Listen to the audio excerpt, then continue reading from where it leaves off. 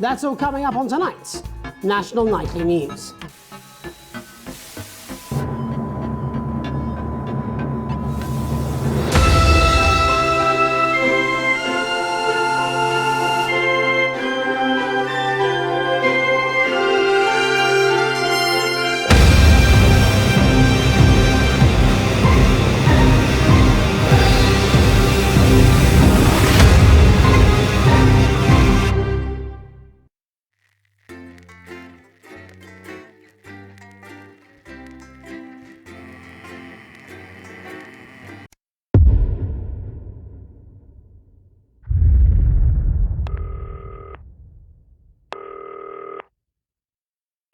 Hi, David, I have a call for you. I'm just putting it through.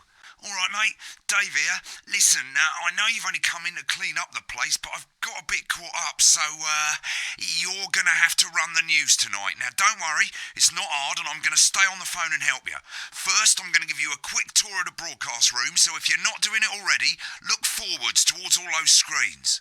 When I say jacket, you say potato. Jacket, potato, jacket, potato. When I say jacket, you say potato. Jacket, potato, jacket, potato, jacket, potato, jacket, potato.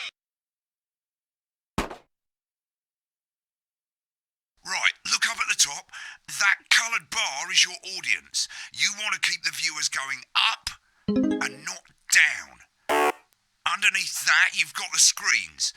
The one on the right is the broadcast screen. That's what the viewers are seeing at home.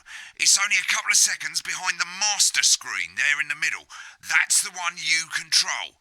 Now, the four small screens on the left show the different signals coming from the studio, and you can choose between them using the numbered buttons on the vision mixer at the bottom left.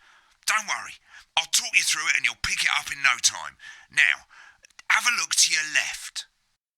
These plugs control everything in the studio. I've left them set up for you, so provided you haven't fiddled with them, all you have to do now is throw the master trip switch and we're in business. Once you've got the power on, face the front again. You can see on the broadcast screen that we're in the end titles for the show before us. Fortunately, they go on for fucking ages, so there's plenty of time for me to explain... Oh, right, okay, they're over, so we haven't got long now till the broadcast. Right, quickly, mate, look down under the desk. You can see a load of videotapes on the left. They're your adverts. Pick any three and load them into the machines on the right. When you've done that, look up to the front again.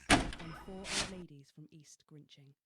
That's followed at 8 p.m. by award-winning documentary series, The Shape of Me. Right, won't be long now till the signal starts coming through from the station. Stay on your toes. All the bigwigs are in tonight because of the election, so we better not make any mistakes. At 9 p.m, sit back and relax with multiple award-winning movie, The Freedom... When you get the signal, select screen 1 with the vision mixer and we're ready to go. Prawn and mayonnaise?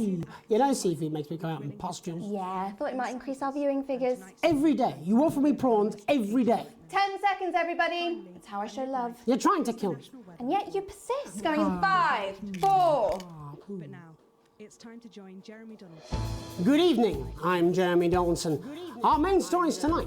Okay, we're all good. Next is going to be the throw to the news titles on screen 2. There'll be a countdown, but I'll count you in as well. Just relax, mate. It's all gravy. Buys Honest Andy's Totally Independent and corners the flowered market. Top chat. Sports fans everywhere celebrate as popular footballer Johnny Hamsleeves wins Sports Personality of the Year. And a spoonful of sugar. Meghan will be chatting with movie star Lawrence Blunderclatch about his new movie, The Medicated. And, of course, we'll be going live to Advance headquarters to hear what the leaders of this fledgling party have to say on their historic... Right, button 2 in 3, 2, 1. Lovely, mate. Next thing is to throw back to Jeremy with button 1 when that globe in the middle shrinks down and vanishes.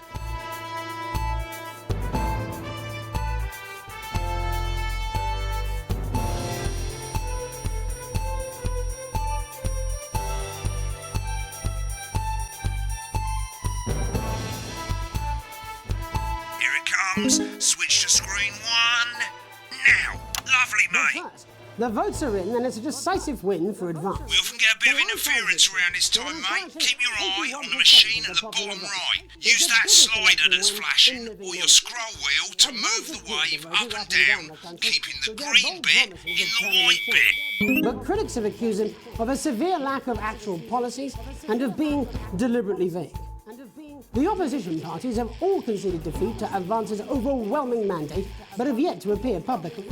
However, former Home Secretary Right, it's going well. All you've got to do now is play the advert at the end of the segment. Make sure you don't play it too early or we'll all get fired. Now the clock at the top is counting you down to the advert.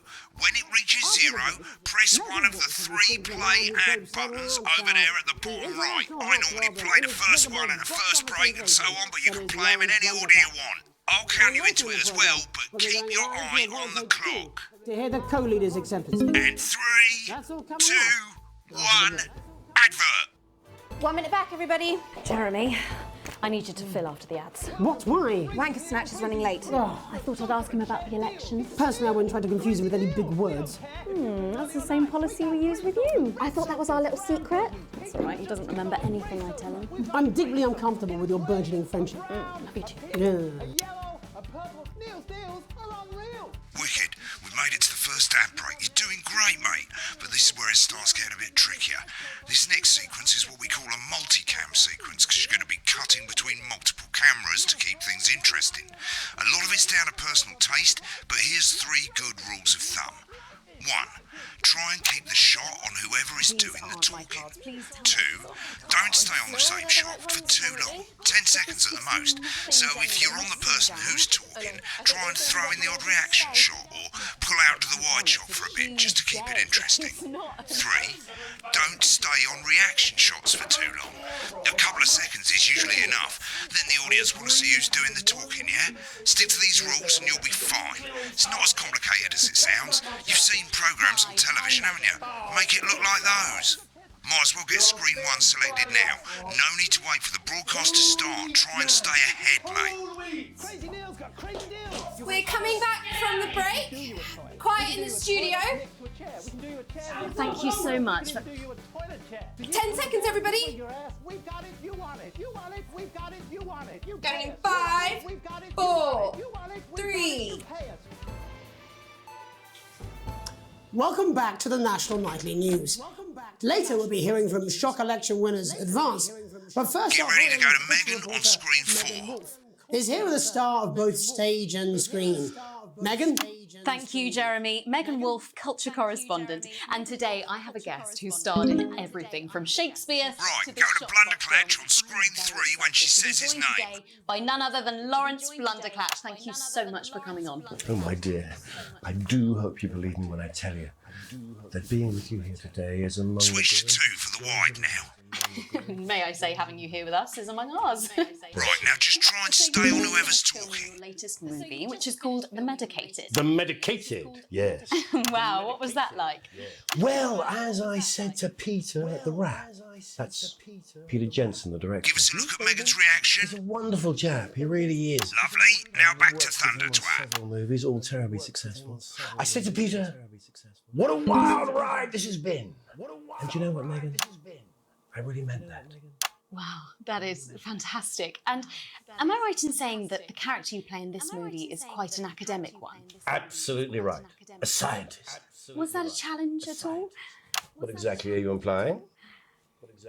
But seriously, yes, you're right. It was a complete departure from my last starring role when I played Sergeant Brock Rockman in Bullet Man. You'll remember that that was the true story of one soldier's fight for a love that surpasses all others. A love, of course, for freedom.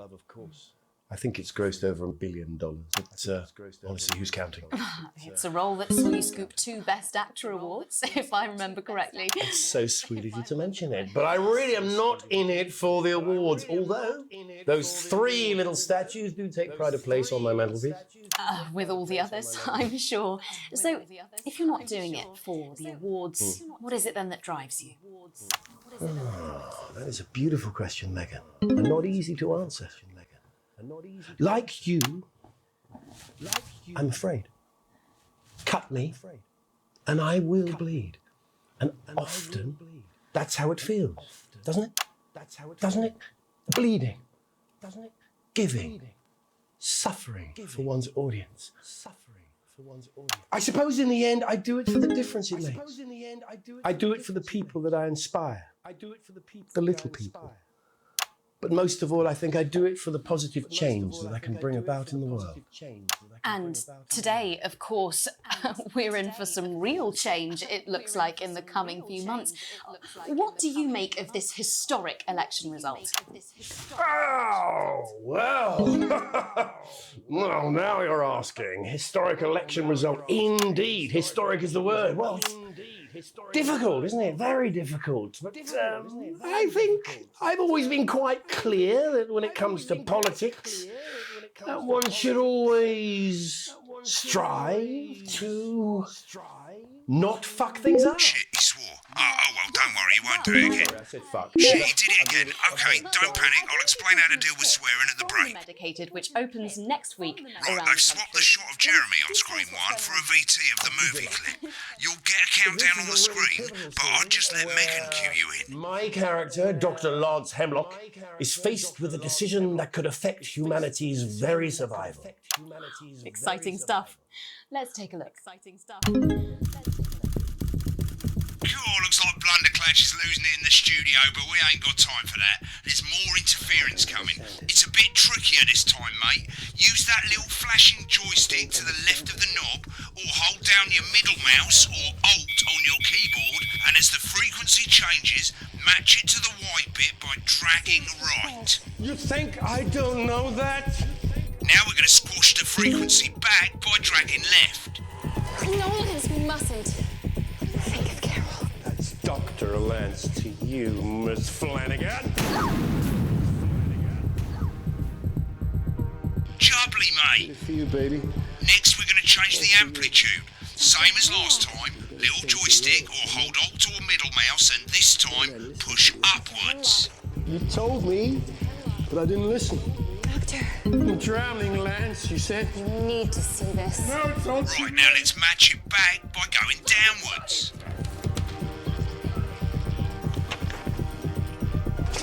The virus. The sterility. This formula. This is the key. We can stop it all. Yes! Bloody perfect, mate. We have to ask ourselves. At the end of the clip, you'll want to play another ad. Remember to use the clock at the top to count you in.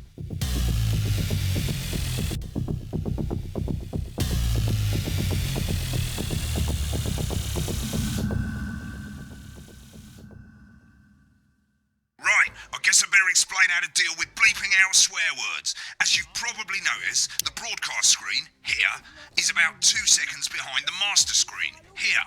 When someone says a naughty word, the bleep button lights up, like this. 2 seconds later, you'll hear that swear word going out on the broadcast, and you need to hold down the bleep button, or the spacebar on your keyboard, for as long as the swear word lasts.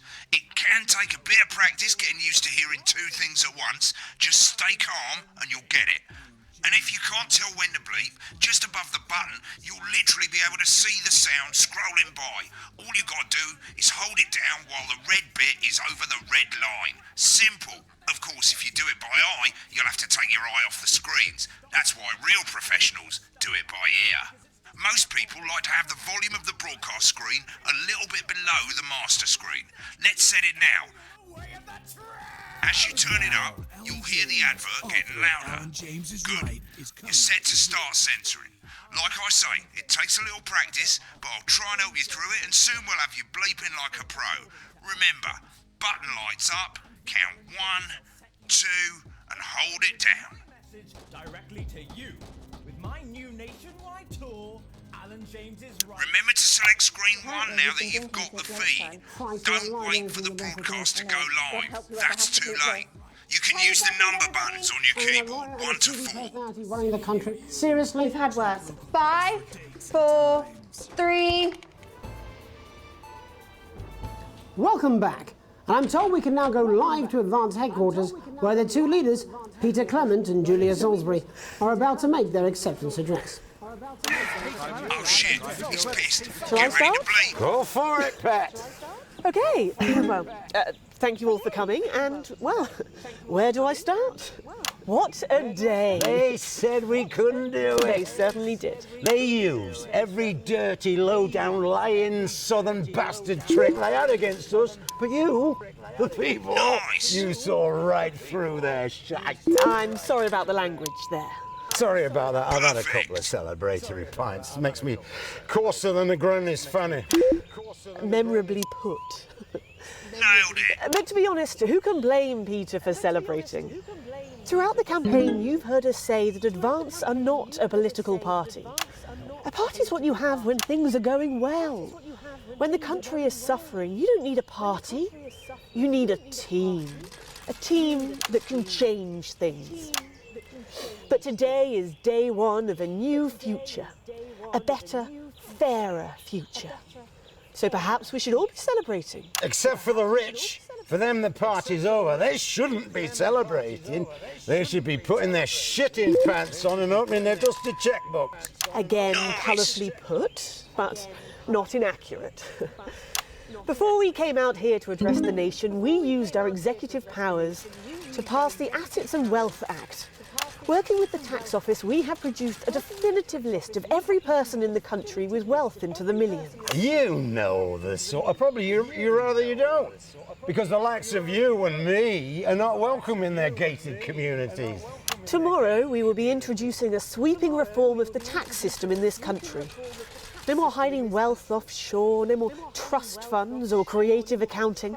A simpler, fairer, unavoidable set of tax laws. So, all you bastard public school snobs have got nowhere to hide.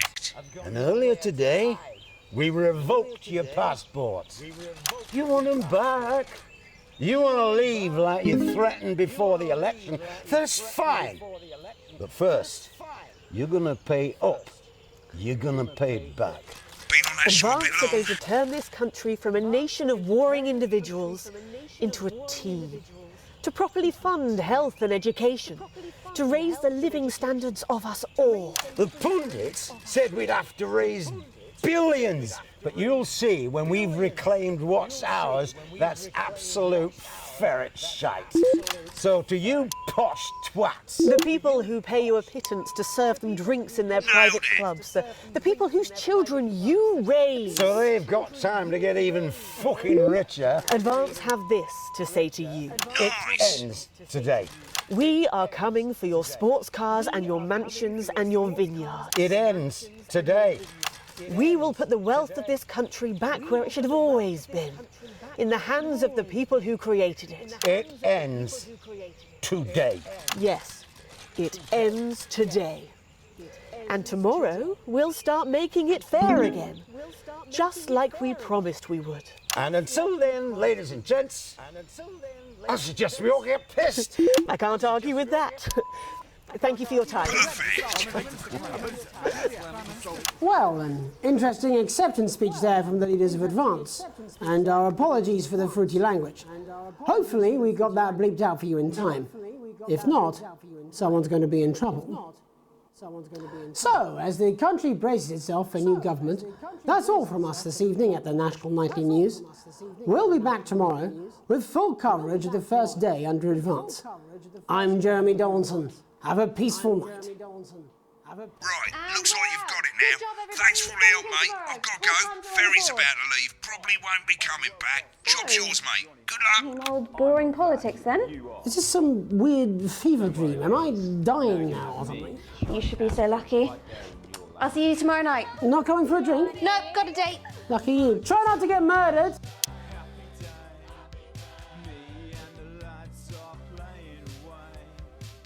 I'll take you through a proper match day workout with my two cracking assistants.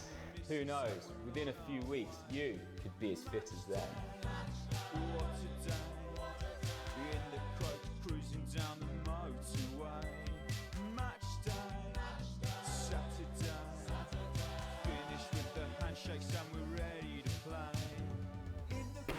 Did you know that fat people are less likely to laugh, marry, or live past the age of 26? These potentially true statistics are all terrifying reasons why you need to pop a bit of Johnny in your VHS slot.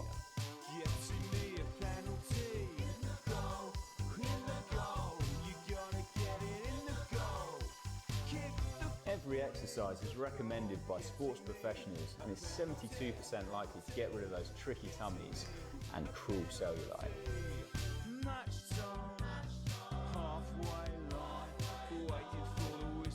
Get Max Fit with Johnny Hamsleys.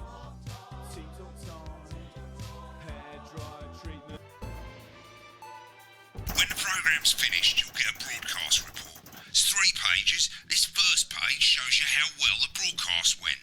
Each sequence and an overall grade. Remember, grades mean bonuses and they keep the boss happy. If you want to know more about how it went, select more info. If not, select continue to move to the next page. Right, this is an optional section for when you really want to understand what happened during the show. You've got a graph there showing you what the audience did. They're a fickle fucking bunch. And of course you can really drill into the details if you want to get better at making TV. I never came here, never once. Right, this is the important page. It tells you how much you're going to get paid and how much wealth you have overall. That bollocks at the bottom shows you the financial state of our main advertisers. But you don't own any fucking shares, you're a cleaner for God's sake, so why would you care? This is the last page and it tells you the state of the world, tells you how well the government's doing, and down the bottom there, this one's important, tells you what Channel 1 currently thinks of you. In other words, what the boss thinks. Alright mate, welcome to the archive. This is where you can have a quick look back at what you've done and how it looked to the public. There's 3 sections: broadcast, rushes and adverts. Let's start with broadcast. Click on it now. Over on the left, that's all the broadcasts that you've done. Click on any one of them and hit load tape. Once it's finished loading, you can use the rewind and the fast forward at the bottom there to help you get to the bit you want to see. In a few moments, we'll be going live to tonight's national nightly news. Right, click on rushes and let's have a look at those. Right, this is the rushes route. It's pretty simple. The 4 screens you can see, they're going to show you the 4 signals you got from the studio during the actual broadcast. Difference is you can mute any combination of them so you can have a listen to the stuff you weren't allowed to show. Select the broadcast and give it a go, and when you're done listening to the backstage secrets, hit back.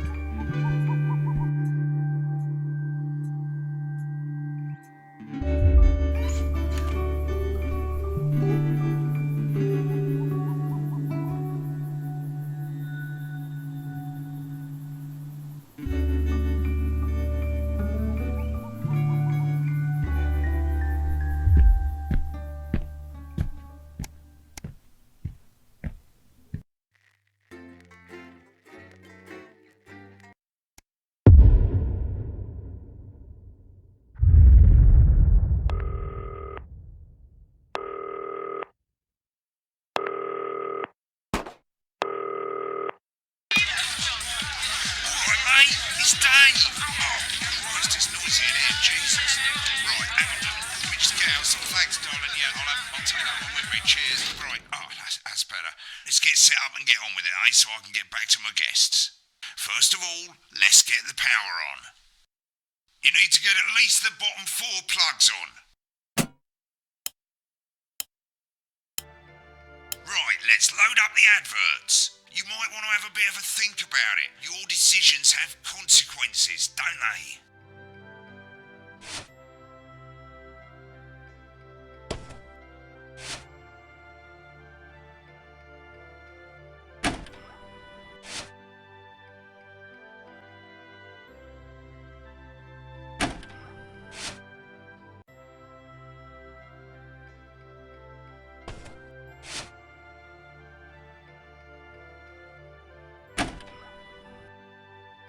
You can see they finally got the old headline system up and working again, and the vision mixer's already in headline mode because headlines always come at the start.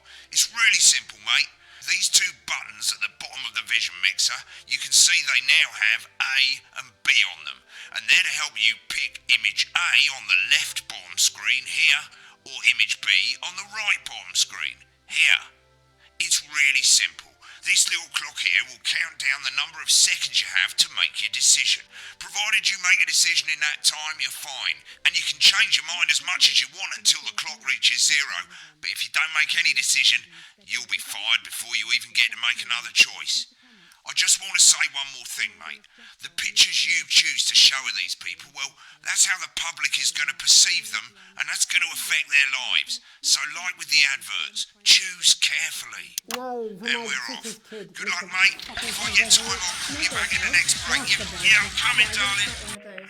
My friend Janet says theirs gets really hot. Is this Janet who thinks dogs have their own secret language? Yeah, the one that mistrusts the moon. 10 seconds, everybody. Not the best source of consumer advice, then. Don't blame me when it explodes. Going in 5, 4, 3. Time to go over to Jeremy Donaldson for tonight's. Good evening, I'm Jeremy Donaldson. Our main headlines tonight. Destination unknown. At the end of Advance's first full week in office, we ask exactly who's leading this charge. Tonight, I'll be discussing what the new future might hold with a leading economist and radical free thinker. With the country's wealth creators in a state of panic and unfavourable rumblings already heard from overseas, I'll be asking my guests whether Advance can deliver on even a fraction of their manifesto promises. Out with the old, Remington's Fist have appointed Sophia Remington as their new CEO. The following photo, taken from our archive, gives us a sense of this influential young firebrand who, at the tender age of 23, becomes the youngest female CEO in history. Sophia Remington has always impressed. She was top of her class at university and graduated with the highest honours, immediately being asked back to lecture. The markets have responded favourably to Sophia's appointment, with stocks rising 30 points in light of the announcement. In her first press conference this afternoon, Sophia announced a children's toy named Mr. Snugglehugs. Sophia promises it'll be all the rage this Christmas, but concerns have been raised about the product's safety. Making a splash. Intrepid scientist Dr. David Wong and marine biologist Ingrid Svalsborg-Horgensford have today set off to explore Dante's taint. The recently discovered cave system was previously thought unreachable, but thanks to a new breakthrough in underwater flower technology, the pair hope to successfully reach the imposing central cavern and the undiscovered plant species it contains. This is, of course, only the latest in a series of successful expeditions for this unlikely pairing. In a joint statement about the dangers their team might face, the pair stated, "We will face the plentiful challenges together like we always have." Playing the field, rumours abound as sporting legend Johnny Hamsleeves is snapped leaving Bush, one of the capital's hottest clubs. The footballer was caught while out celebrating being named Sports Personality of the Year last week, as reported by this very programme. And judging from the angle and velocity of that spray, it looks like Johnny may have been celebrating a little bit too much. I certainly wouldn't want to be his dry cleaner. And Griever's bodily charm. With Advance promising a radical new position on crime, how afraid should we actually be? I'll be going live around the country to talk with people who've seen the criminal justice system from every perspective. With more and more powers passing to the police, and less oversight, are we using an Advance-shaped sledgehammer to crack a nut? All that, a mega move for a group of young actors already experiencing the positive side of the new Assets and Wealth Act firsthand. They'll be talking and performing later. That's all coming up on tonight's National Nightly News.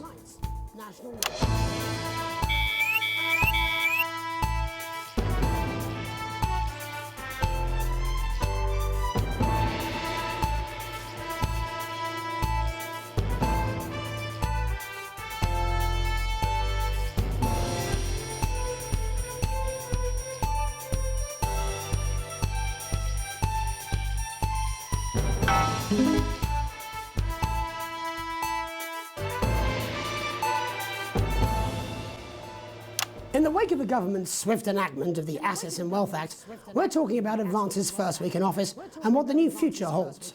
Joining me are Katie Brightman, a leading economist, and Alan James, author of Alan James is Right, The Free Man's Guide to Waking Up. Alan, the government certainly haven't dragged their heels on delivering some of the legislation they promised. But what does the Wealth Act mean for us? Nothing, Jeremy. We're still vassal slaves, we're just in prettier cages. A confident dismissal there. Katie Brightman, do you agree? I'm afraid I don't, no. I think that Advance have realised that the current economic system of unlimited, unending growth is untenable, so they're changing things up. There I agree with you. They're moving to the next steps in the grand plan. Grand plan, Alan? It's all in my book. Alan James is Right, Jeremy. We're to become the great herd. Ignorant, sterile, and short-lived. That's what they want. Or perhaps Advance have just realised that if we carry on the way we are, we will destroy ourselves and this planet in a mad orgy of consumption, if you'll excuse the colourful metaphor. Yes, orgy is the right word. Only it'll be the overlords having an orgy on our poor broken backs. It's all in my book. Alan James is... Shamelessly self-promoting? Katie, how do you think the rest of the world will respond to this new approach? I think they're watching carefully. Advance are the most disruptive threat that the world powers have faced since the last Great War. Yes, Katie's right. War is inevitable. Thank you, but that isn't... And this will not be a war like we've ever seen before. We're talking millions of deaths. We're talking high-tech weapons that can level entire cities. We're talking... Out of the wrong orifices? Mock me all you like, Jeremy, but when they murder your parents and they poison your food and they take you away to their camps for hypno-brainwashing, who will be laughing then? That might be a great way to sell books, Alan, but you know full well that isn't going to happen in a democracy. Democracy is dead. Yes, Advance are radical, and change is always frightening, but the truth is that the Wealth and Assets Act has made more than 90% of the population wealthier and is on target to produce a permanent end to poverty. Bollocks! What this young lady doesn't understand, Jeremy, is that these are the same people. Maybe they've rebranded, but it's all a little circus act to keep us from seeing the tyrant behind the curtain. That's where you're wrong, Alan. For a start, they've mobilised the youth vote like we've never seen before. You say mobilise, I call it grooming. The grooming of an entire generation to walk happily into eternal bondage. They're like psychic paedophiles. But based on the facts, Katie, what are your predictions? The Assets and Wealth Act is only the first step. Advance now have a historic budgetary surplus, and as well as properly funding our public services, they're already funneling unprecedented amounts into scientific research and the arts. Or, as I call them in my book, Frankenscience and opiates. Like opiates, see? Can we get back to the issue at hand, please, Alan? This is the issue. It's all coming from the water, the chemicals. They're pumping it full of belief juice. Don't get me wrong, I want to see these changes, but only if they're sustainable. If Advance lose their power after spending half of our GDP on dismantling infrastructure, that could be catastrophic. The catastrophe is that they're succeeding. They've got us sat here talking about their puppet show. All right, we're running out of time. Quickly, Alan, what does the future look like to you? A bleak space where we've all been figuratively sodomized into submission. No, of course. Katie? We might be on the eve of a brave new world. God knows we need some change, but we need to be cautious. Let's walk forwards with our eyes open. Two very different visions of the future there. Alan James, Katie Brightman, thank you for joining me. When we come back, I'll be investigating law and order before Megan meets some beneficiaries of the Assets and Wealth Act. That's all coming up tonight on the National Nightly News. 1 minute back. You know, I think they might do some good. I hope so too, Jeremy. How much are you being paid by them, then? Shut the fuck up, Alan. I've never heard so much shit in my life. Well, we'll see who's full of shit, won't we? Alan, I can explain it to you, but unfortunately, I can't understand it for you. Well, I don't know what she meant by that. Alright, mate, Christ, I'm absolutely fucking fine, I tell you. How's it going, actually? Fuck it, I don't care, I hate the fucking news. Oh, bloody hell, I love this tune, though. Alright, mate, see you later, bye! I've said a bit of wording, that's all I can do. 10 seconds, everybody. If that sticks, I'll destroy you. 5, 4, 3. Welcome back. In our second segment, we're going to be taking a deep dive into the state of law and order in our country. Advance have already tasked what they are calling a solutions team to move this serious social problem to the top of the list. Tonight, we go behind the headlines to meet the people who live with the criminal justice system every day of their lives. First up, we have Gregory Judge, a lawyer who sees the problems close up on the front line. Can you hear me, Gregory? Yes, I've got you, Jeremy. Thanks for having me. What's it like on the front line of the hard face of the cold hand of justice? Well, as you can imagine, Jeremy, we are massively understaffed in this country. We're working every hour we can just to try and cope with the caseloads on our desks. Which must affect the quality of support you can offer. Well, we can barely keep up with demand, Jeremy. There just simply isn't enough being done at a systemic level to relieve the problem. We need more support from ministers. What are you doing? We need change at a structural level, I'm Jeremy. leaving, Greg. Not a good time, darling. It never is it? I'll be at my mother's. Just hang on. No, the problem isn't a local one, Jeremy. It's nationwide. Just give me 5 minutes. I'm talking to Jeremy Donaldson. Oh, have you mentioned your affairs? No. Well, the affairs of the Justice Department that we should be concerned about. Hello, Mr. Donaldson. Hello, Mrs. Judge. We need legislation to relieve the pressure on our public Sorry servants. to interrupt the news, Mr. Donaldson. Can I have a moment to tell my husband I'm leaving him? Yes, I totally understand. Quite the picture of a burdened legal sector there. Gregory Judge, thank you for joining us. Next, I'm joined by Police Chief Constable Bob Peel, a man with a very different perspective on our nation's crime. Do you think there's a problem with the system, Bob? I'm sure we all do, Jeremy. I'm sure we all long for a return to the days when you could safely walk the streets of your community at night, looking in through windows and generally enjoying your neighbours without the risk of being terrorised by some thug with a knife. Or kosh. So you feel the streets simply aren't safe anymore? Where have we gone wrong, Bob? Well, that's not a simple question, Jeremy, but I think it all comes down to moral decay. We've diluted our culture and lost touch with what it means to be a citizen of this once great country. Also, as the vicar noted in Sunday's sermon, we probably shouldn't have banned hanging. And to what do you attribute this moral decay? Foreigners, gays and gypsies mainly. It's all in the Bible. Look, Leviticus clearly states that... Oh, bugger, hang on a moment. Jeremy, a bloody gimp's escaped. Delia? Delia, could you give me a little help, please, dear? As I was saying, Jesus didn't like immigrants much, did he? And just to be clear, you think it's the immigrants who are responsible for the moral decay? Absolutely, Jeremy. Back in your box, Clive. Back in your box. Delia, I really could use a little help with this. Oh, sorry, darling. I was spaying the badgers. Yes, I'm talking to Jeremy Donaldson. Clive, could you put him back in the box? Oh, Clive, you know it's Wednesday. Back you go. Back in your gimp space. And Off you go. whose responsibility is it to make a change, Bob? Well, it is certainly not the responsibility of the decent, good, white people of Darling, this... where's the padlock? Oh, hold on just a moment. Oh, Clive, this simply won't do. Naughty, naughty, naughty boy. Mummy said... Clive, I am not having this again. Mummy said, get back in your gimp space. No! Naughty! You beast, Clive! As I was saying, Jeremy, moral decay. Crime is the responsibility of the criminal, no one else. Look, everyone has a sob story, but we don't all end up as barbarians, do we? Look, when our daughter Alice comes home with an A-, does she go on a killing spree? No, she takes 3 of her pills and hides under the stairs like a normal child. Thank you, Bob. Bob Peel there, really locking down the police's position on morality for us. And finally tonight, hopefully uninterrupted, it's time to get to the heart of the matter. Tony Dawson has recently been released from prison after serving 3 years for aggravated assault, burglary and menacing a swap. He's agreed to talk to us today, which is also, I believe, his birthday. Many happy returns, Tony. Cheers, Jez. Call me Titwank Tony. Everybody else does. No, I'm not going to be doing that. Can you tell us what it's like in prison, Tony? Titwank Tony. Hey! Prison's a mixed bag. Structure's quite nice, but it's a constant battle against institutionalisation, as you can imagine. And obviously, titwanks are quite hard to come by. I'm picking up that you're not alone there, Tony. Titwank Tony. Hey! Yeah, sorry, my friends are throwing me a surprise party. Good bunch of lads. OK, well, we're trying to let you get back to that party as soon as possible. First, let me ask you this. Do you feel that your time spent in prison helped to rehabilitate you in any way, Tony?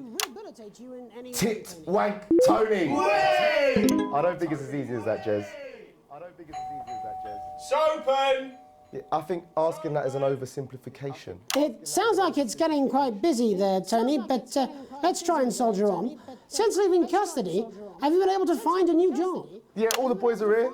Big Chris, Little Chris, and Vampire Chris. This one's, yeah? Yep. 1 sec, love. Titwank Tony's on the news. Rehabilitation's difficult with the current system, Jez. It's just not set up for it, you know? It's inherently unjust. Open! So, do you feel tempted to... I'm sorry, who's this guy? Open! You are joking. Chrissy Freebollocks has only got Mr. Fancy, oh? Not now, fellas, I'm on the news. It seems like we've caught you at a bad time. The little boy. Oh, I can't really hear you, mate. It's getting a bit busy here. Jesus. Yes, we seem to be losing the signal here, Tony. Fucking way, lads. Believe that! Well, we're just trying to get that signal back. I think we... Yes, Tony? Tony, I mean, you were literally away for 2 seconds. How does this happen, Tony? Can you hear me? Well, we seem to have lost our train of thought there a little. Hopefully you, the viewer at home, have managed to glean a broader understanding of the serious and complex issues around law and order. After the break, Megan will be live with some plucky young thespians. Don't go away. We'll be back after these messages. 1 minute back, everybody. Mate, I ain't got long and I'm quite drunk. It's been a great night. In this next section, there's a bit of music. If you edit in time with the music, you can see the result on the Vision mixer, and the public will love that. Don't worry if you don't, though. You won't get punished for it or nothing. Just try and stay in the groove. Also, one last tip. When the music starts, turn down the broadcast volume. Right, enjoy the music bit. God, I love music. God, I'm so pissed. I think I might go and throw up in a bit. Looks right, I've got this. I'm sure he's on his way. Come on, it's welcome back. How hard can it be? This is on you. 10 seconds, everybody. We're going to open on Megan. Camera 2. Going in 5, 4, 3. Welcome's Black, I'm Megan Wolfe, and on tonight's Culture Spot, I'll be chatting with one of the first beneficiaries of the Assets and Wealth Act, a team of inspiring young people from Scritchford Sixth Form College who today received a grant from Advance to take their play, Hey, Friendship on a tour of local secondary schools. Welcome to you all. Well, let's start with you two, Harriet and Charlotte Winstanley-Hamilton. Girls, you must be thrilled. We are, Megan. We're overwhelmed, to be honest. And I believe you two are sisters, is that right? Yes, Charlotte's my oldest. I'm the older, more popular one. Only joking. Harriet and Trey were really the ones who came up with the whole idea. So, Harry and I were shooting the breeze in the cafeteria, and I said, hey, let's actually do something. So I went to look for a drama teacher. But she'd been laid off due to budget cuts. Fortunately, I directed a pantomime when I was at university, so I knew the ropes, as it were. Right, yes, but you're the maths teacher, aren't you? Yes, that's me, Jeff Algebra, maths teacher. Maths is really important. Oh, thanks, Steve. Maths is really important. Yeah, thanks, Steve. As is theatre. It's one of the oldest art forms in history, Aristotle. I just think that when we travel around all these problem schools and the poor kids see us, they say, hey, I really want to be like those attractive kids. And that's a very beautiful and powerful thing. We touch our audiences, and they touch us right back. I suppose with a surname like Algebra, there was really only one choice of career for me. My wife, Angela, and I, we often laugh about it. Angela Algebra. Yes. We just want to bring a bit of song and joy into people's lives. And teach people about the difficult issues. The issues in the play are what really matter. And I think you're going to be showing us an extract from this play, aren't you? That's right. To put into context, I play a young first year who's having some troubles at school. Her character doesn't actually have a name, yeah, because in a way she's like all of us. It's like a metaphor. Maybe she's you at home, or like, maybe she's you, Megan. Maths is really important. Yeah, thanks, Steve. Put it in, coach. Yes, thanks, Steve. Right, well, I'm going to have a little chat with your teacher while you run off and get ready. I can't wait to see it. That's it, that way. So, Jeff, when did you first hear about the grants? 2 days ago. A letter from Advance arrived at the school. Now, the headmaster thought it was all a prank, but his secretary retrieved it from his bin and brought it to me. Wow, how did you react? I also threw it in the bin. But then Harriet and Trey rescued it, and they rang the number at the bottom of the page, and next thing you know, we're on tour. Wow. Well, I think we can all guess which way you'll be voting from now on. Do you know what? It's funny, because Angela and I don't usually vote. We're not very political. I'm a mathematician, of course, and she's a paraplegic, mainly. But we did used to watch that Peter Clements DIY show back in the day, and so we thought, why not? Let's have a go with this old democracy thing. Okay. And here we ballywell are. Good stuff. Fucking brilliant! So, let's have a look at a short section of Hey, Friendship.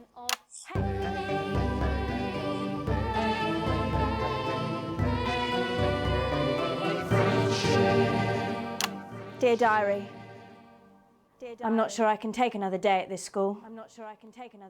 Another day of tears. Tears. Another day of fears.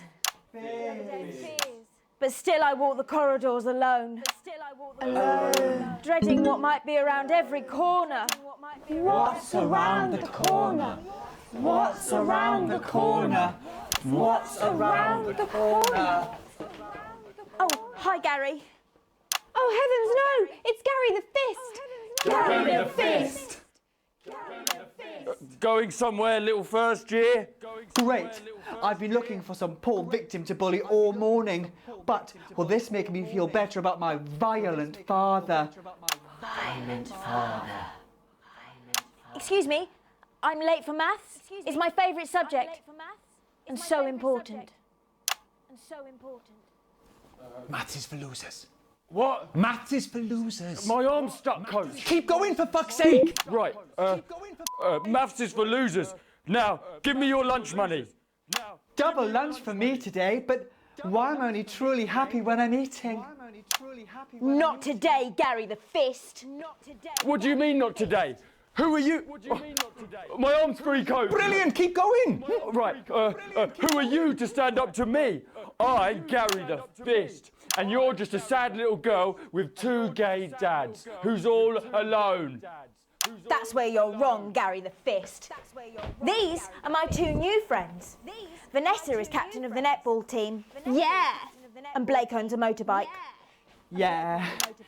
But I can't fight all three of you, and I don't have any friends of my own.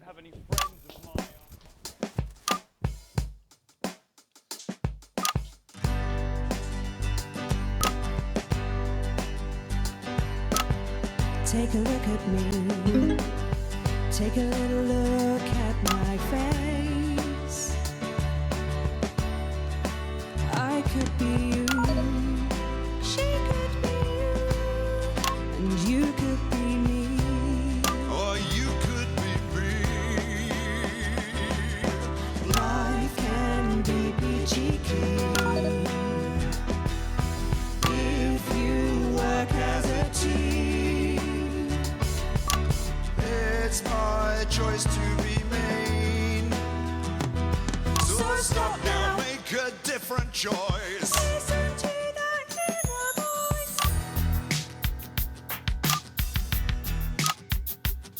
Hey, listen up, I won't take no crap. Who said middle class girls can't rap? I ain't afraid of your cruel lads. I'm a mother loving rebel, but I still love maths.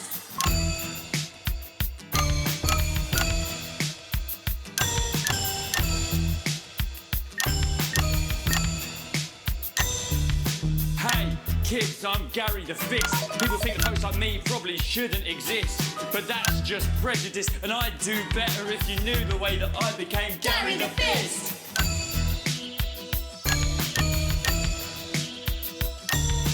I grew up on a council estate. The park was hip, but the flats weren't great. My dad used to come home drunk and late, and he'd hit my mum if for dinner he had to wait. Where's my dinner? It's not ready.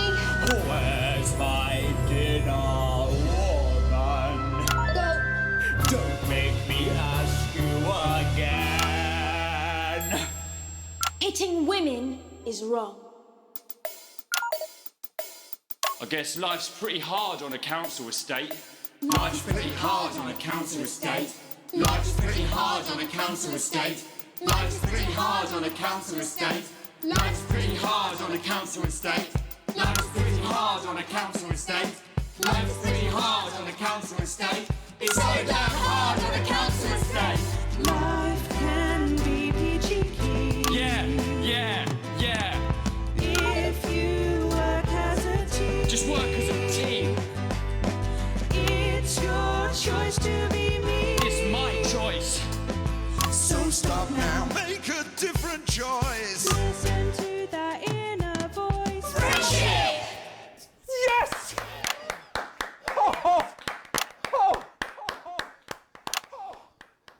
Well, thankfully that's all we have time for tonight on the National Nightly News. Join us tomorrow night for all the headlines from across the country. My name's Jeremy Dalton. Have a peaceful night. And we're out. Oh, that was brilliant! What the literal fuck was that? I believe that was art. I believe I've got a 14-inch cock, but it doesn't make it so. I have a similar belief about an adequate paycheck. Oh, someone please get these twats out of my studio. Monoxide right from your pores to give you the crisp, brittle skin you've come to expect. New Jus de Cochon will revitalize the appearance of the strength of your face's skin. 41% of women we surveyed said they loved their visible flakes, and 7 out of 10 dentists would recommend it. Jus de Cochon, because we said so.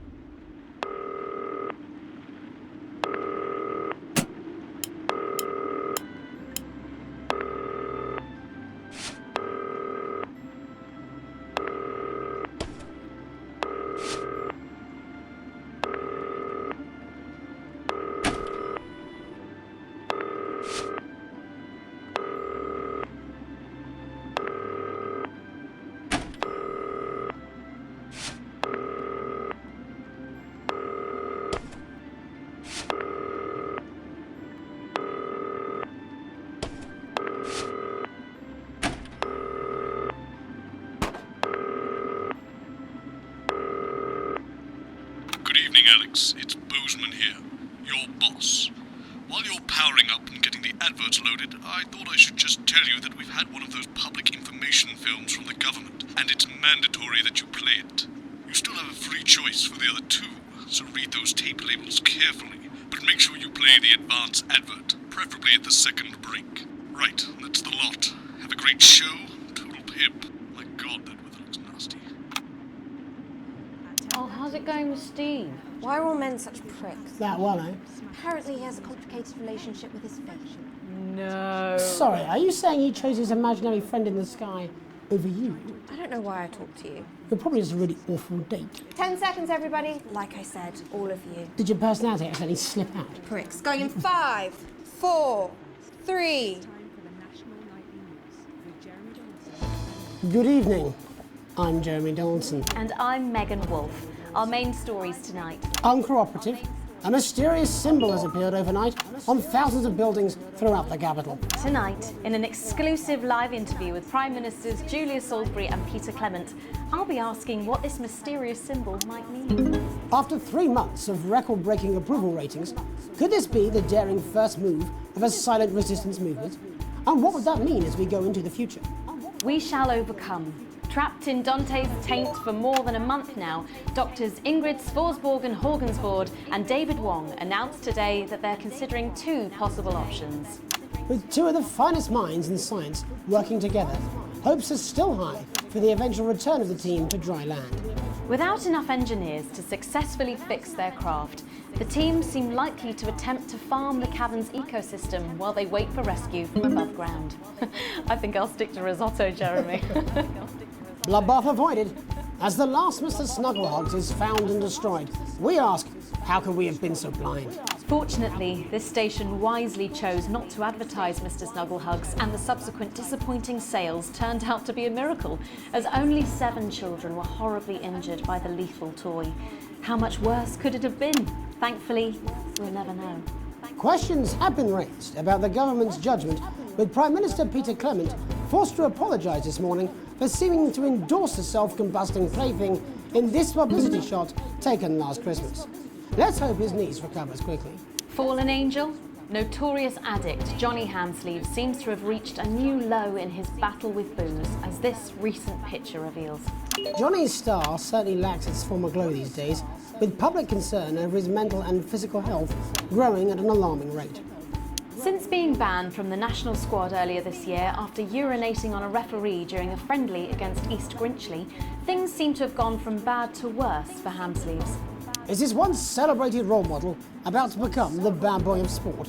And onwards and upwards. In an attempt to put the Mr. Snugglehugs disaster behind them, Rimington's Fist CEO Sophia Rimington today announced a brand new product that already has the markets buzzing with interest. This groundbreaking product came as quite a shock when it was revealed earlier today, though its critics are sceptical that the young CEO can fulfill her promises. Described as a breakthrough far ahead of its time, the male contraceptive pill is heralding a sexual revolution. Its fans are celebrating the fact that men can finally take equal responsibility for contraception, but others have expressed concerns over its safety and side effects. With that exclusive Prime Ministerial interview coming up later.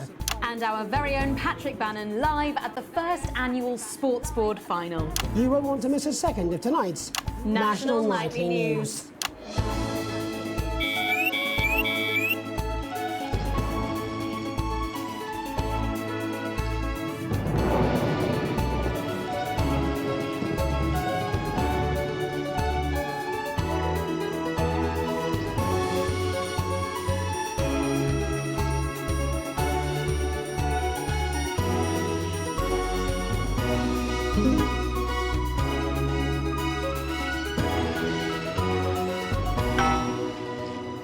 But first tonight, while Advance is certainly proving popular with the majority of the country, who've seen their wealth and standards of living increase considerably, for some, the transition has not been as pleasant. That's right, Megan. The formerly aristocratic members of our society have had to make major adjustments to come to terms with the new regime. Robin Short is in suburbia investigating rumours that these previously privileged people may be planning some kind of protest. Robin? Thanks, Megan. I'm here in Moderate Hatchings to talk to Wentworth and Penelope Somerset Bentley, who were relocated to the house you see behind me after Advance passed the Assets and Wealth Act on their first day in office. Tell me, how are you settling into your new lives? Well, quite frankly, Robin, we're not settling in at all. Our neighbours are whitewatters. It's simply untenable. I hope you'll forgive my language, but this is steaming as a Wednesday hatch basket with too much spatting. Steady now, Penelope. Sorry, Robin, my sister's under a lot of pressure. She had to dress herself this morning and she still hasn't quite recovered, Robin. My goodness, that must have been quite a shock. She really struggles with ribbons, Robin. Well, at least you've been rehoused in a nice big house. Big house?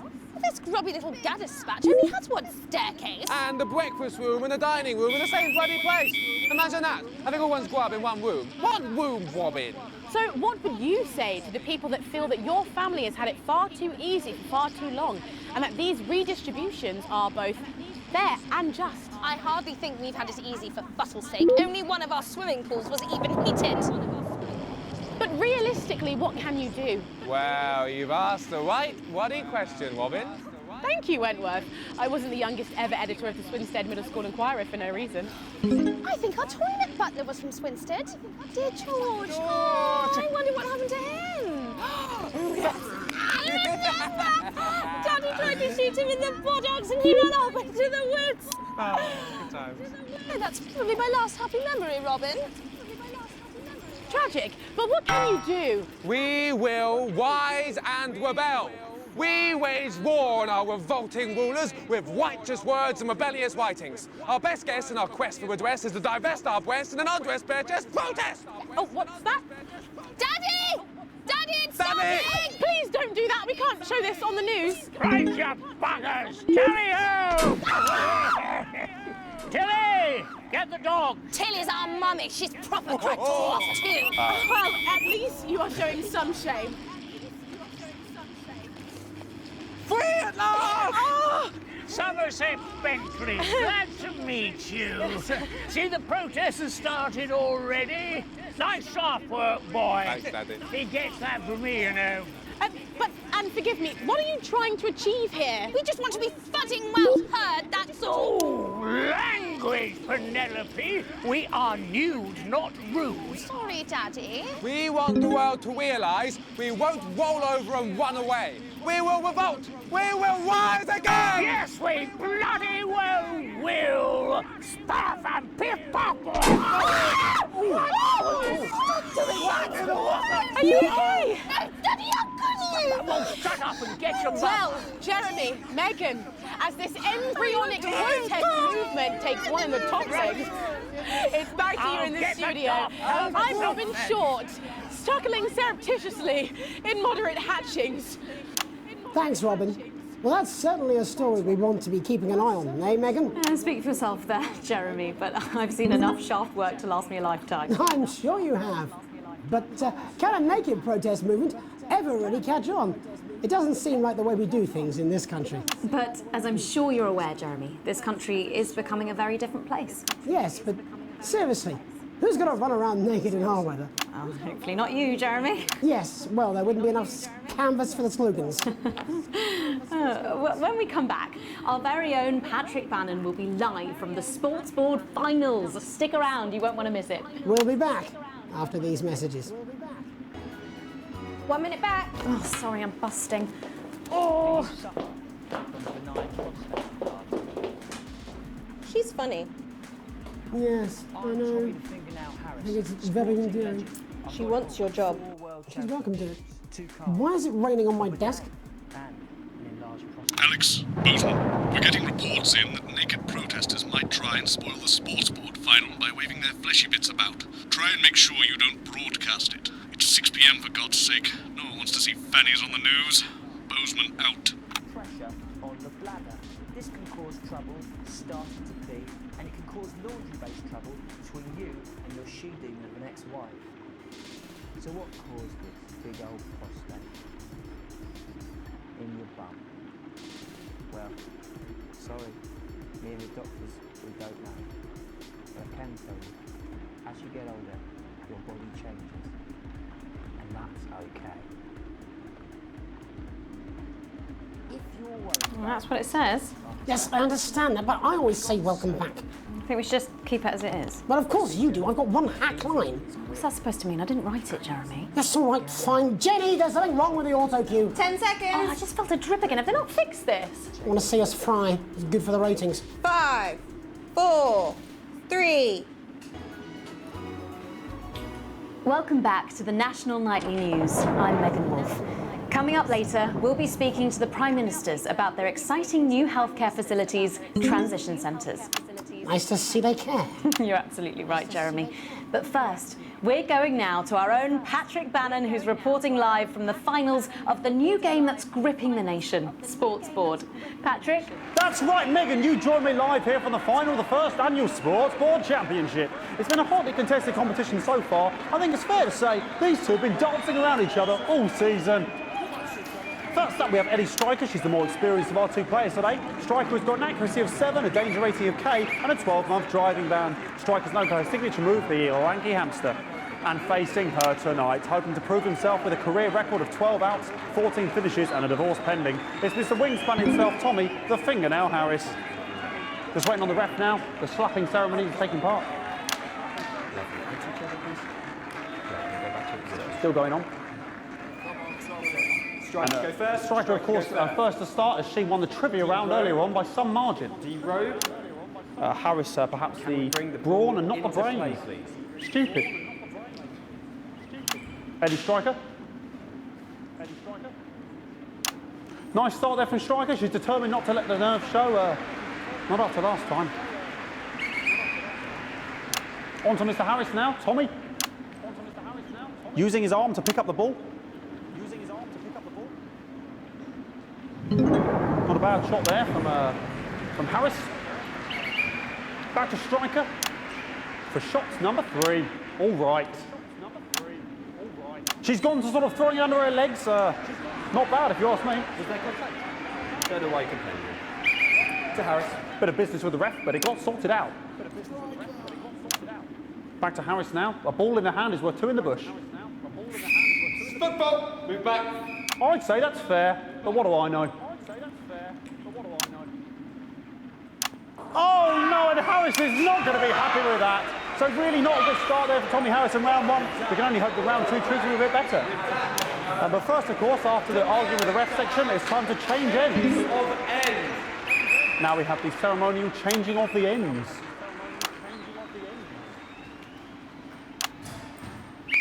And of course, now they go back to the starting positions, as that makes sense. Striker giving it large. Second round, double. Harris. We're into round 2 now with Harris. Okay, we seem to have some sort of streaker on the pitch. I apologise if we broadcast any of that stuff. She appears to have slogans across her breasts and arse. Try and ignore all of that. Security, I'm sure we're going to take them out as soon as possible. Apologise if we broadcast any of that. As I said, we're going to get the situation resolved as soon as possible. They're trying to carry on play, but it's proving a bit difficult, and I'm struggling to follow because it's quite an eyesore. And women's bodies, yeah. All right, great. Okay, so back into round 2 now, and Harris absolutely determined to close that massive gap. Eddie Striker. No, it's just some of the tightest play I've seen ever. Harris. And was that a fitted thumb screw? We haven't seen that since the heats. What a brilliant move. Back to Striker. And we know what that means, ladies and gentlemen. That is, of course, the ground sound. Excellent bit of play here on both sides of the bucket. I don't know about you at home, but I'm finding the technical mastering display here absolutely blooming jaw-dropping. The ref has spotted something in Harris's neck or head. And Harris is having an absolute shocker. What a miserable start there for Tommy Harris. But he is a late bloomer, of course, always said that. And after all, it is a game of 2 halves, 4 rounds and 7 subgenres. But now, of course, it's time for the half-time show. Sponsored by Remington Smith. On my whistle, on my whistle. Must be some music here to start the half-time show. Okay, another posh protester loose on the court here. We can only apologise for that. We'll do our best to shield you from having to look directly at it. He's running around here with his genitals on display for all to see. and ruining what was shaping up to be quite the dance interlude there. Now he's thrusting himself in Harris's face, security's on it, and the bucket has been knocked over! I cannot stand it when the bucket gets knocked over. Hopefully he'll get taken out now. Genitals flying around for all to see. Really, if you ask me, not Sunday morning television. And out of there, hopefully taken away, never to be seen again. Final poses. Ball boy cannot be in the final pose. And a lovely finish there on both sides of the bucket. I wouldn't like to call that one. And as we head into round 3, I'd love to know what's going on in these two players' heads. But unfortunately, because of science, we can't. Thank you.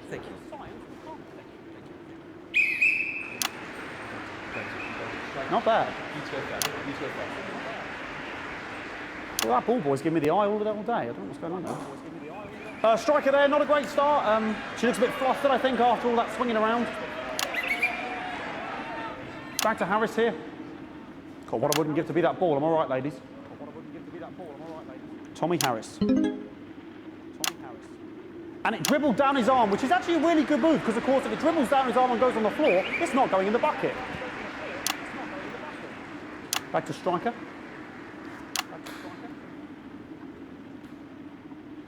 And Striker's gone for the animal bonus there, but of course, perhaps... And yes, Harris has countered with a tiny bell. That is wonderful play. Of course, we've seen that before. Look at her face. She is absolutely gutted. What a mud. That could have been the clincher. What a massive shame. Harris receives possession now. Harris to serve now. Harris, of course, undefeated by Kestrel in his last 4 battles. So, here we go. Tommy Harris. That's all right. Not bad there. He threw it quite far away from him, which is quite a good idea. Very clever there. Perhaps a little contact, a caution from the referee, who's being, if you ask me, a little bit harsh. Ellie Striker. And she's let the nerves get to her. What the hell was that? You hate to see it, don't you? You cannot believe it. Oh, for God's sake. Okay, like, I mean, this is a mess now. I don't know what I can be doing about this. I mean, sort of breasts and genitals for all to see. I mean, there's only so much I can do. They're sort of everywhere, aren't they? All right, I'll try and carry on. The players are trying to carry on, but of course it's difficult because these protesters, hopefully we can get them taken off soon so we can carry on with the match. Okay, something nonsense is going on here. Yes. We want our money. Yes, very good. Take them away. Bloody wasters, absolute wasters.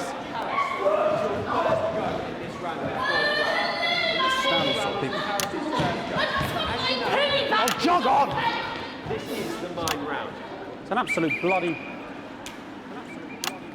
Okay, and now we're going to go into the final round. And of course, as it's a Tuesday, the final round is a mime round. Who could believe it? Nice imaginary shot there from Harris. It really could go in there at this point. Really high-level play here from 2 absolute juggernauts of the sport. Hold. The bucket getting moved back to its proper place. About time, if you ask me. She's juggling it around from her hands. Interesting. And she's put it in her mouth like as if it was an egg. And now she's and she spat it out. She did the egg spit. So a wonderful move there, quite late on. Illegal spit. From Striker. But she's in it to win it. Harris's ball. On it like a car bonnet. Tommy Harris here, having a bit of beef.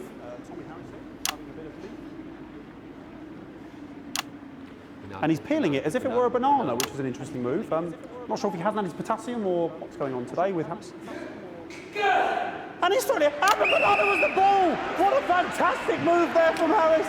Unfortunately, that is the end. What a pathetic, there we go, Jeremy, that is over. How can he look his 8-year-old son in the face tonight? What a lump. We just have to wait for the referee now to announce it to make sure it is all official. Contestants in, please.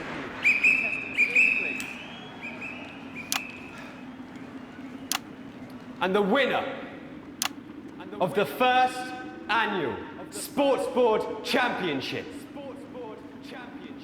is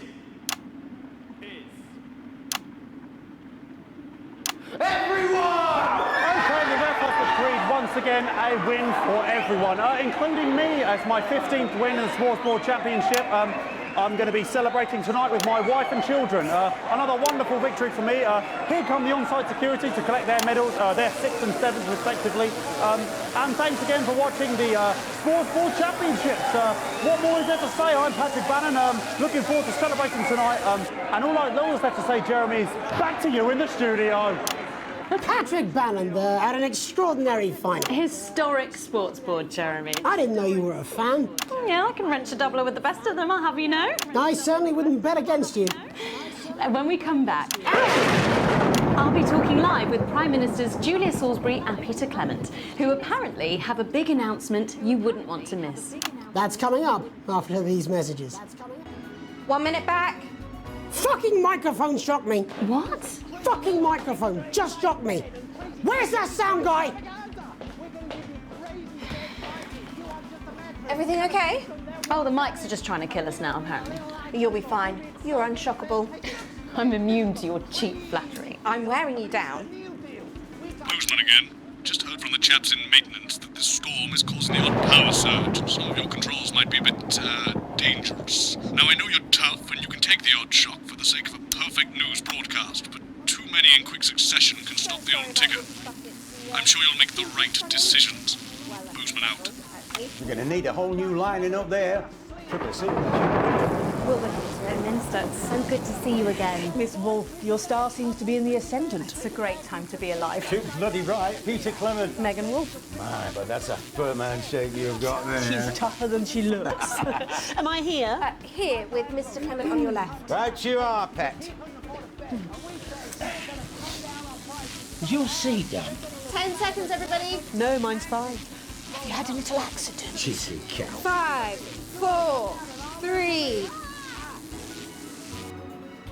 Welcome back. I am delighted to be joined by Prime Ministers Julia Salisbury and Peter Clement. Welcome to the National Nightly News, Prime Ministers. Oh, please, it's just Julia and Peter. We don't believe much in titles. It doesn't seem very advanced. We're delighted to be here. Well, firstly, I should ask how you feel about the graffiti that's been springing up across the capital.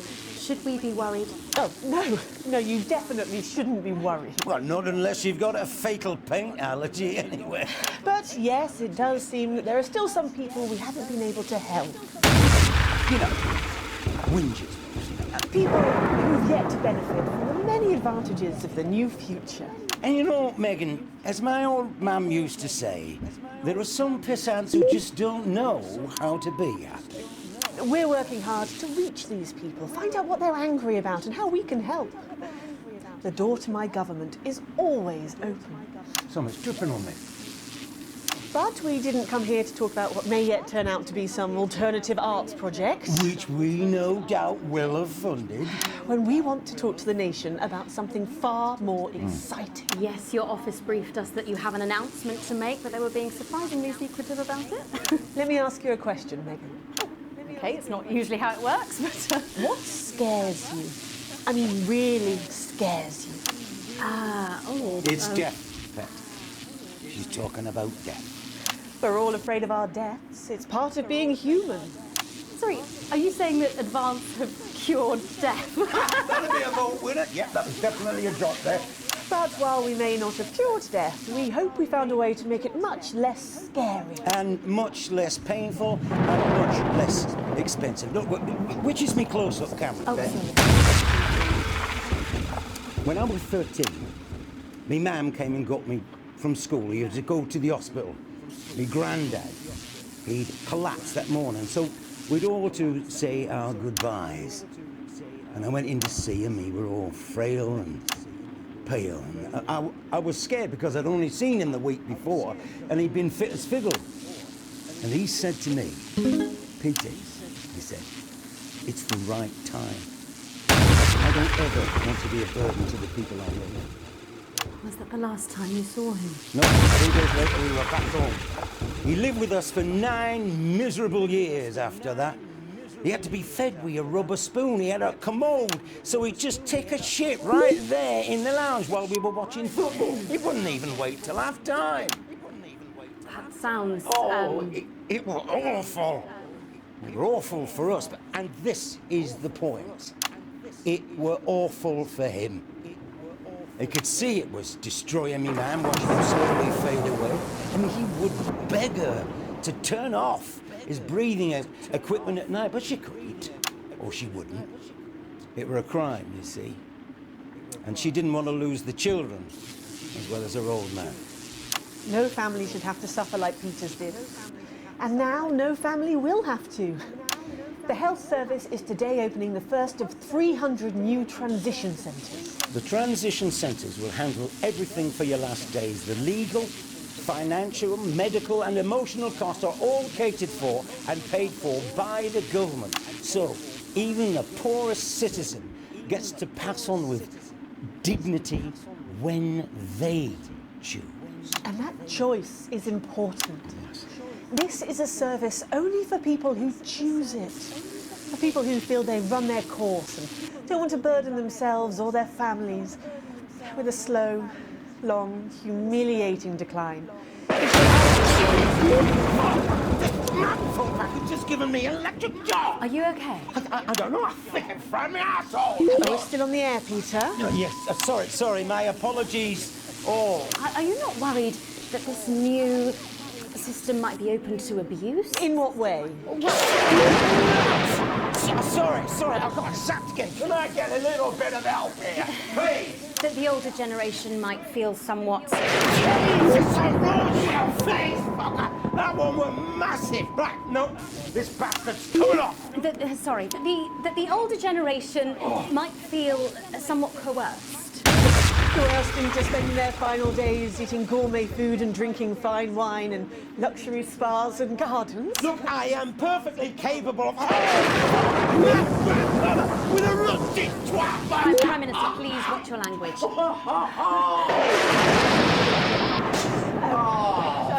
fuck's sake! Don't get yourself sorted out. Right. We're launching a government information film tonight. It should tell your viewers everything they need to know. You really do move at a breathless pace. It's hard to believe you've yet to be in office a year. Oh, Megan, we're only getting started. I'm on my boat. Thank you so much for being here. Jeremy.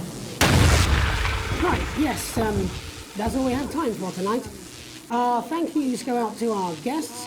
Congratulations to all the winners at the Sports Board Final, and we'll see you tomorrow night at the same time. My name's Jeremy Donaldson. If you can, have a peaceful night. And we're out. Good job, everybody.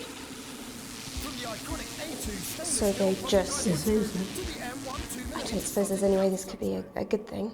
It's my nephew, so we transitioned the moment I saw the leak.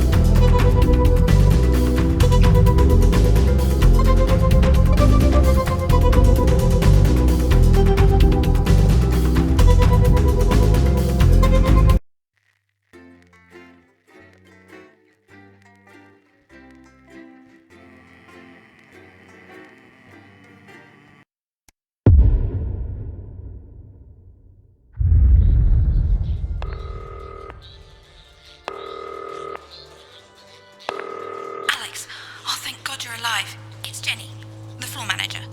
Are you okay? Alex, you need to get it together. Look at the broadcast screen. Just look at it. That's all we've been putting out since you went down. You have to fix it, now.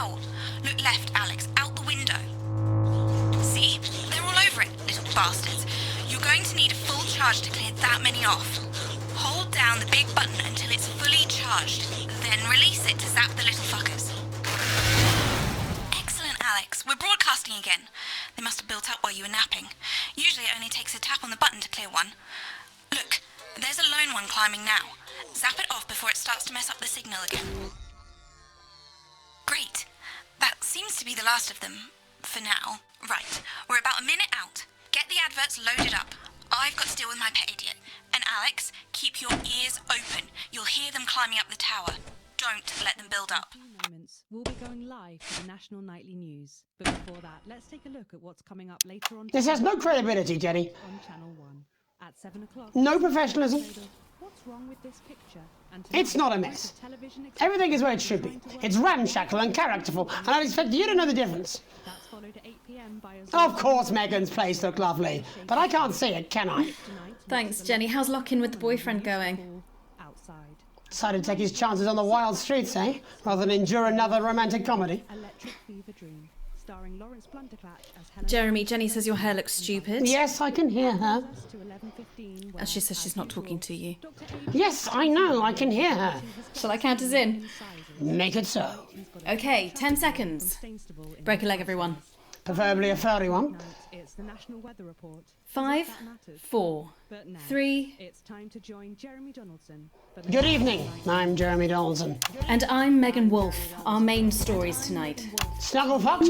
It's been almost 5 weeks since all the Mrs. Snugglehugs toys woke up simultaneously in factories worldwide and began searching for their husbands. The Mr. Snugglehugs we had so short-sightedly destroyed. And now, as this photograph suggests, they may be changing tactics. Built to surprisingly traditional gender stereotypes, the Mrs. Snugglehugs have been arming themselves with a variety of household implements.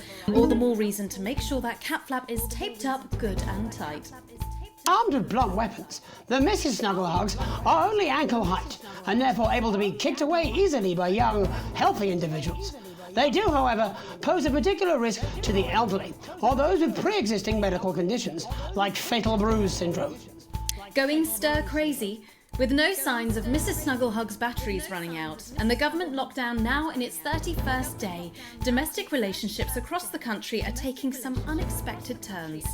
Dramatic reports are beginning to emerge of uncharacteristically bold behaviour in homes across the country.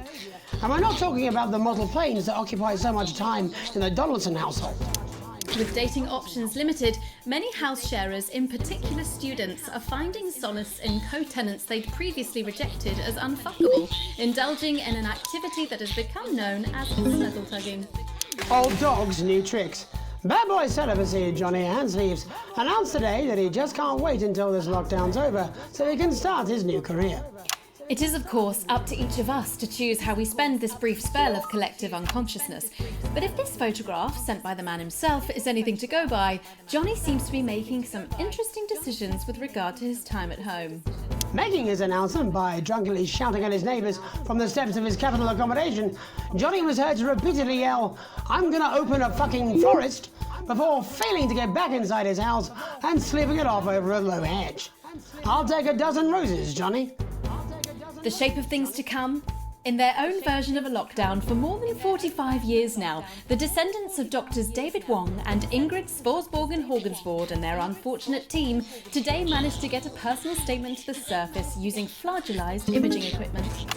Many of the Sporsborgen-Horgensvoord, as they've come to be known, have certainly captured the public imagination, with a recent vote naming Helvetica Sporsborgen-Wongensvoord the most likely to survive a massive electric shock. Greetings from Sporsborgen-Horgensvoord. We've got the generators up and running again, and not a peep from the boys' side in days now. They don't seem to have the ability to be able to focus on more than one thing. It's fascinating. I mean, they're monkeys, basically, flinging their feces around and playing with themselves. We've got a choice of spas our side, and the best patisseries you've ever seen. In 28 years down here, all they've managed to invent is a pointless game called Run, Kick, Ball, and some kind of snack called a Rock Witch. Mum says if it wasn't for their sperm, we could probably do without them. And our top people reckon that we'd be able to make it artificially in the next decade or so. So there's that. Helvetica out! It's hard to believe they've been down there so long now. But everyone knows time moves differently underwater, Jeremy. That's why baths take so long. That's right. And as anyone will tell you, the deeper the bath, the quicker the relativistic forces of temporal causality will have a measurable effect upon the fixed dimensional parameters of your environment. Yes, I've said that many times. Papers, please. With the lockdown becoming ever more rigorously enforced, having a passport is becoming increasingly important, Alex. The government caused controversy today by announcing a fresh charge of passport fraud with an imaginative form of punishment for those found guilty of this brand new but incredibly serious crime. The international community have been critical of Advance's decision to begin branding those found to be abetting passport fraudsters. The red hot metal may seem painful, but I'm told it's actually preferable to most music currently in the charts. And Advance speaks out. With the snuggle struggle proving a test to governments around the world, Advance HQ released a curious statement this afternoon. In the accompanying release, they asked us to stress that they have been listening and that this should be taken as a response to how the people really feel. We've certainly done our bit on this show to contribute to the political climate. But let's not forget, how we behave in our home lives is what really matters. Let's hope it's not just me who filled out that questionnaire, Jeremy, or we're all in trouble. Let's play that statement. You know, I went to the park last night with a couple of mates for a beer or two, and you know, I am the fucking Prime Minister, so who's gonna stop me? Anyway, the rules aren't for me, they're for tossers like you. So you come whinging around asking me why I didn't do something in politics. Even when the best thing to do is fuck all, it's usually, I find, better to be seen doing something. Even if that something is a complete fucking waste of time. Like a referendum. And I am doing something. And I find that drinking definitely helps. It stops me thinking about things. Like why Mrs. C abandoned me. And why you lot can't take a fucking simple instruction. I mean, what the fuck have I got to do to make you listen? Ride around the countryside in a big fucking white horse, slicing the little pink shit to pieces with a big fucking sword. Stay inside! Do a jigsaw! If you haven't got one, take a pair of scissors to that god-awful picture you've got of your mother-in-law in the hallway. Take a small enough species to take you the best part of a weekend, a big fucking toll on your marriage. Or take up a hobby. Try shocking yourself repeatedly. Or masturbation. That's quite popular at the moment, apparently. And if you still got the urge to go outside, take a big bastard hammer and nail your fucking feet to the floor and start work on repairing that picture and your fucking marriage. Delectable stuff. Later tonight, Jeremy will be catching up with brave roving reporter Patrick Bannon, while I check in with two friends of the programme who find themselves stranded at opposite ends of the country. And then, in part 3, there's going to be a quiz. Presumably because there's nothing more important going on that you might like to report on if you were, say, a news programme. And in a moment, we'll both be asking Sophia Rimington how such a trusted brand can have made such a terrible manufacturing mistake. With what it describes here as help from popular psychic scientist Delia Lywell. Oh, I like her. No, you don't. Why do you do that? That's all coming up on tonight's National Nightly News.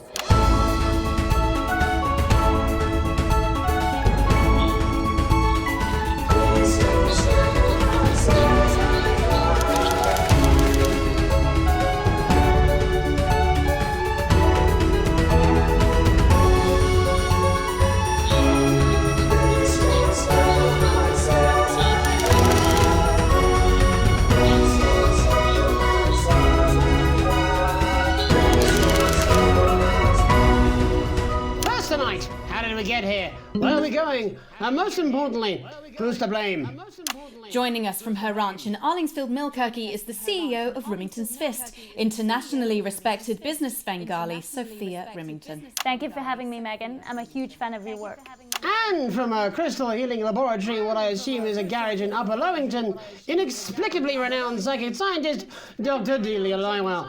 Thank you for being here. Thank you for having us. Sorry, us? Myself and the eminent professors. Is that what you call the voices in your head? I've always seemed to attract dead scientists. I don't really know why. The money? They express themselves to me through ethereal algebra and quadratic predictions. It's all very technical. No, it isn't. I concur. Miss Remington, the entire Snuggle Hugs range will surely go down as the biggest public relations disaster in history, won't it? Well, of course, that's one world record we would never have sought to claim. What can you say at a time like this? There is only one thing that can be said. I'm sorry. We're sorry. From everyone here at Remington's Fist, but especially the dedicated inventors and world-beating engineers at Rimming Toys, we are deeply, deeply sorry. Who could have predicted that letting a child's toy learn how to love could have such unforeseen consequences? Mary Shelley? We see you, Sophia Remington. You are preening by a metal vessel, and where you venture, you will see neither land nor sky. Is that supposed to be the future? Only the past is concrete. I remember being a child in my grandpa's workshop when he made the first dancing hangman toy.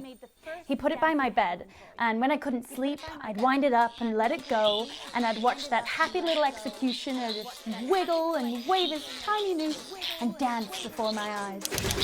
Grandpa sold thousands of them, on the quiet, obviously. And he used the money he made to found Rimming Toys, which is now just one small part of the global supermassive megacore that is Remington's Fist. Sadly, we lost Grandpappy along the way. He died in a fire at the preschool tobacco factory, another one of his pet projects. But we never lost his spirit of invention. Yes, I'm not entirely certain what your grandfather's offensive toys have to do with the current predicament. The spirit of invention, Mr. Donaldson. The passion to create, to problem solve. And that is why I'm here today, to tell you about a brand new product we're launching simultaneously around the world from midnight tonight. We said science! Science! We hear its song on the breeze, its breath on the wind, its fart under the covers. How does she do it? Well, please, don't keep us in suspense any longer. It won't be my feature she's making up next. Remington's Fist is proud to present Snuggle Traps.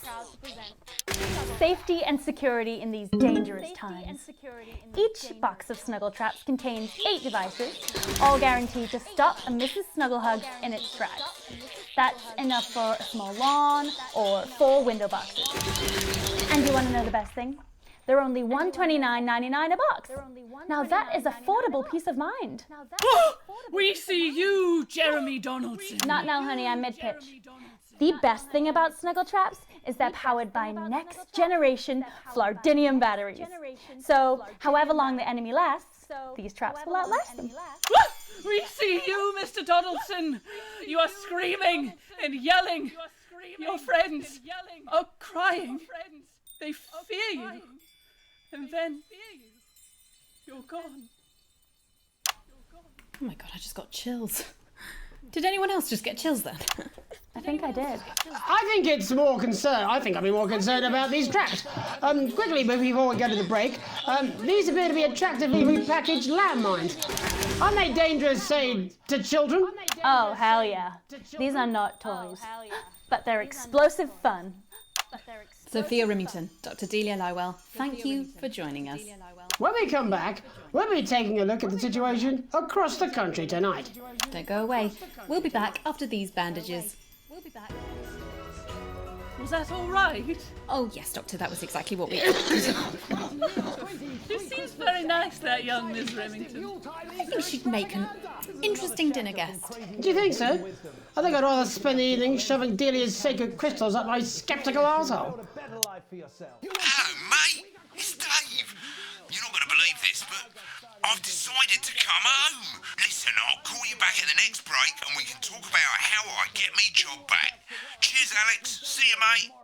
Look, and that wasn't popular. I used to have a ventriloquist act. I cheated, rather, because I trained a dog to talk. You can get down on all fours and yap like a dog for only $22.99. Yeah, well, it's been a long time coming. Well, exactly. You said it, I've said it.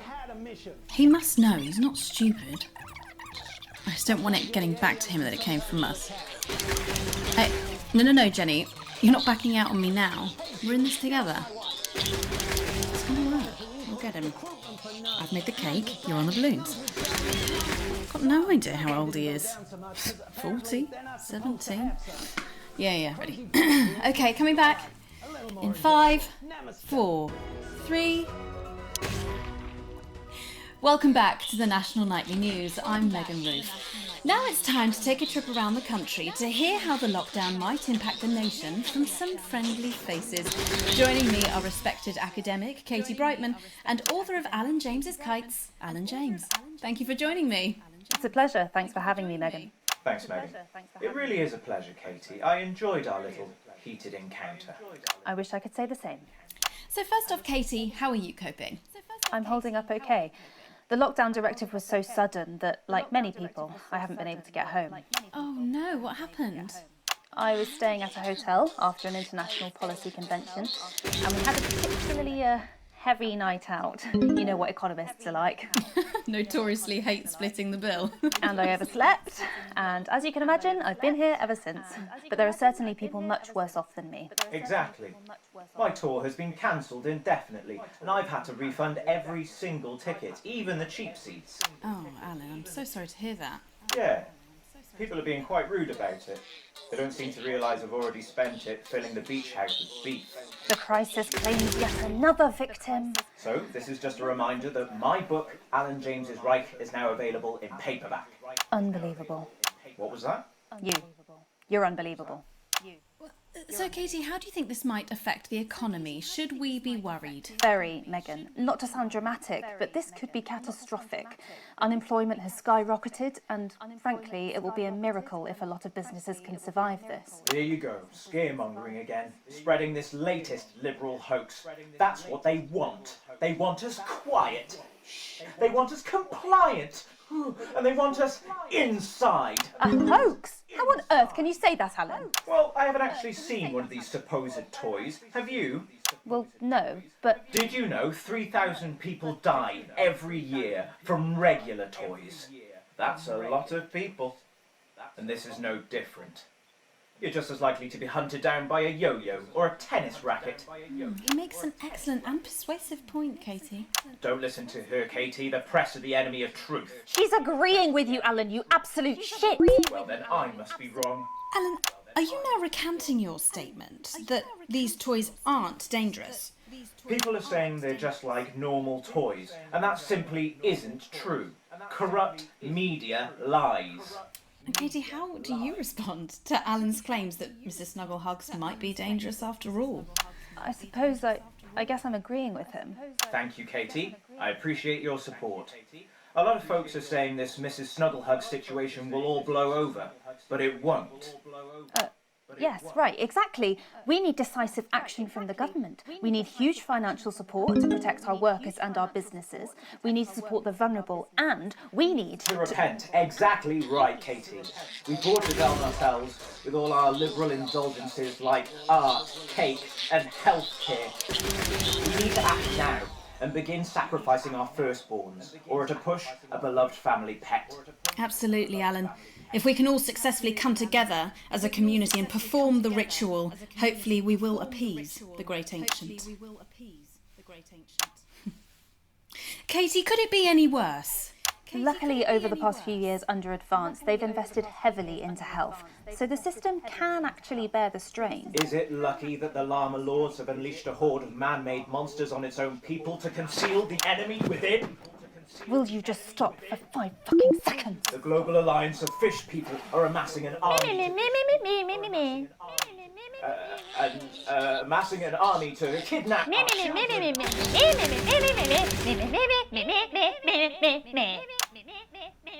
That's you. That's what you sound like. That's you. That's what you sound like.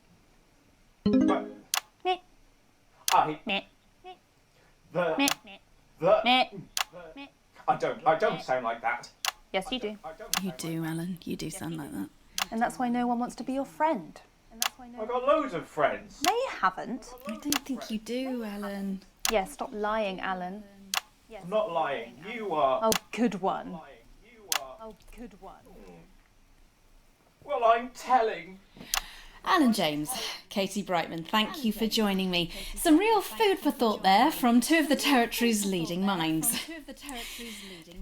Any moment now, I'll be heading over to Jeremy, who is going to be bringing us an up-to-the-minute report of the status of the nation. Over to you, Jeremy. Thank you for what I'm sure was a reasonable debate which really contributed to the national conversation. Next, out on the streets, someone who's always doing exactly that. It's Patrick Bannon. Are you there, Patrick? Hello, Jeremy. Yes, hello, I'm here. I'm here live. Apologies for the quality of the broadcast today. Couldn't find any cameramen or women brave enough to come and join me, so I'm out here on my own. Right, and can you tell us what it's like out there? Yep, I can. It's as you can see behind me, the streets are currently completely deserted. So my question, Jeremy, is just how long? I mean, could there be danger lurking just around the corner, waiting to end the fledgling career of this young, promising journalist before his full potential is even realised? Will he die, underappreciated by management, and frankly, if you ask me, very, very much underpaid? I don't think there's any danger of that, Patrick. What's that on your jacket there? Oh, that's actually a sponge. What I've done here is made a snuggle-proof jacket, Jeremy. The network didn't bother sending me any PPE, so I've been forced to improvise. In fact, showing the sort of resourcefulness that would make me an ideal candidate for, I don't know, for example, an anchor position starting whenever they'd like. From your point of view, Patrick, just how safe are our streets?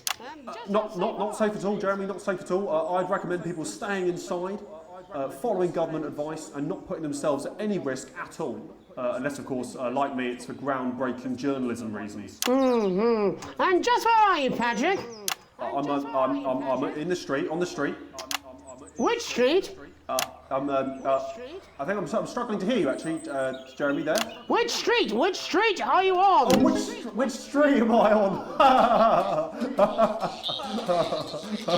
Oh, God. I'm just looking for a sign. There it is. I'm on Bannon Avenue. Bannon Avenue? Yep. Bannon Avenue.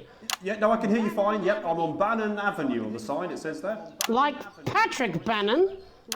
Oh, yeah, that is like, that's strange, that's a weird sign. I don't know what's going on there. Where are you really? I'm on Bannon. Alright, fine, I'm not on Bannon Avenue, I'm at home, to be honest. Alright, fine. Well, I'm in my bathroom, technically, but, you know, I couldn't face it, to be honest, mate. It's, you know, it's terrible out there. I don't want to go outside. They're everywhere. I'm sorry for lying. We don't expect any less of you, Patrick. Can you hear that sound?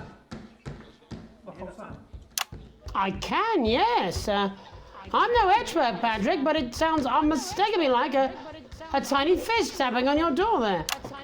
Oh, fuck, it does. Oh, fuck, Jeremy, shit, no! Oh, bollocks.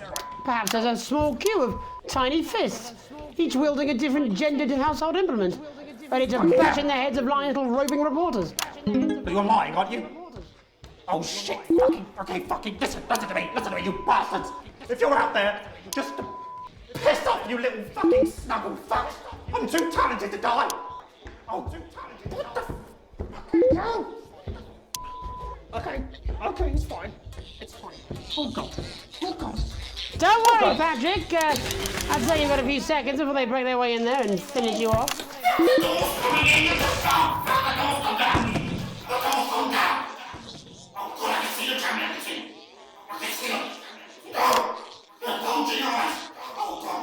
What do you see, Patrick?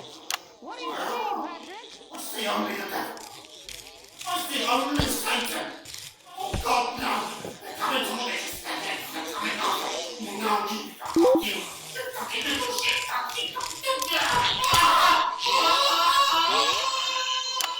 Thank you, Patrick, for that report, showing the nation, and more importantly, management, just where you belong. It's time for another break, but when we come back, we'll be hoping to take your mind off the world for a little while, and who knows, maybe even bring you a few smiles. Join us after this. You're damn right. Yeah, I had them delivered. Yes, to Bannon Avenue. This is a Channel 1 informational video. All right, mate. Dave here. I've run into a few problems getting back, although not as bad as yours. Looks Sounds like you've got one loose in the studio. Whack it on the head if it gives you any trouble. It's pretty bad here too, mate. They've got on board. Captain's down. Worse, chef's down and we're out of rum. Not sure I'm going to make it to sobriety or dry land. If I had a missus, I'd ask you to tell her that I love her, but to be honest, I've kind of pissed my life away, mate. Still, at least I'm outdoors, eh? Must follow during this crisis. Stay calm, for God's sake. Panicking makes you less productive, and that makes Bozeman sad. Protect network equipment at all costs. We have literally hundreds of employees, but our budget is limited. We ask you to do the right thing and value our property over your personal safety. If you're working from home, please refrain from taking meetings on the toilet. Even if you're not going, we can still tell from the way your voice is all echoing. A reminder, the dress code is still in force. I can hear a tie on a conference call like a baby in a vacuum cleaner. No, I'm not. Finally. I'm not going to. I don't have to. Scared. They want No, you're being a child. I'm not. So let's not waste time. I'm not. I'm not. No? No. Oh, 5, 4, 3. Welcome back to the National Nightly. Well, welcome back anyway. We know isolation isn't easy, so finally tonight we have something a bit different for you. Even though some people felt it's not our job to entertain the public with absolute nonsense, other, more important people overruled those people. So it's time to find out who will National Nightly win and who will National Nightly lose. National Nightly, National Nightly, National Nightly lose. So, how do we play? Well, joining me as a man who knows all about playing, it's Tommy Harris. Hello, Tommy. All right, Johnny. It's good to see ya. And how are you finding the lockdown, Tommy? What do you mean lockdown? The enforced isolation of everyone in the country. Ah, yeah. I think I heard about that, actually, yeah. You're in bed, Tommy? Yeah, you called during nap time, so... Of course, that's my fault. So, why don't you tell us how the game is played? Well, it's pretty simple, Jeremy, you sausage. I'm going to ask contestants from around the territory 3 questions about what else, yours truly. And those people are going to get a chance to win a very special prize. And what are they playing for, Tommy? Drum roll, please. Drum roll, please. Jeremy. Oh. Jeremy. Thank you. This. Is that... What is that? It's my athletic support, Jeremy. Oh. But I've signed it, so... Oh, well then, what a fantastic prize. Have we got anybody waiting to win this once-in-a-lifetime prize, Jimmy? I believe we have Angie on the line. How do you feel about winning this man's old pants, Angie? I've never been so excited, Jeremy. And can I just say, I love you. Both of you. Well, you've said it now, haven't you? Oh, Angie, I love you. In a way. Tell us about yourself, Angie. Well, what can I say? My name is Angie. Always has been. I'm a human woman, and my dental hygiene has been described as acceptable. Brilliant! Right, well, shall we get this shambles on the way? Absolutely, John. Can I get 30 seconds on the clock, please? We haven't got a clock. Yeah, I did ask for a clock. So, well, why don't you start, and I'll stop you when it inevitably becomes unbearable to watch. I love it. All right, here we go. Time starts now. Question 1. When is my birthday? The 13th of August at 7:19 a.m. That is absolutely correct. Question 2. What? I said, what is my favourite colour? Crushed praline 4. Correct, the colour of my nipples. And finally, Angie dear, what is my star sign? That's a trick question. You were born outside of the human understanding of the cosmos. Unbelievable, that is correct. Stop the clock. Wow, that really was tough to watch. How did you do, Tommy? Well, Angie, my love, you got every single question right. Which of course means you lose and win absolutely nothing. Thanks for playing, Angie. Bye. Do we have another contestant on the line at Jelly Bean? We do indeed. We should have Sonia Artleach. Are you there, Sonia? Of course I am, Jamie, darling. Thank you for being here, Sonia. Oh, there you are, Tommy. Mwah. Let me guess, you work in theatre, don't you? Is it that obvious? What gave it away? Was it the glamour or poise? It certainly wasn't your inherent sense of humility. Tell us about yourself, Sonia. Oh, well, if you must play this game. I am a theatrical agent. I represent the likes of Rudy Beefman, Samuel Coffee Cup, and Jodie Carpetburn, amongst others.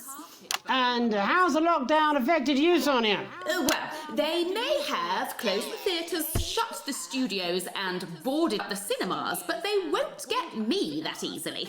How are you managing without any work? Due to a savvy clause in all of my artist contracts, I am able to claim my 15% from their unemployment benefit. Wow, that certainly is sharp. Standard stuff, standard stuff. And can I ask, where are you speaking to us from? Well, I work from home, you know, to keep costs down.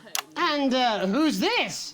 Oh, well, you know, when they gave the order, I was actually mid-meeting with a client, so we've been isolated together. No fucking way! What the fucking fuck? Is that Tommy Harris? I'm a huge fan.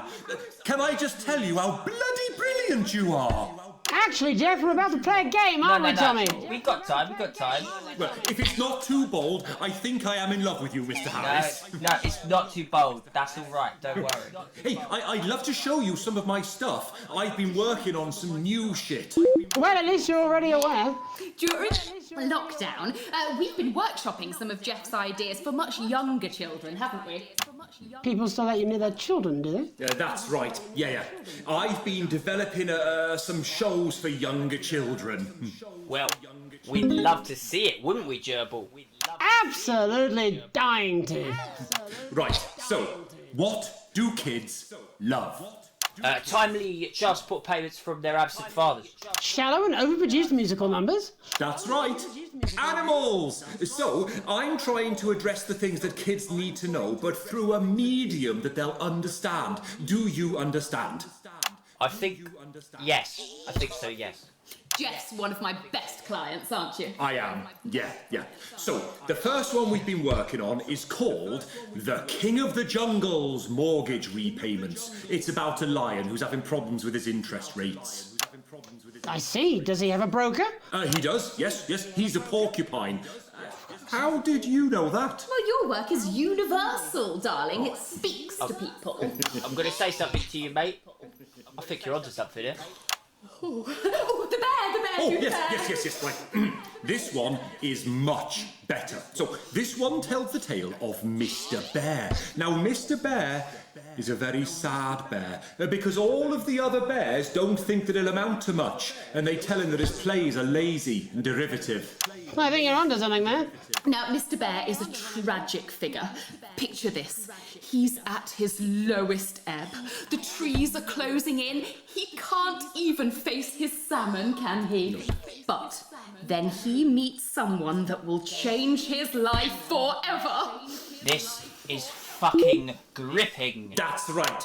He meets a wise old octopus who takes him under his wing and says, "No, Mr. Bear, don't be sad. You're not like all the other bears. You have this ambition and these dreams." Such fucking dreams. I think I love you, Jeff. And what you need to do, Mr. Bear, says the octopus, probably doing an 8-armed gesture or something. What you need to do to find happiness in this crazy old forest is you need to set yourself more realistic goals.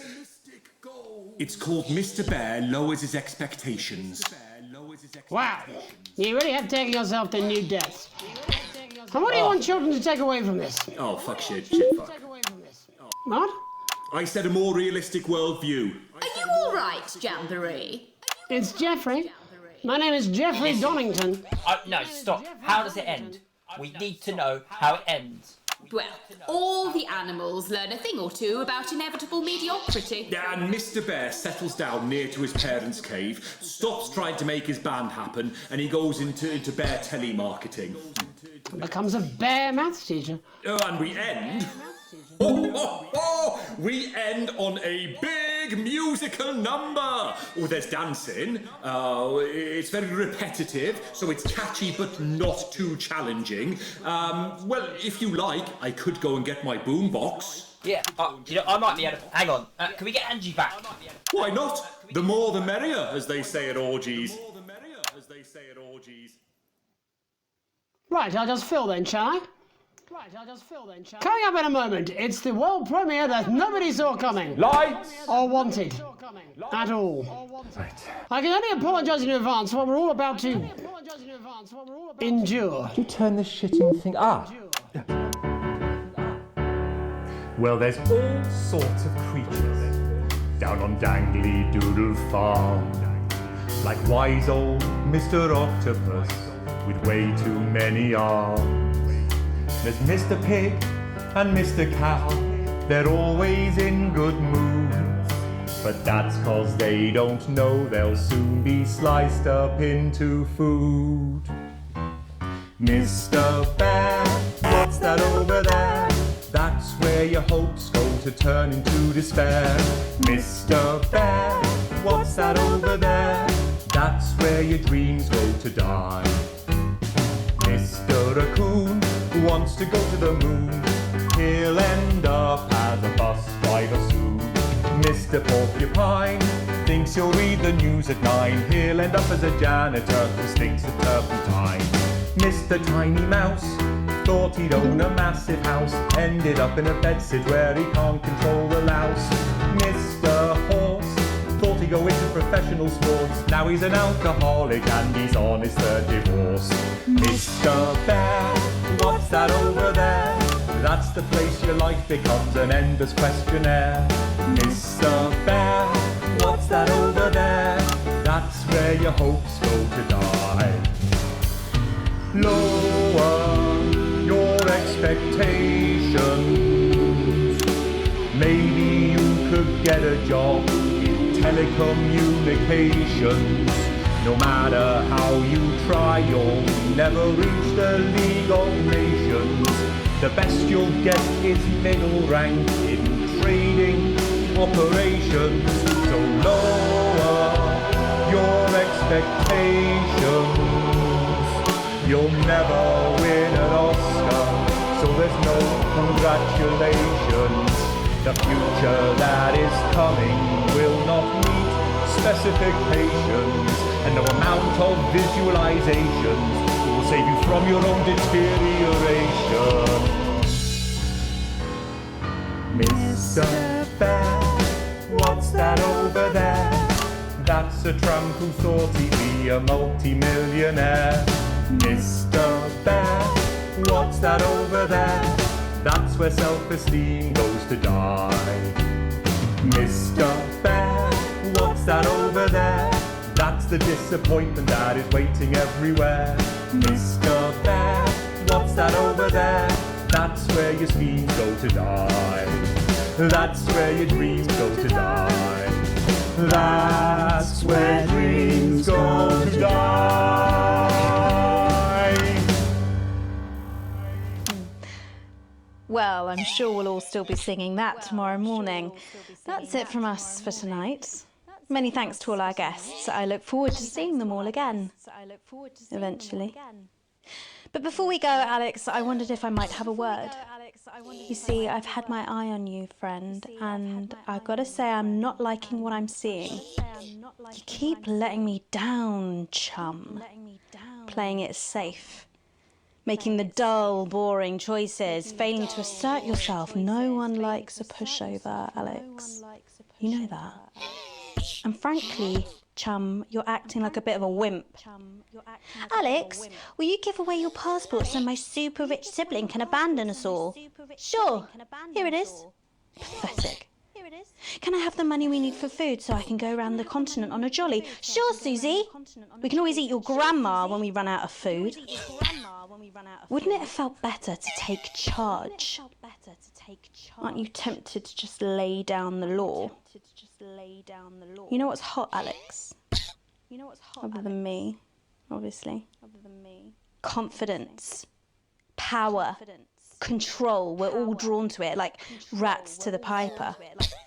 Don't you care where your son goes at night? You will when you find out. Look, far be it from me to try and lead you down the dark pathway, although sort of is my whole raison d'etre. But imagine, just for a moment, that none of this was real. It was just some stupid game where you could just do it all over again if it all went wrong.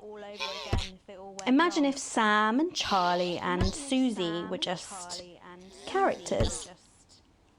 Wow. Think of all the fun you could have. Just being bad, you know. For the hell of it. My name's Megan Wolf. Have an evil night. Ugh.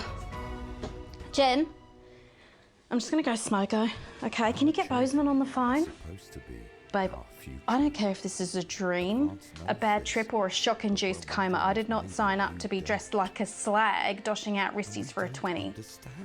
All right, I'm a professional news anchor, not a fucking bogan. It's bad enough that he makes me do that unconvincing accent the whole time. I mean, look at this. My skirt's so short you can see my Jew.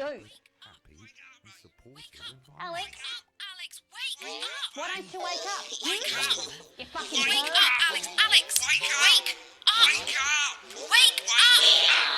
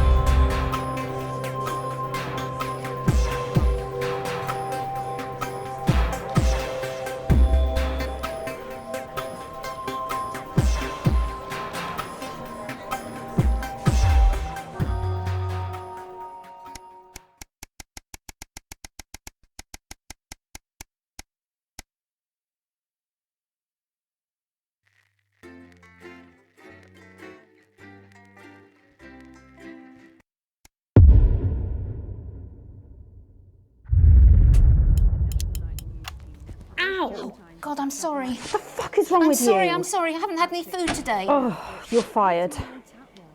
What? You're fired. What for? Facial sabotage? Jenny? Problem? I want her fired today, now. Don't worry, Kath, it'll be all right. No, it won't be all right, Kath. Pack up your weapons of optical destruction and get out. You realise you're beginning to sound like me? I mean it, Kath. Stay where you are, Kath. Jenny? This is not Jenny's decision, Jeremy, or yours. It'll be all right. I'll talk to Bugs. Oh, good. You can tell him I'll return his wife's casserole dish at our dinner next week. Jenny? And his very first guest is popular parrot. I'm sorry, Kath, you're going to have to leave. At 11:30, it's a double bill for popular transatlantic comedy, That Nun. You're letting it go to your head. She nearly blinded me. 10 seconds, I everybody. thought we were all part of a team these days. Things are better, Jeremy, you know that. Just stop being so You're in high and mighty 5, and do your job. 4, You'll have me fired too. 3. Don't tempt me. Good evening, I'm Megan Wolf. And I'm Jeremy Dalton. Our main headlines tonight. The establishment strikes back. The World Council has agreed today to impose punitive sanctions on the people of this country. The sanctions, which are broad-ranging, include restrictions on the supply of oil and gas, food, clothing, and even some medicines. But how should we react? We asked the public. What are your reaction to the sanctions? I think it's fucking outrageous. My mom needs insulin. Am I supposed to get her transitioned? What's the government doing about it? Hey? What's the government doing about it? Thanks, Patrick. Important stuff. Thanks, Patrick. Controversial Prime Minister Julia Salisbury attempted to assuage growing public concerns with the following official statement released earlier today. The international sanctions declared against this country today by the World Council remind us that now, more than ever, we need to come together as a team. Since coming to power, we have eradicated poverty and, as a consequence, seen crime fall to levels previously thought impossible. Our schools, hospitals and youth clubs are thriving, and our transition centres have enabled many thousands to unburden their loved ones with dignity. In any sane world, we would be held up as a model to emulate. Evidently, this is not that world. The privileged few have lobbied, and now they are striking back. But we will not cower before their tantrums.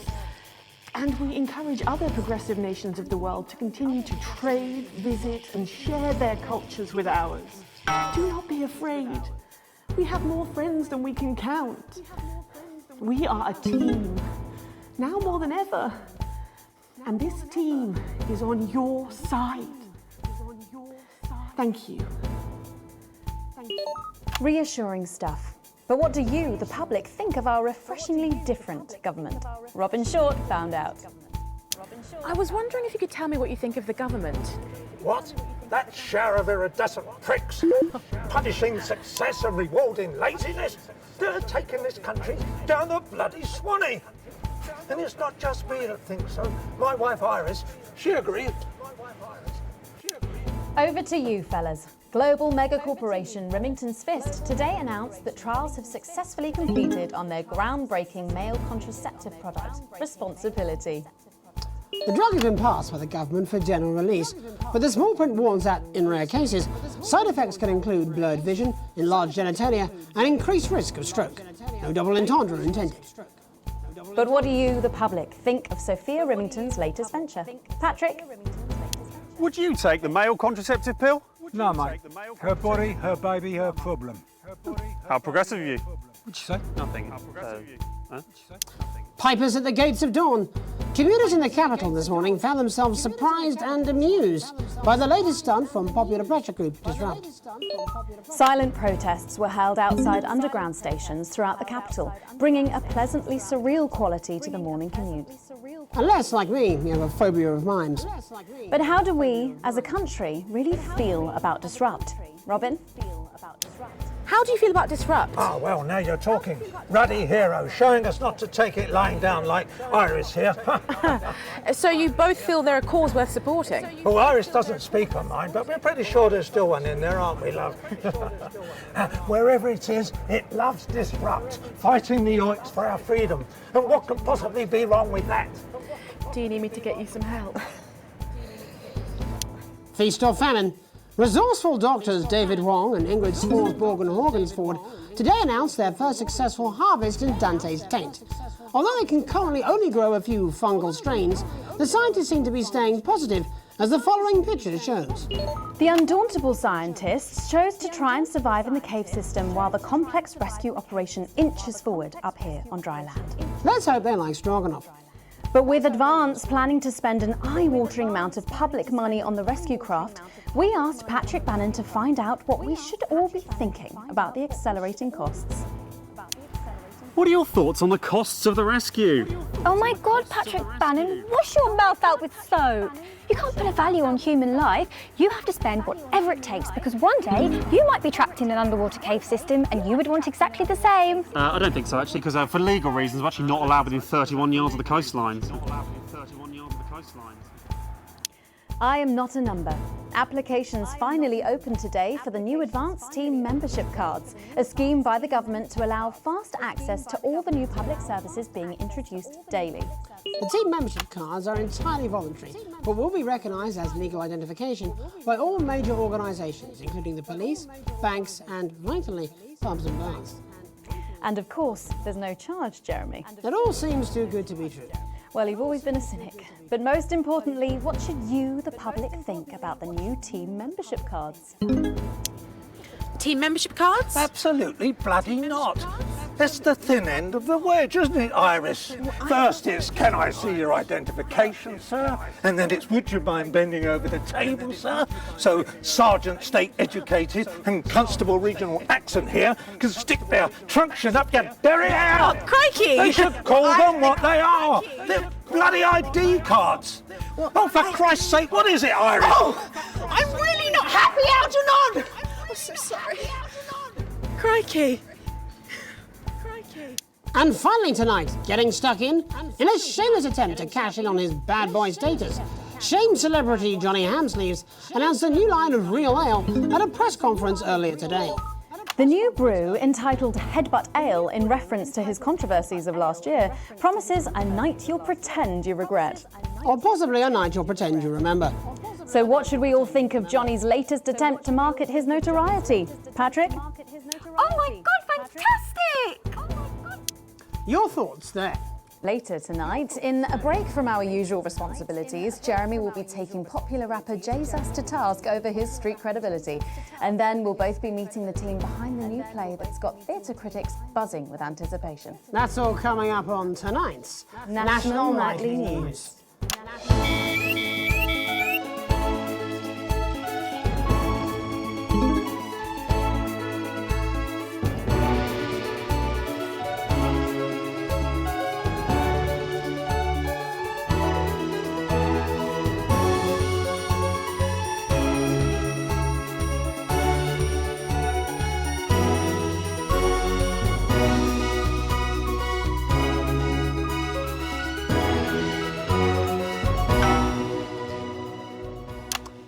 Tonight, let's return to our main story. With the shine coming off Advance's popularity and the honeymoon period pretty much over, the National Nightly News has spared no expense in bringing you the response to today's sanctions from across the continent. Joining us to help digest this shocking development are Prime Minister Peter Clement from his home in Lanfordshire. Good evening, Jeremy. And from Urkistan, Foreign Minister Ivan Vodovich. It's a great pleasure. Miss Wolf, you like... And from Svenland, Minister of Mojo, Björn. Hey, everybody. Minister Vodovich, your country pushed especially hard for these sanctions. Any regrets? My only regret is I was not able to see the face of my old friend Peter Clements when the results of the vote were announced. As you say, he has one up in your bottoms. In Svenland, we try not to gloat, actually, because it's seen as really ugly and dangerous to some small creatures, yeah? Oh, don't worry, Minister. Ivan and I go way back. He's a wind-up merchant who can't put for shite. Pete, just trying to get a rise out of me. You're like a man who loads dissidents onto train to labor camp, not because of love of country, but to make up for the size of his tiny penis. Been on the vodka, Ivan. No more than you. I see you on election night with mouth like man thinks he's singing beautiful lullaby. But actually he's squealing like a pig in hands of Randy Big Dick Farmer. Eh? Actually, we Svenlandians, we aren't size obsessed. We value passion, yeah? Like the way we spoke up for Mr. Clements' country at the World Council. That's all well and good. And high and mighty, but where were you for the actual vote, then? Our finger in each other's fjords? Actually, that's kind of racist. And if you must know, I've had like a really tiring afternoon and my tongue is really sore. Prime Minister, with Advance's popularity on the wane... You don't have to bring that up at every given opportunity, you know. Peter, he's like man who thinks he's sniffing flowers in beautiful glade. But he's actually standing under outflow pipe from shit factory at shit flushing time on day of Village Festival of Shit. I tell him this at 19th hole. Minister Vodovich believes that left to their own devices, people will behave selfishly. It's nature of all beasts. However, in this country, we think our citizens are capable of being more than beasts. Pathetic idealism. Minister Björk, Svenland has long had radically different traditions and culture from the rest of the world, and yet it peacefully coexists. Why do you think that is? Well, you know, I think maybe the world sees us as something they can actually spiritually be enlightened to, yeah? Yeah, or maybe it's the orgy houses. Sometimes, when foreign dignitaries come to visit us, they're actually quite skeptical, actually. So we take them on a visit to the Donga district and show them what like a progressive, enlightened society looks like, yeah? Shit of bull. Svenland is like woman who thinks she makes best cake in village hot baking contest. And then when she slices it open, it's just full of piss and cum. That's just really gross, actually. Svenland is a teeny tiny country. With population smaller than number of people, Peter Clements is sex with his teeny tiny penis. It's not all about size, actually. Yes, that's what Peter Clements always claimed.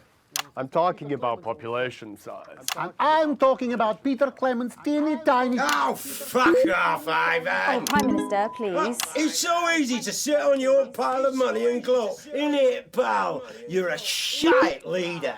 A fucking god-awful golfer. And quite frankly, as my old man used to say, you're a bit of a cunt. Prime Minister, please. It's you who is cunt. Minister Vodovich, please. Your people are fucking starving, pal.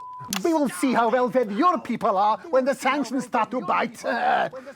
You think your man like big, scary wolf person terrorizing village, when actually a pathetic goose person searching puddle for tiny dropped-off penis. Why are you so obsessed about small cocks, mate? In Finland, we believe like the size of your penis isn't as important as the love it contains, yeah? Oh, fuck off, yeah. Okay, if everybody could just calm down. You're so smug on golf course. They are like man who fuck pig and somehow give her birth to beautiful lady girl. But now you start to see, yes? The people never happy. It's never enough. It's certainly true that Advance's popularity It's on the fucking wane. Yeah, let's go with this bollocks again. Shall we? Actually, you know what? Nah, fuck this. I'm done with this. Prime Minister, please don't storm out. No. I have had enough of you, Mr. Jeremy Donaldson, and your snide asides. You think you could make a better job of things, do ya? Because it's not that fucking easy, let me tell ya. Your channel is a fucking disgrace. You insinuate and edit against us and pick your headlines so people don't trust us. The sooner you roaring monsters are taken into public ownership, the happier everyone in this country will be. Well, we've not got long until the adverts, so... I'm sorry for the outburst, Miss Wolf. Julia thinks very highly of you, and I know you're not the one making the editorial decisions. Do any of you have anything you wish to add about the sanctions? My work here is done. I like man who happy he lie down with fatty, drunk, easy girl from village inn, who discover in morning he wake up next to beautiful news reporter lady. You know, I think it would be a terrible shame, yeah, if the people of your country were to suffer because of teenage grudges and personal rivalries, yeah. Thank you. Prime Minister? This country, this wonderful, civilized, creative, inventive country, we're not scared of these sanctions. There's no wolves at our door, only the best of people striving to help out. So no, Ivan, we're not afraid. In fact, I doubt we'll lose a wink of sleep because we're strong and we're well-resourced and we don't back down to bullies. And on that note, we have to wrap up. Ministers, Prime Minister, thank you for joining us. We'll be back after these messages. 1 minute back. Peter, you're so easy. So many buttons to push. Piss off. Well, I see you at Grange this weekend. No, I've got meetings. Some tossers impose sanctions on the country. Well, shit. I mean, wow. So that happened? Roaring monsters. Public ownership? You two are like a couple who think you are king and queen of village when actually you are just puppets on a string of evil city-hand puppet legs. No government censorship. Should show up in blue. Same as regular censoring. Keep an eye out for the advanced blue waveform.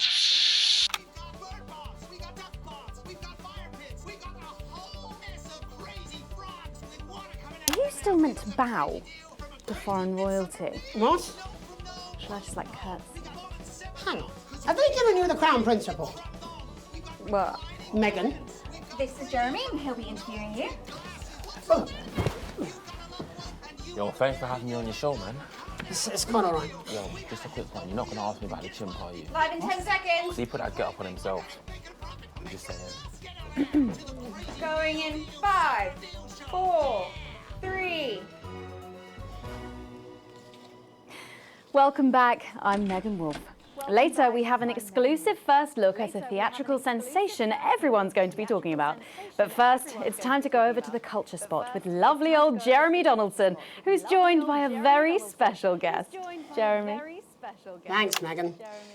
I have the honour and privilege of being joined by hip-hop royalty.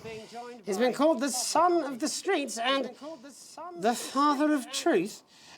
Not sure how that works, but whatever. Let's welcome Jesus! Thanks, Jeremy. Yeah, it's a real honor to be here on this show, The News. You know, as a kid on the streets, I used to watch you through a window of the shop, so to be here right now is crazy. You've had quite the journey to be here today. Can you tell us about it? Well, you know, I try not to, well, you know, the past is the past, and I don't like to dwell on it. I understand. But yeah, man, the streets is all I remember. Like, my mother donated me to a charity shop soon after I was born. Elderly lady took pity on me. You know, she let me sleep on a pile of crime fiction until I taught myself how to walk. Wow, that's quite the childhood. And she died, like, died tragically. Right there in my arms, man. You know, I remember a tear falling as she laid there next to the used homeware.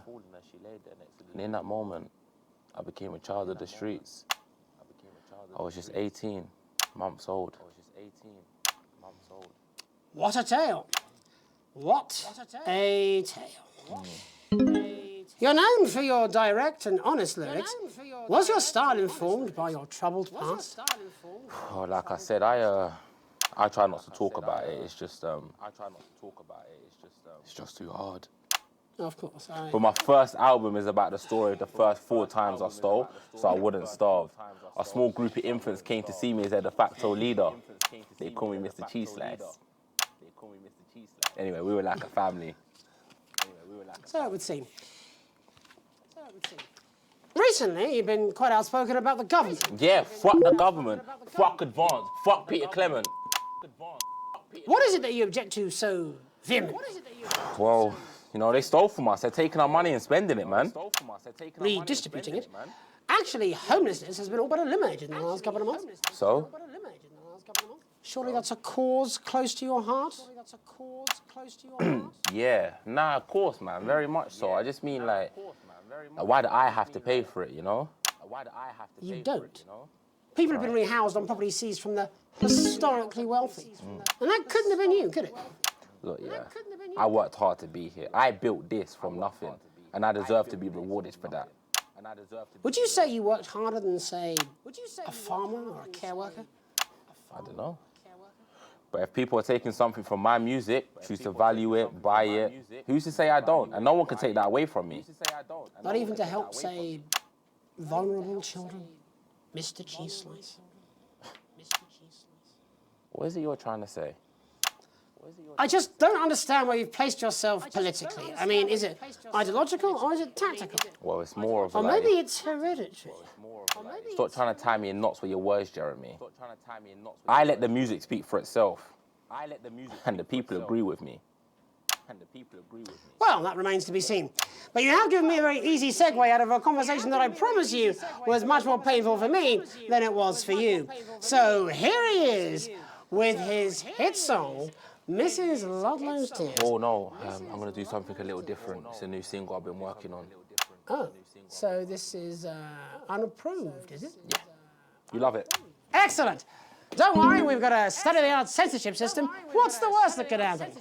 So here he is with a new song. Aren't we lucky? It's Jesus!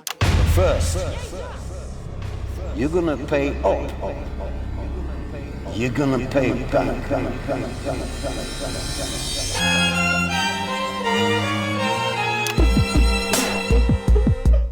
Well, we're all different races from many different places. At any given moment, only one could be the greatest. So you can feel elation from your participation. Still 2 leaders in this motherfucking nation. Now we're getting sanctioned, talking about expansion. Why does Julius require a massive fucking mansion? So fuck all your schemes. I don't need your freaky team, and I don't need your help to achieve my fucking dreams.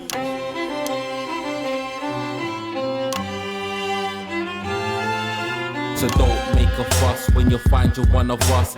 Yeah, every single one of you's a bit Jesus. And you can call me crazy, cause no one ever pays me. But I won't waste a lifetime being motherfucking lazy. I may be inventive, my taste may be expensive, but why would I get out of bed with no fucking incentive? Although it's contravention of your obvious intention, I like to eat a little of the fruits in my invention. You make us the same, but we're not all the same. All our dreams, all our schemes, all our means are not the same. The best of the praise, of the crest of the wave. Cause we're only equal people when we're motherfucking slaves. Take this fact, gonna stain it red. Gonna slam it into Peter Clemens' motherfucking head. Cause he's thick as shit, he's got a job he's unfit for. It's time to storm the castle with a motherfucking pitchfork.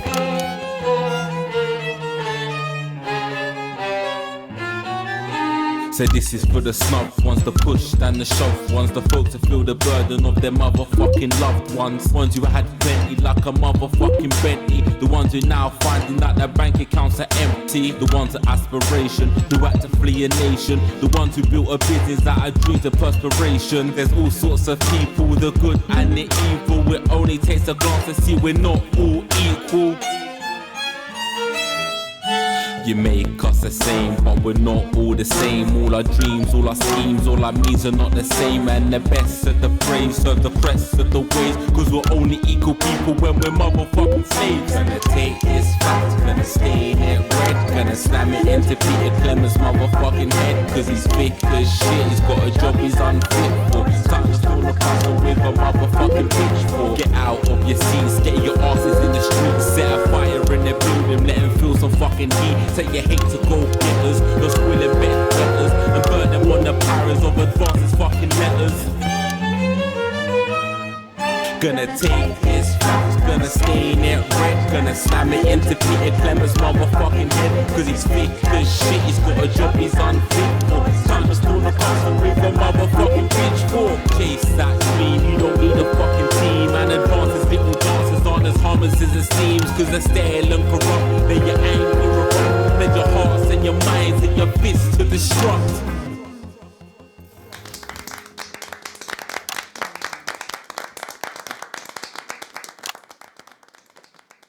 Jesus there with his new song. Thank you so much for joining us in the studio. I'm sorry. I may not agree with you, but I'd just like to offer you an apology. I've just been told that there was some kind of issue upstairs, and an attempt was made to censor some of your lyrics. What? Are you joking? I'd just like to say to you and everyone at home that this was a mistake. This is absolutely ridiculous. I cannot believe this. Here at the National Nightly News, we pride ourselves on remaining neutral, unbiased, and independent of any outside interference. You have my word. We will never censor ideas. Back to you, Megan. Well, a bit of dangerous language there, sorry about that. Well, thank you to little Jeremy Donaldson for providing our culture spot. Coming up, we'll be speaking to a couple of familiar faces about their upcoming dramatic outing. Don't go away. We'll be right back after this. That's the ad. Just to remind you, fixing that old VCR. No, this is ridiculous. Last ad break. This is just a mix-up, I'm sure. Now, if you come with me, I really do have to ask Oh, you trust to me. leave. My father's going to hear about this. I understand. This is unbelievable, Megan. I don't know what you're talking about, Jeremy. Only Seed Gastry contains an organic blend of ingredients that penetrate deep into your hair, breaking down citrulline and glycogen for hair that looks and feels healthier. Acid Gastrique nourishes from root to tip for 8 times the strength of other brands. 6 out of 10 shampooists recommend it. Oh, here we go. Oh, shut up, stop it. Look at him. If we could just get you in position. Oh, say no more. Say no more. Megan, Jeremy, you remember Mr. Algebra? Vividly. And Mr. Harris, and this is Ms. Radin. What? Philippa, please. You're back together again, eh? Who'd have thought it? Perhaps a lower order demon. Yes, it is awfully exciting, isn't it? Right, okay then. We're going live in 10 seconds, opening on camera 1. Right. Cheers. Because you have to. 5, 4, 3. Welcome back, and no, you're not mistaken. Sitting across from us are some very familiar faces. You really are too kind, Megan. It was only a yogurt commercial, but I'm still proud of it. Here to talk about his new show, we're joined by National Treasure Tommy Harris, the National Theatre's Philippa Radin, and National Deficit Jeff Algebra. It's so lovely to have you all. Tommy, would you like to tell us about the show? You know what? I'd bloody love to. It's about me. It's about my life. And where did the idea come from? So, right, picture this. Their legs akimbo, mid-session, sweat is pouring out of me like an immense hog. And then Cindy comes in, she says, Pete's on the phone. That's Peter Clement, the Prime Minister. Yeah, Pete's actually a really good mate of mine. Oh, is he really? Yeah, no, he comes to the training sometimes. He's actually a pretty good goal sweeper. Anyway, so, yeah, Pete, he says, Toby, he thinks my name's Toby, see? He says, how would you like to spread your message of team spirit and cooperation across this fractured nation? How would you like to really make a difference in these desperate times? What did you say? Yeah, right, yeah. So, Jeff, the question on everyone's lips is, what in God's name are you doing here? Well, after the success of my debut work and all the people that I've touched, I knew that I had a career in theatre. Yeah? I've always been an admirer of Tommy from afar. So when my manager phoned and said that I'd been offered the gig as director, I was ecstatic. I whipped my trousers off and got straight to work. Why did you do that? I do all my best work with my trousers off. Yeah, I've been told that too. No, I wouldn't say so. Right, Tommy, sorry, would you just give us a sense of what the show is actually about? It's about how hard it's been for me and some of the struggles that I've faced. It's like really getting to the heart of how tough it is to be me. I call it Tommy Harris, Jesus, that was hard. Catchy. We actually have some clips of the process of the show. Would you mind telling us what's going on here? Yeah, so the show is built around two things that are very important to me. It mixes scenes from my life as well as epic fantasy retellings of scenes from my life.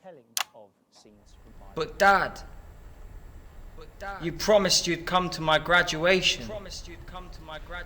I'm sorry, son. You're an embarrassment. But Dad, you promised you'd come to my graduation. Back, demon! Back to the hells! Back to the hells! Philippa, what's it been like co-starring with Tommy Harris? I've always dreamed of treading the boards at medium-scale regional theatres, Megan. And for once, this show really gives me something to sink my teeth into. What's different about this show, then?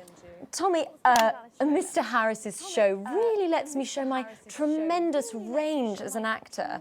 I've always suffered from typecasting, forced to play the same tired characters in every god-awful yogurt advert or godforsaken soap opera or, God forbid, a pantomime. But, you know, this show has really let me just go there. Jeff, the viewers at home will be dying to know exactly what is it that you bring to the show? Oh, good question. I think these guys would agree with me when I say that it's my steady hand on the tiller, my arm round the shoulder approach that's really brought the production from strength to strength. Absolutely right. Jeff's contributions are immeasurable. He was our rock. Can you give us a sneak peek of anything else that might be in the show? Yeah, all sorts, yeah. We've got lots of exclusive first-hand experiences of Tommy's time in the underground sports board scene. And some epic fantasy retellings of Tommy's time in the underground sports board scene.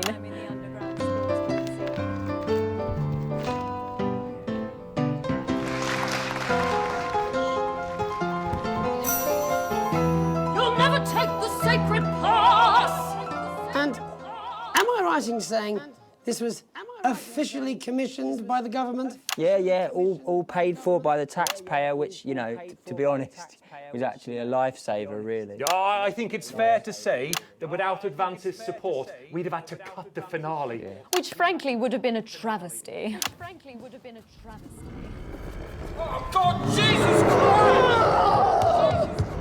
Goodness, and you do this every night? Absolutely. It's a metaphor. For what? Death. And the public are footing the bill, are they? Too bloody right they are. Between the cost of my tour bus and the dry cleaning of my ties, I'm barely scraping a profit here. Amazing. And where can the folks at home come and see this for themselves? We're performing all over the nation. And people can see it for absolutely free, all courtesy of Advance. Isn't that incredible, Jeremy? Yes, it's unbelievable. Well, thank you all so much for coming. Next time we see you, no doubt you'll have taken our jobs. That's all we have time for tonight. Join us tomorrow when I'll be interviewing the world's most attractive horse. I'm Jeremy Donaldson. And I'm Megan Wolf. And from all of us here, have a peaceful night. That's the ads. Let's get reset for tomorrow, please. Hey, we must stop bumping into each other like this, eh? Oh. Oh, yeah.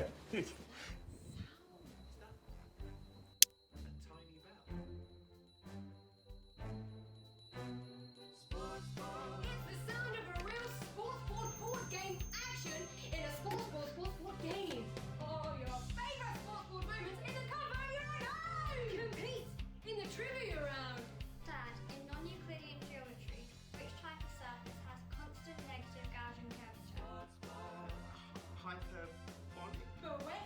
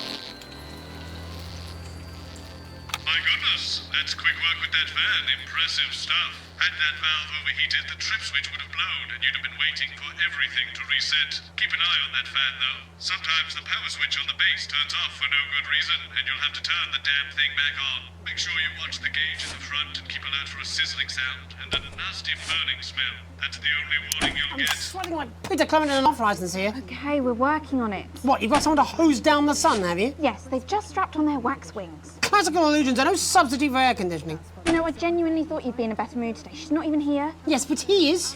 Our gun-toting handler. Who, Andy? I don't know what the fuck his name is, do I? He's here to keep us safe from people like Disrupt. More like keep us in line. I hate guns. Give me the willies. 10 seconds, everybody. So, we've got any actual real news tonight? Well, the world's on fire. That good enough for you? Going in 5, 4, 3. Good evening, I'm Jeremy Donaldson. Our main headlines tonight. Siege mentality. The World Council today established a military blockade to enforce the unjust and punitive sanctions now entering their 10th week. In a statement from team headquarters a short time ago, Prime Minister Julia Salisbury issued a commanding response to this unprovoked escalation. The regrettable decision taken by the World Council this morning have left the citizens of this country isolated and fearful. But Advance have prepared for this day. Our stockpiles are large, our wealth is unfathomable, and we will defend our citizens with every last breath from this latest brutal and calculated act of war. We are with you, one team, indivisible and strong. Thank you. Top beer.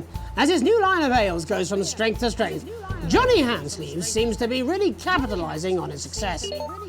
The former footballer turned entrepreneur seems to be as comfortable in the boardroom as he ever did on the pitch, as Headbutt Ale smashes projected sales figures yet again. To celebrate the achievement, Johnny treated himself to a 24-karat gold toilet he calls Golden Johnny's Golden Job. Worth more than the GDP of some nations, the gaudy monstrosity is just as impractical as it is garish, and within hours of getting it home, Johnny slipped off the solid gold seat and cracked 2 ribs on the diamond bathtub.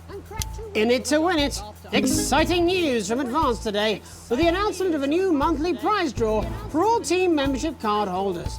Every month, lucky winners from across the country will be picked at random to receive what Team HQ are describing as unique prizes worth more than money used to be.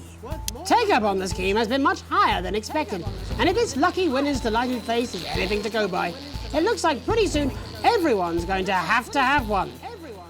Bitter pill. Is this the beginning of the end for responsibility? The male contraceptive pill, lauded by scientists as a remarkable achievement, has been widely rejected by the public.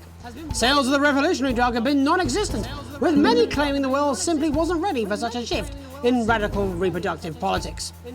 Relentless CEO Sophia Remington has refused to bow to public pressure and give up on the treatment.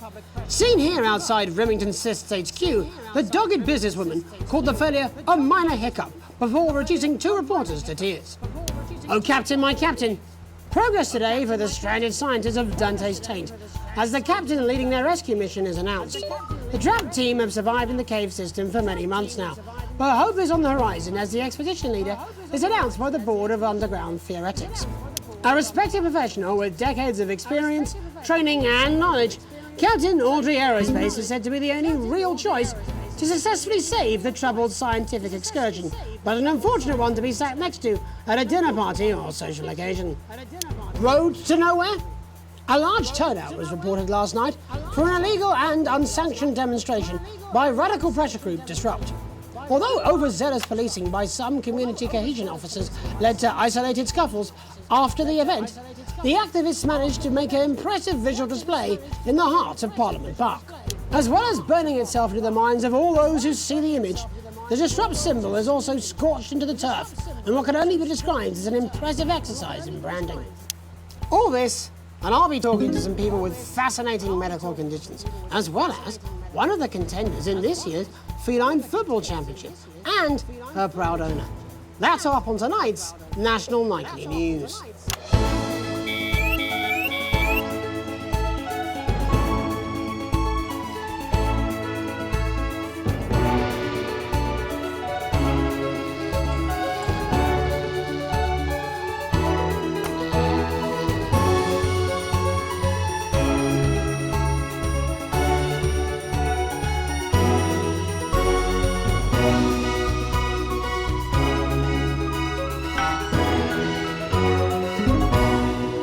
But first tonight, our team of correspondents has been dispatched to every corner of the country to see how the people of this great nation of ours are coping with this unprecedented hot weather.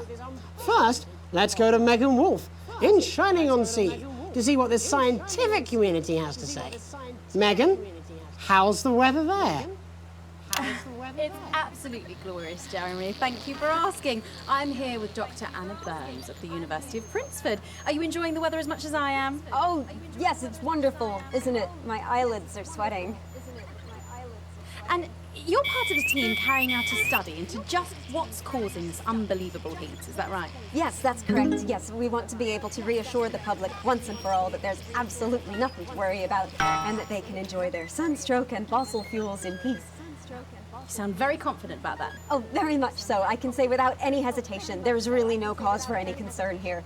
I've actually left my car running. So tell us about this experiment.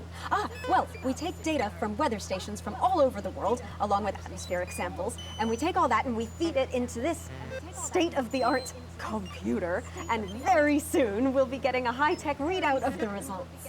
Blimey, that sounds very fancy. I should just say, none of this would be possible without the generous support of Remington's Fist. This is all thanks to their unrivaled investment in our future, and may I just say, complimentary personal anecdote. Oh, here we go. And, as expected, everything is absolutely fucked. Hang on. This can't be right. Right, but obviously you said a second ago that everything is absolutely fine, so... Well, actually, under concern level, it just says, why, God, why? We should be celebrating these wonderful results, I think. Yeah? We need to evolve gills within 40 years. You look thirsty. Here it just says, shit. Look at you. This is meant to be a celebration. Can't go around looking like that. Shit. There you go, much better. Can I just say thank you again to Sophia Remington for providing all of this. Everyone, we don't have long. Time is running out. It's running out. Absolutely right. That is all we have time for. Abandon hope and return to the forest. Enjoy that. I'd like to thank Dr. Burns for just one opinion on the climate. The sea will reclaim us all! There you have it, Jeremy. Proof, if proof be need be, that everything is just fine. I'm Megan Wolf, here with science. Back to you. Megan Wolf there, attempting to do some actual news. Next, heads over to Robin Short, who's in Scritchford with some of the winners of this week's team membership lottery. Robin? Thanks, Jeremy. I'm here in Scritchford with Gary Failsafe, a janitor at the local school, and Amelia Jackhammer, an aspiring poet. Both of you were drawn at random from those who hold team membership cards to receive this week's amazing prize. How do you feel? Filled with fervent euphoria. Yeah, good, yeah. And all that we had to do was fill in a quick form or two. Wow, that sounds so convenient. But we're all dying to know, what have you won? That's right, Robin. I've won dinner with Julius Salisbury at one of the capital's top restaurants. Ooh, swanky. And I've been invited to Peter Clement's house to help him dredge the gutter in. That's absolutely terrific. You must both be over the moon. I've written a poem about it. So, can you tell me about the moment when you first heard the news? Well, I was battling against a particularly difficult floater, probably one of the sixth formers, when the headmaster came and found me. I was involved in a similarly brutal conflict with a particularly arduous stanza. So you were both polishing turds? No, I don't like to polish them. I like to keep them intact for my collection. Oh. How unexpected. I don't polish turds. I write poetry. Potato. So, Gary... Do you think Peter Clement's going to let me keep the contents of his downpipe? There's no harm in asking, I suppose. Would you like to hear one? No, thank you. Gary, when you signed up for team membership, was it in hopes of winning the lottery, or were there other reasons? I like a flutter, of course, but no, the boss said I had to sign up to keep coming into school. Very sensible. It's important to know who we're trusting around our children. Oh, I have an unpublished book of sonnets about children. Perhaps you'd like to hear one. No! Or an anthology of haikus on the death of innocence. I'd rather hear about Gary's turd collection. Really? I thought you might say that. Are you all right? Yes, it's coming. It's inspiration and it's delicious. Right you are. Today on the show there's no news, just a man who keeps multiple poos. Yeah, this big one's my favourite. See how it's fibrous, really lovely texture. Would you encourage other people to enter for their chance to win? If it's colour you're looking for, take a gander at old Blue Eyes here. The national news lost its way when it covered some crap on a tray. Some of these are quite rare. Maybe that was unfair. And that's all we have time for today. Back to you, Jeremy. Thanks, Robin. What a lucky pair they are. And finally in this segment, it's over to Patrick Bannon, who's gone to the smelliest town in the country to see how the unprecedented weather is affecting the locals. Patrick? Hello there, Jeremy. Hello, yes. I'm here live in Grizzleford, which was recently voted the smelliest town in the country. And I have to say that, you know, in this heat, the smell really is. I mean, it's something else. Barry Lardons, mate, you've lived here your whole life. How'd you put up with the stink? Well, we're just all very proud of our achievement, to be honest with you. You can tell that, look at him, proud as punch. Do you know what it's like, son, being the second smelliest town? No, I don't. Living in the shadow of Arseminster. Those smug fucks. But who's laughing now, eh? What, not me, that's for sure. So what happened, mate? Right, the good people from Remington's Fist came in and saved the day with their factory. You're talking, of course, about the newly built flour factory. Yeah, they gave us this big presentation on jobs and growth. But as soon as we heard about the stench, we paid them whatever they wanted to put it here. Does the stink not affect your life in every way, Barry? I mean, perhaps if you're filling in a tax return or completing the physical act of love. It's strong at first, but you get used to it after several weeks of your first bout of sickness. The judges were very impressed. So, what's the sickness? Oh, that's nothing to worry about. It takes a few minutes before you develop any symptoms. Now, folk are saying something about the production line and how they dump carcasses directly into the water main, but I think it's probably the fume valves on the high street. On the high street? Should I see a doctor? What are the symptoms? Well, the first one is asking stupid questions. Then folk experience a loss of inhibition.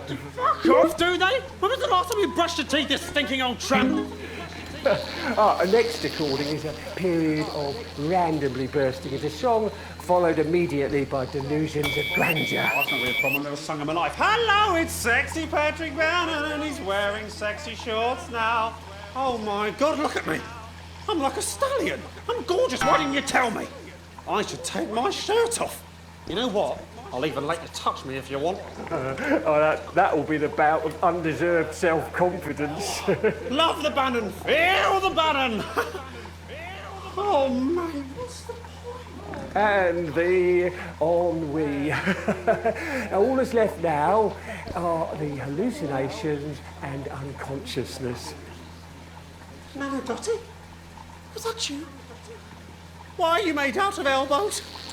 You know I don't eat opinions. Don't worry, folks. Once he wakes up, he'll be just fine. We'll just find a place to stick him where it won't matter how many times he evacuates his bowels.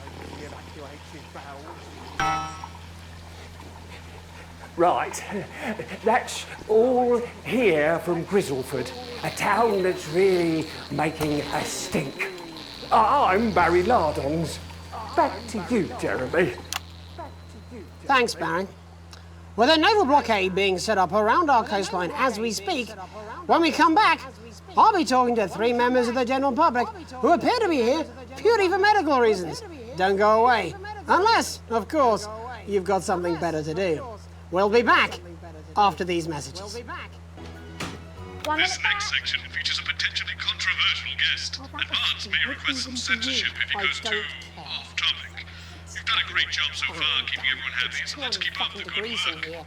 And I can't do this anymore. You say this every Friday. I've done something. What do you mean? Jeremy? My mic is still.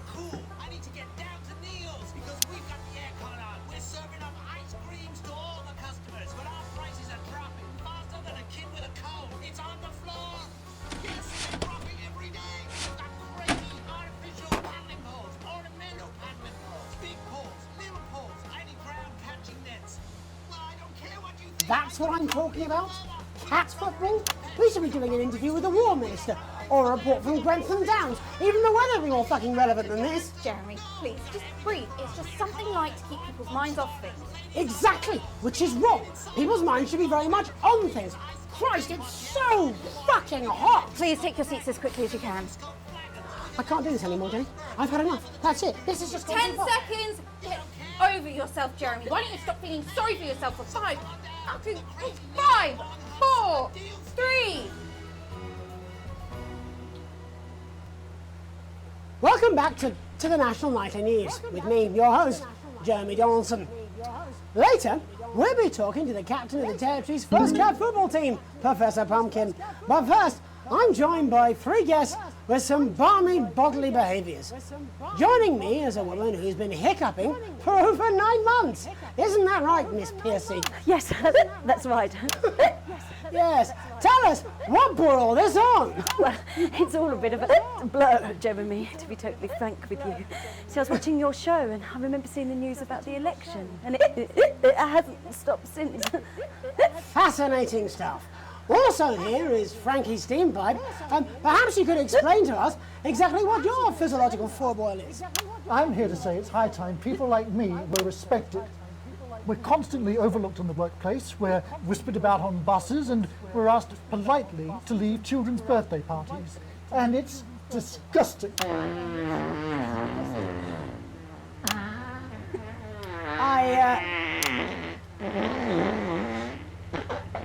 I'm sorry, my bowels have comic timing. And finally, I'm joined by a man who answers every question honestly, even when it isn't aimed at him. How do you cope with that, Mr. Truman? With a combination of booze, self-hatred, and hardcore pornography. Is that Not according to my therapist. Well, in that case, let's speak to Rose. Tell me, how does the hiccuping impact you? I get shushed a lot, which is hard. At work, they've asked me to stop answering the phones. It's really affected my confidence. Well, I find it really fucking irritating.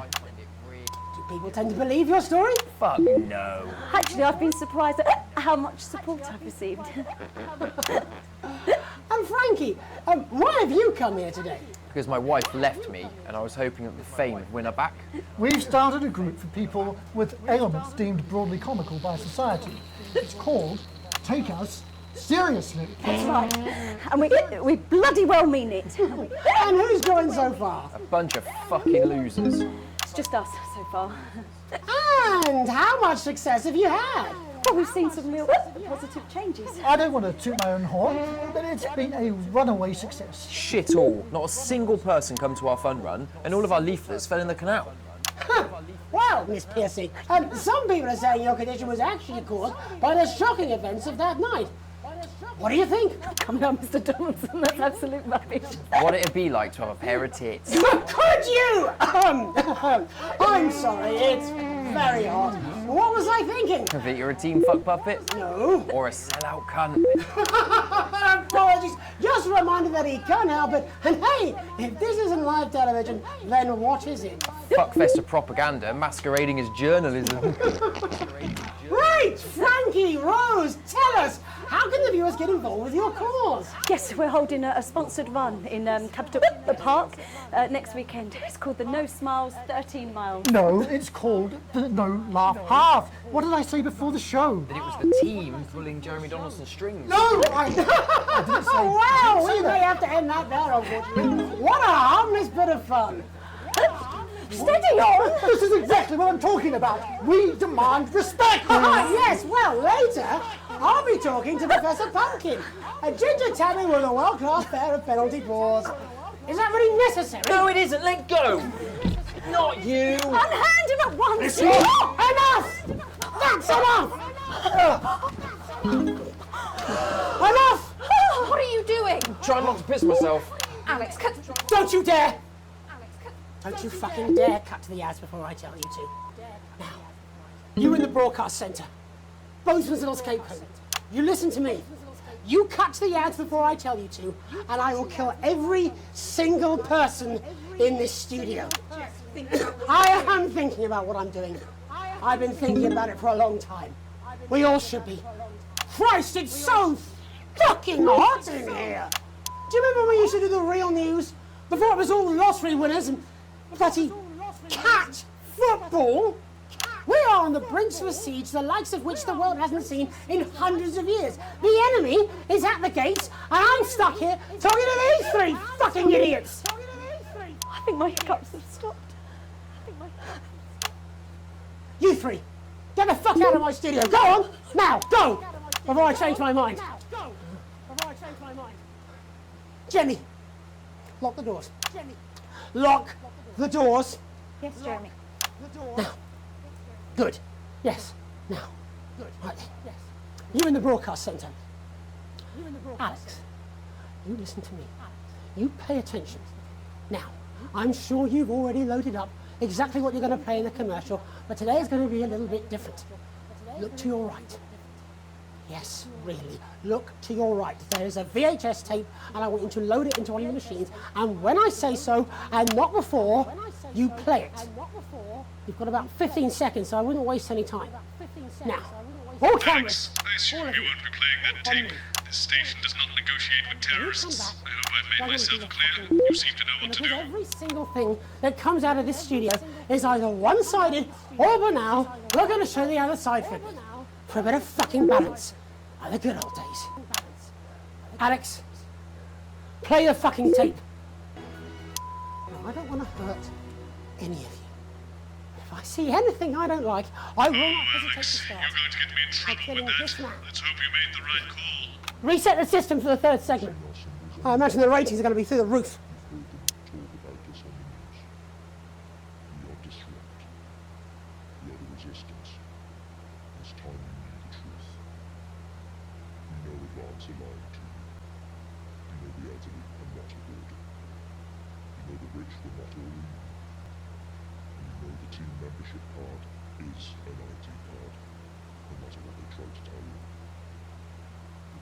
Trust us. Another faceless organization.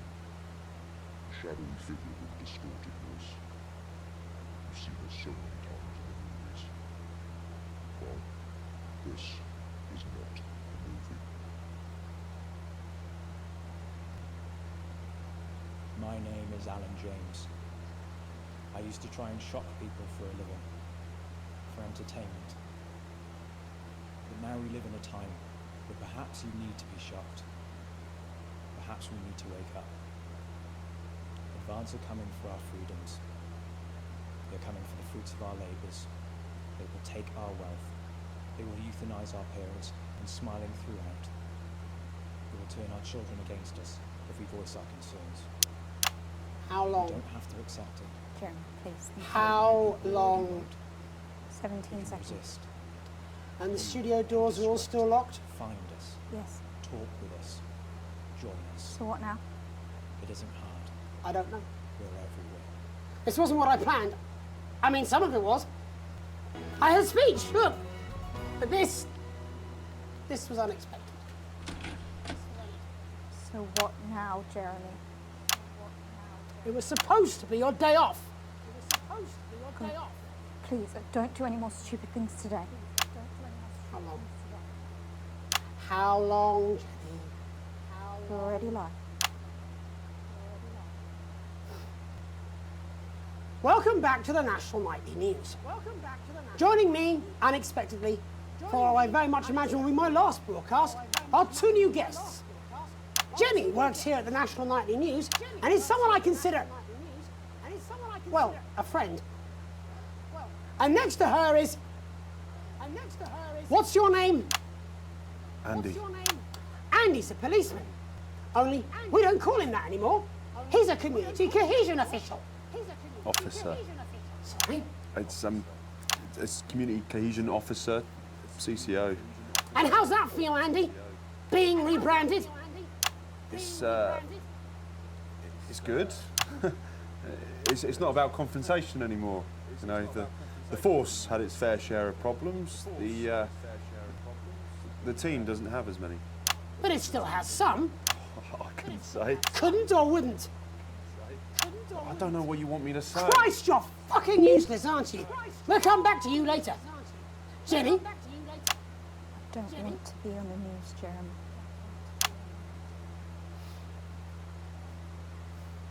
That's perfectly understandable. Who'd want to do this? Jenny, why did you join the National Nightly News team?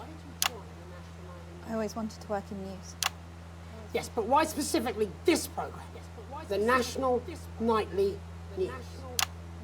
It was the news everyone trusted. Was? Is. Do you really want to quibble semantics at gunpoint? Is there something else you'd rather discuss? There is a great big Alan James-sized elephant in the room you seem to be ignoring. What do you mean? I saw your face when that bid came down. You didn't know, did you? It's about the message, not the messenger. Like I said, you didn't know. No, I didn't know. The people I met were with, he wasn't there. I didn't know it was Alan James. I'm sorry, but seriously, Alan fucking James. You're flushing your life down the toilet for... God, I love you, Jeremy, but... He's a good speaker. He's popular in the country. That right? Look, forget Alan James. There is still something deeply wrong. And you know it, Jenny. And you know it, Andy. And you at home, you know it too. Meanwhile, I'm interviewing a guest who stinks of shit. Patrick is paddling about in shit. And Robin is literally interviewing someone who collects the fucking stuff. I mean, it's not sophisticated, but what a metaphor. We are sleepwalking our way into oppression, and the news isn't saying anything. We're not saying anything. Says who? Alan fucking James. What are all those scientists working on at Grantham Downs? What are they testing underground at Altergrave? Andy, your turn. Make yourself fucking useful. How many people have you brought in for consultations just because they weren't carrying or didn't have team membership cards? Oh, well, there's other forms of identification that we will accept. For how long? We're just here to help. Then why do you need these? Not really help when it's offered at gunpoint, is it, Andy? Let me demonstrate it for you. Let me help you. You eat these cards with my notes on it, and you'll probably digest a fact. That'd be helpful, wouldn't it, Andy? Knowing a fact? What? I don't understand. Do you want my help, Yes, Andy? yes, whatever you say, yes. Security are here, Jeremy. Eat it. What? Eat the fucking news, Andy, or I'll force it down your fucking throat. Jeremy, stop. Go on. Really? Eat it. Eat it, you fucking bully. Jeremy, stop. They will kill you. Please, don't make me watch that.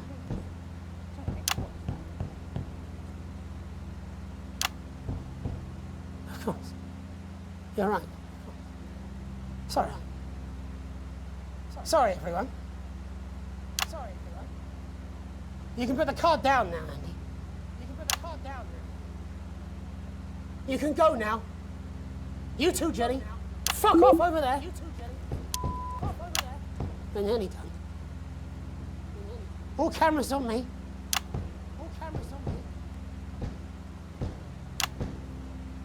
This new regime of ours is so seductive. I understand that. But before we all hand off our freedoms, should we ask to whom we're handing them over? Don't you want to know what's being done in your name? How many people were transitioned last month? A record high. Again, if you care. Shouldn't someone ask Advance how they plan to deal with this blockade? How many years or months of supplies we have? Why aren't we asking these questions instead of whose shit is this? There's a cat backstage dressed as a fucking goalie, for Christ's sake. He's even got the little gloves. Anyway, that's why I arranged for you all to see that broadcast from the last break. I didn't know it was going to be him, but I guess that just about sums it up. We are all up Ship Creek with a paddle made of Alan fucking James. Christ, it's also fucking pointless. I was going to quit tonight. Take a holiday. Try something else. Out of the limelight. Maybe try having a relationship. I hear they're nice.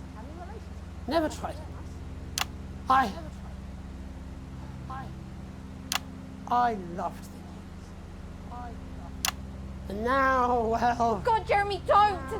I've tried my best to be honest with you, but this just isn't the news anymore. And I'm sorry. I've lost this fight. Alex, think of the consequences. I've let you down. Please, we can't show this. Cut to the ads.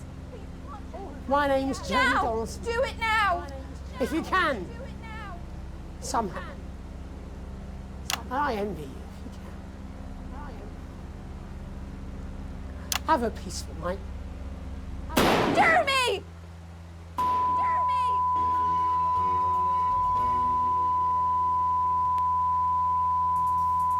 This summer, your little ones deserve a treat.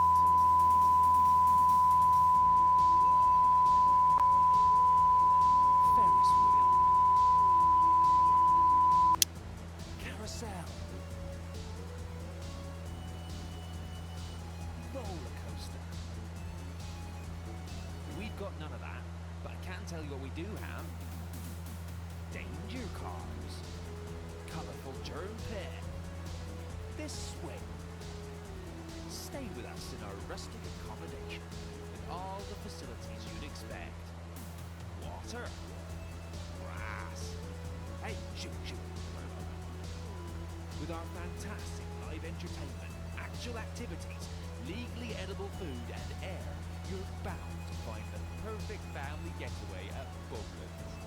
Located just a few minutes drive from local attractions like Bump Sands and The Hole. It's majestic, isn't it? Bucklands, we'll take the whole family.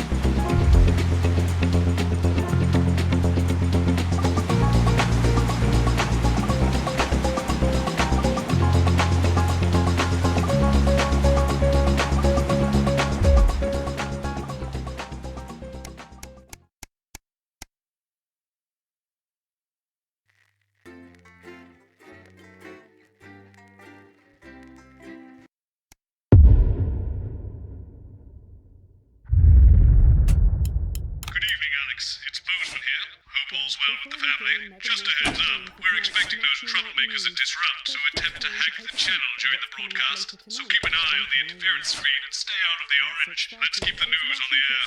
It's important, now more than ever. Screaming at some pensioners while they try and fashion a nutritious meal out of a can of condensed milk, a cow's tongue, and some rhubarb.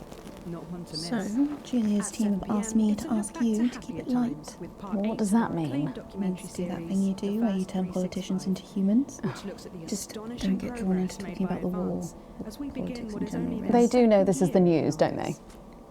You didn't hear this from me, It's over but to Patrick Bannon for all the day's sports board highlights, including all the tabletop action. apparently there's a crew at Team HQ right now. I think she's giving a speech or something tonight. They'll get it on the late news. Oh, great. So they get the brains and we get the performing monkey. Followed at 9:25 by our unsettling play, Sometimes you sound just like him, you know.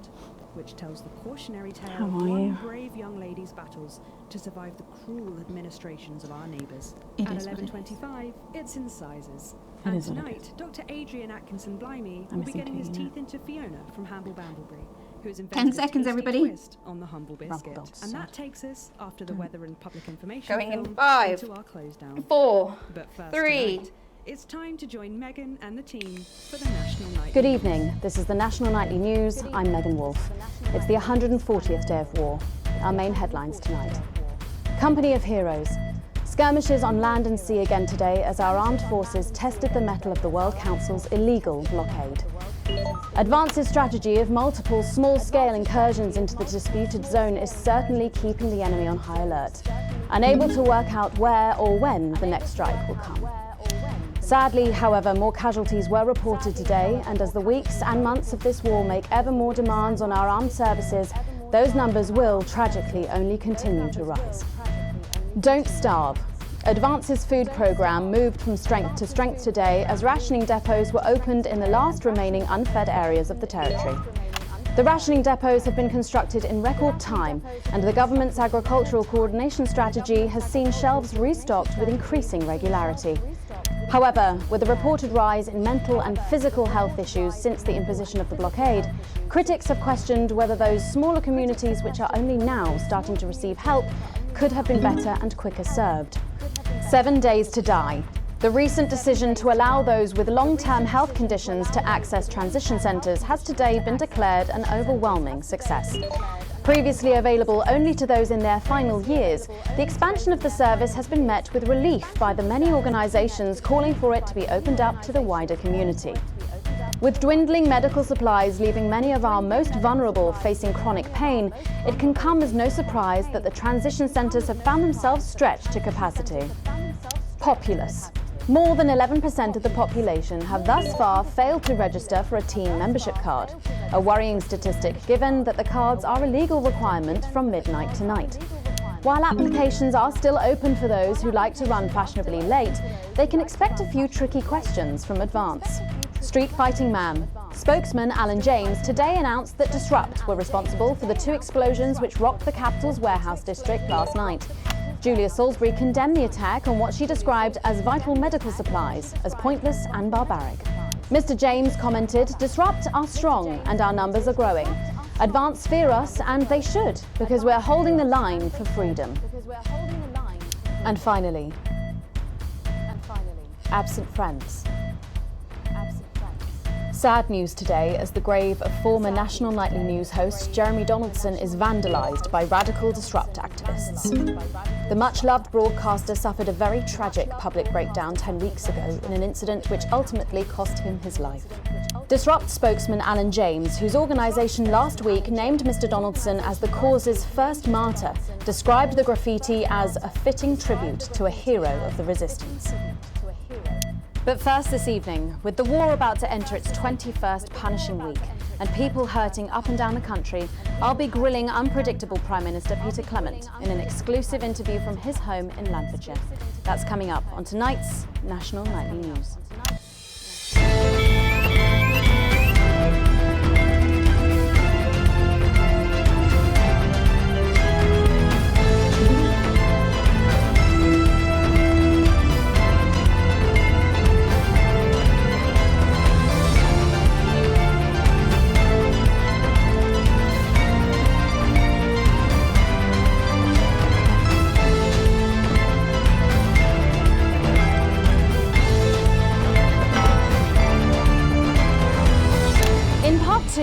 a little overexcited to announce, I'll be interviewing the one and only Lil C.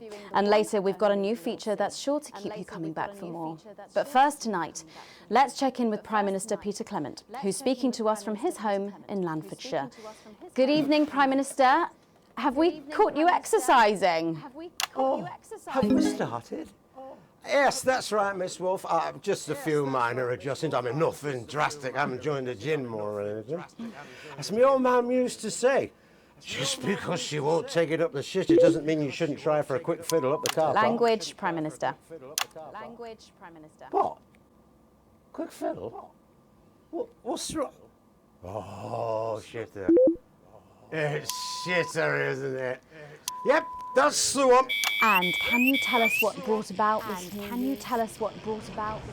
Last night, freedom fighters working for Disrupt destroyed a farmer-side storage facility in the warehouse district of the capital. You'll no doubt hear it described as terrorism, but our intent was not to provoke fear, but thought. No one was killed in the operation, which destroyed both the warehouse and all its contents. But what were those contents? Drugs. Drugs used in transition centres. Drugs used to kill our elderly and now our sick as well. We know that this extermination cannot be easily stopped, but perhaps it can be slowed, or if you'll forgive me, disrupted. Farmerside are owned by Advance, but then again isn't everything these days. Advance make the glossy TV adverts, the drugs, the transition centres, and the law. No government should have that much power. The power to choose the moment of your death belongs to no one, not even you. The freedom to die is a myth.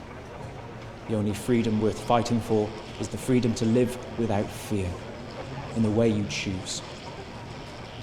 More and more of you are joining Disrupt every day, and with 1,000 tiny acts of resistance, we are stepping closer to the inevitable fall of Advance.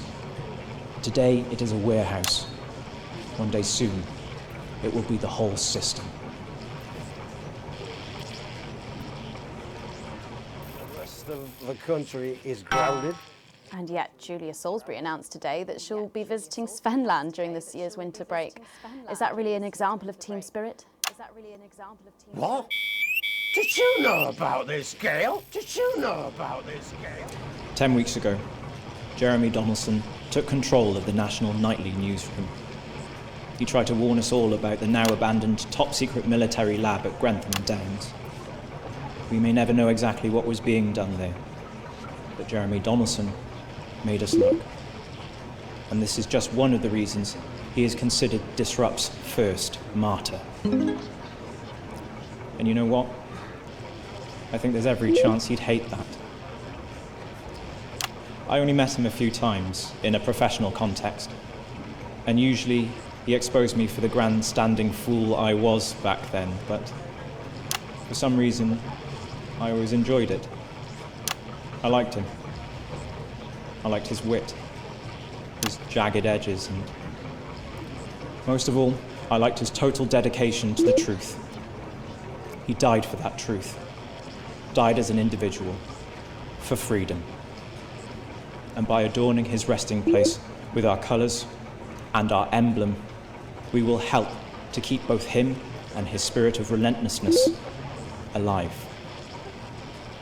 Rest well, Jeremy. You will not be forgotten.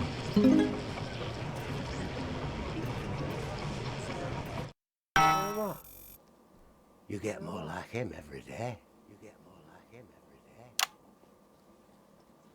I will take that as a compliment. Prime Minister, later on this evening, your co-leader Julia Salisbury is going to give a national address from team headquarters. Can you give us a hint of what she's going to say? Yes. Well, I imagine that there Sorry, will be you imagine? the usual. No, what I mean is. You do know about this broadcast, don't you, Prime Minister? I'm sure I did. But Julia and I have no secrets from each other. We don't memorise each other's bloody diaries either.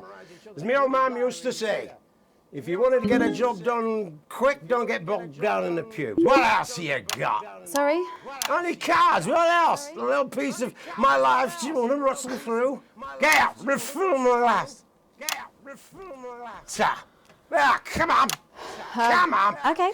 What music do you listen to when you work out? Well, Gail tells me that I work out to Little C, but I have absolutely no fucking idea who that is. And do you think the C stands for... It stands for collaborative, Prime Minister. Yeah, actually, that does make more sense, actually. How's rationing affecting you? It's hard, but we get by. You just have to learn to get by on the basics. Take comfort in each other. I've got Mrs. C and many a fine single malt. I want for nothing. Except for a decent night's sleep, of course. Prime Minister, thank you for joining us. When we come back, it's time for the Culture Spot with Lil C and a world premiere performance of her new song. I genuinely can't wait to hear that. We'll be back after this. 1 minute back, everybody. And that is what happens when you wander from the car. I don't think you knew about her statement. I don't think anyone's supposed to know. When you mentioned it, Bosun's face turned a colour that I think you call embolism. Am I in trouble? Bosun? Wow, you're like the daughter you never had. I suppose the higher-ups might fire him now. Who's Lil C? Well, if there's any justice, no. Who's Lil C? Are you winding me up? What? I'm civilised. I read books.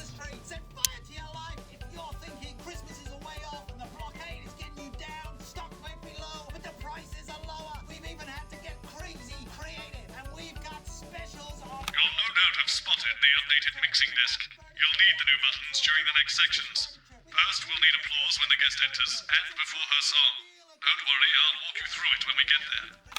We got crazy Christmas dancing hats. We got crazy Christmas dancing hats and jumpers. If you're feeling hungry, don't feel down in the mouth. You can have a dog on a log. And remember, a dog isn't for life. It's just for Christmas to eat. It's a crazy deal at Crazy Meals. We've got elves on trees. We've got trees on elves. If you want to know where the elf on the shelf is, we've got elves on elves. Bend over and ready for you to take home. We got naughty Christmas nativities with naughty Christmas figurines. I've never heard of her before. Oh, she's big, really big. Really? Is she any good? Nah, of course not. She's dog shit. My kids go mad for her, absolutely mad. 5 and 10 seconds. Hang on, Colin, you've got kids? Yeah, I've got about 6 or 7, I think. What? 5, 4, 3. Thanks for coming back. Later, we have an exciting new feature that we just know you're going to love, so stay tuned for that. But first, I'm really excited for our next guest. She rose to prominence as the delightful Suzie May in All My Daughter's Children's Men, before taking the music industry by storm this year with her debut album smashing the chart records at the age of just 20. Let's give it up and welcome Lil C!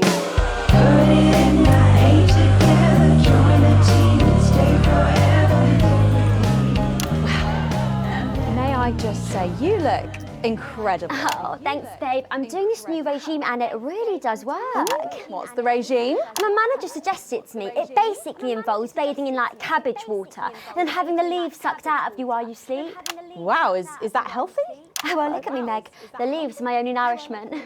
Yep, they certainly are. Now, you'll have to forgive me, but I'm somewhat of a super fan, so I'm sorry if I get a bit starstruck. Oh, bless you.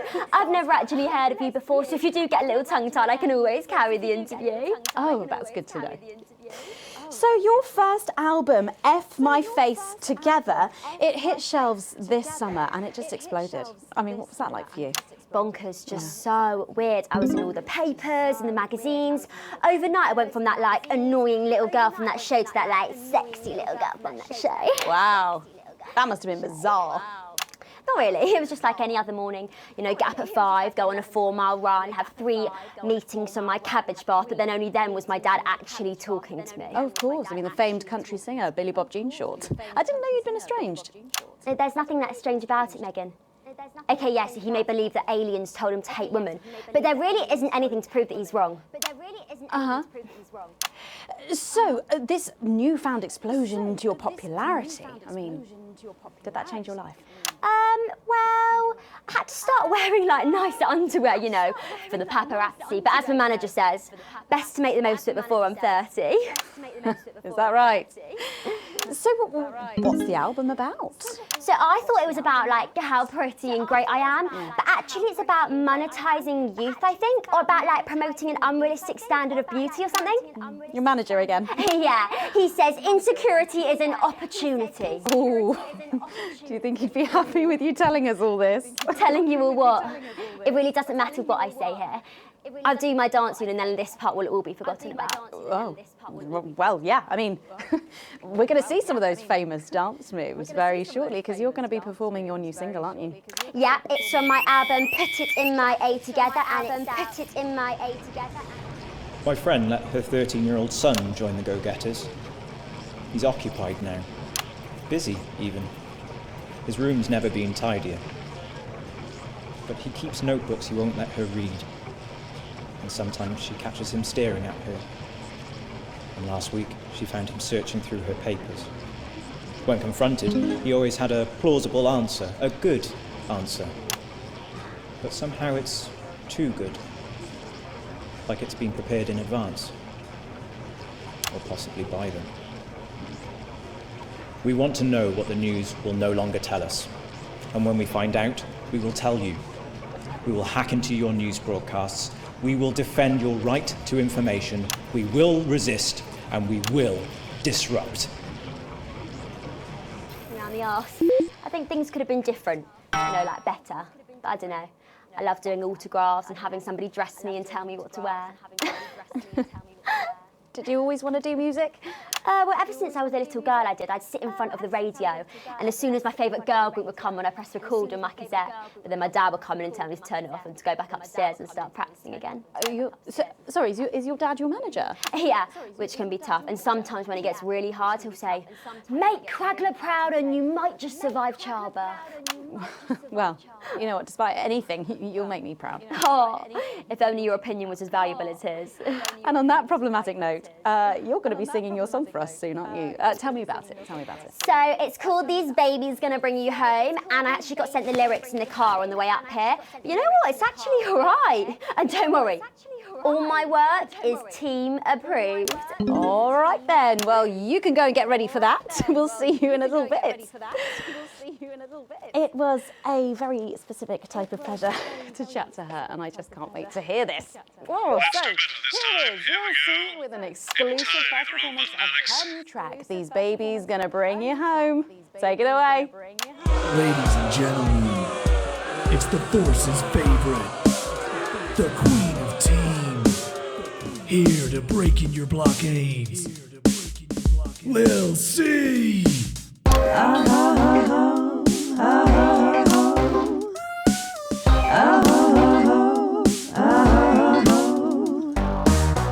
Oh baby, can't you see I'm hungry?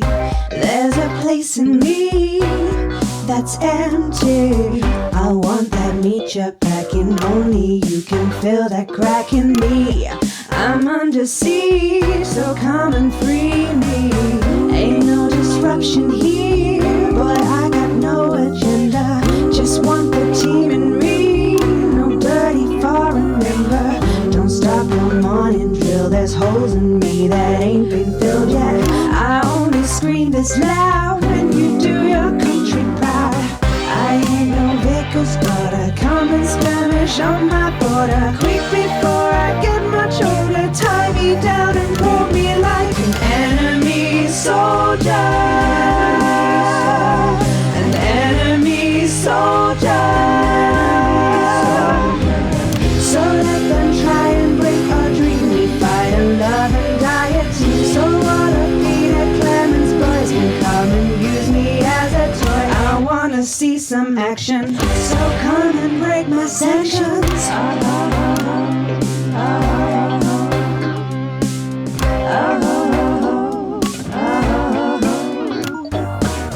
I've been this wild and free since Mama burdened me. She was only 53, but gave to save her family. There's no one judging me if I'm the one that's in your fantasy. Don't die alone, these babies gonna on my border. Quick before I get much older, tie me down and pour me like an enemy soldier. An enemy soldier. So what if Peter Clemens boys can come and use me as a toy and flip me over, grab my hair, rip off my clothes and dump them there? I wanna see some action, so come and break my sanctions.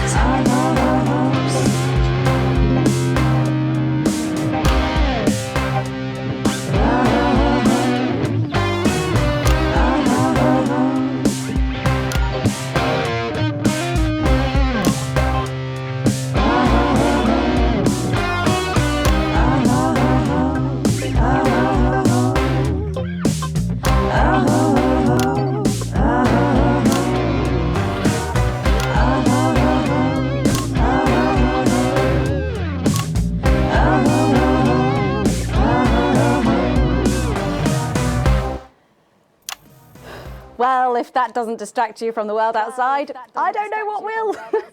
I'd like to thank Lil C for doing that. Don't go anywhere. After the break, we'll finally be revealing the new segment of our show that we just know you're going to love. We'll be back right after this. And we're out.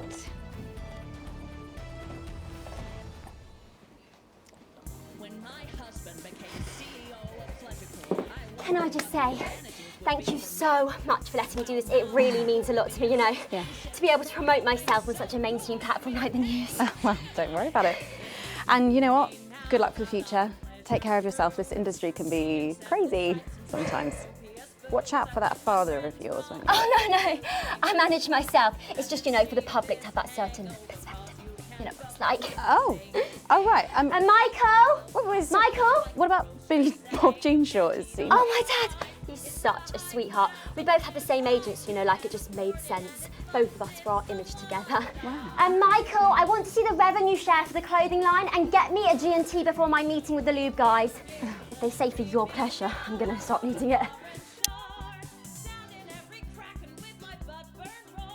hate to tell you this, but you're going to need all 4 sound effects buttons for this next section. Try and pick the most appropriate sound effect for the actors' lines. They can't hear your choices, so they'll be assuming you're helping things along and not making them look ridiculous. Mind you, after the last section, can't help us all. Try and do better. Not anymore. I'm better than that now. I'll tell you what, just keep adding flowers until it feels like 12. Got it? Absolutely, right away. 10 seconds. As the cruise now mainly takes place around Suzie. 5, 4, 3. Thanks for joining us for part 3. We've been teasing you about our new feature all night, and now the wait is finally over. I can reveal that every night on the show, we'll be treated to an episode of an informative and hilarious new segment called The Notice Board. It stars some top talent, and we're very excited about it. But before we see it, let's have a quick chat with the writer, director, and phenomenon, may I say, Jeff Algebra, guys. Actually, I've dropped the algebra. I go by Jeff DePoo now. How'd you like that? Yeah, very fancy. I suppose you need a new name now that you're a successful artiste. Well, exactly. I'm earning enough to pay taxes now. Oh. It's shit. And how does Angela feel about all this? Your wife. Your wife. Oh, God, no. No, she's long gone. No, she was holding me back. I'm with Norm now. We were married last month. Norm de Plume. Yeah. Yeah. And why did you write this? What was your inspiration? Oh, well, I received a telephone call offering me 25 grand to write a pro-team sitcom. And I heard my father's voice. It said, Jeff, you listen here, boy. You make hay while the sun shines. You wring every penny you can get out of this. So I wheeled him down to the transition centre, got out my typewriter and started clacking. Utter shite. And without further ado, let's give it up for the notice board. This stupid Alex.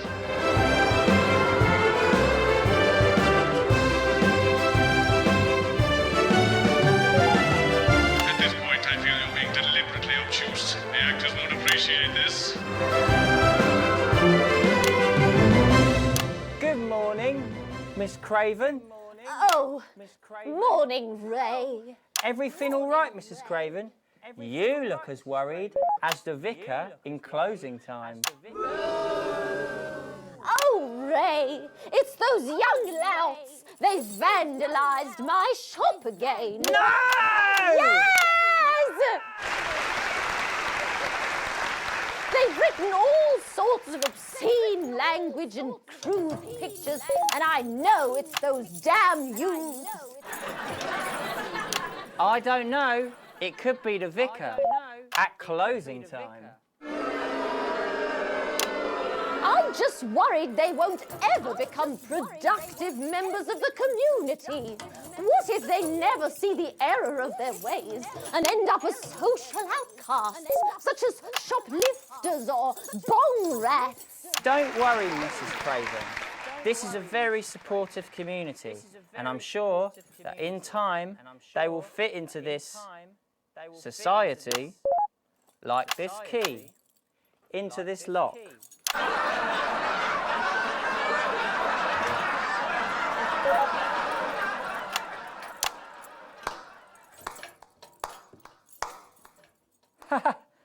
See? Works like a charm. What a lovely way to put it, Ray. And just like that, we can unlock their future. Yes, yes. Wow! Look at all the letters in my collection today. Oh, I think that one's addressed to me. What? This one? Oh, so you're right.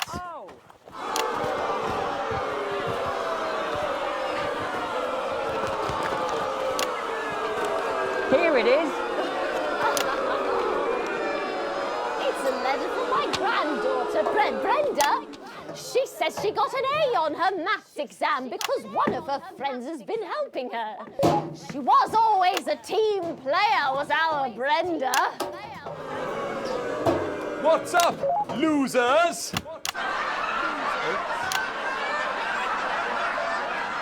Oh, no. It's Brad. He's the coolest guy in the village. That's right. I just got here on my motorbike. Oh, clear off, Brad. We don't want any of your ilk around here. What? Rad dudes? No, ruffians. Have you come to tag the notice board with your gang signs? No way. I've actually come to pin my resume on that notice board. I'm looking to do some tutoring after school. What? Did you say tutoring? That's right. Maths is very important. Would you mind, Ray? Would you mind, Ray? Not at all.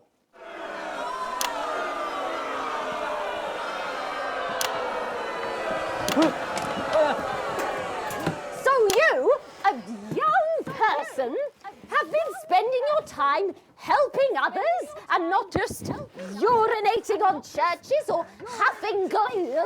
Hey, I haven't huffed glue for months. Well, blow me down! You know what? We misjudged you based on how young and cool you are and not on your actions. No doy.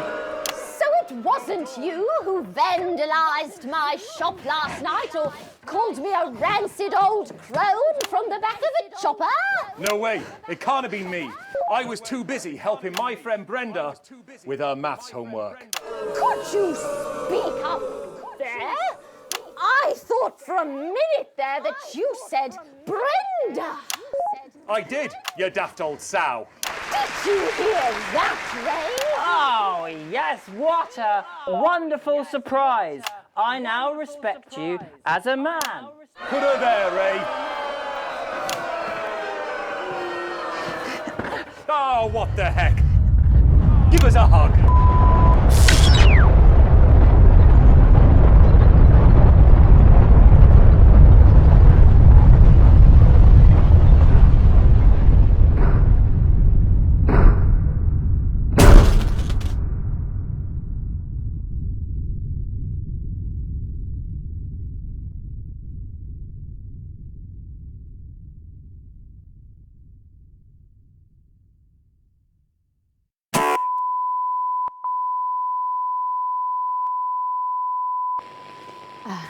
Sorry to interrupt the first groundbreaking episode of the notice board, but we are receiving some breaking news. I'm being told we are picking up reports from across the continent of what appear to be what appear to be nuclear explosions in 4 major foreign cities. Initial estimates put the death toll into. They put them into millions. I'm being told we're experiencing some power shortages as a result, so apologies for the interruption. And apparently we can go live now to team headquarters for an emergency broadcast from Prime Minister Julia Salisbury any moment. Yes, let's go to that now. Yes, let's go to that now. Good evening, citizens and leaders of the world. Minutes ago, operatives working for Advance detonated nuclear explosives simultaneously in 4 major cities across the continent. We have similar devices in 58 other urban centres and will not hesitate to detonate them. We are hearing stories of power fluctuations and what could be minor earthquakes throughout the continent. Stand by.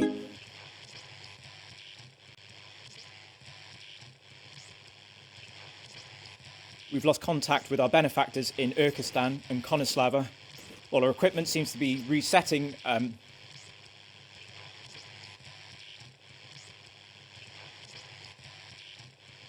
we get this confirmed? Can we get this verified? I need this verified.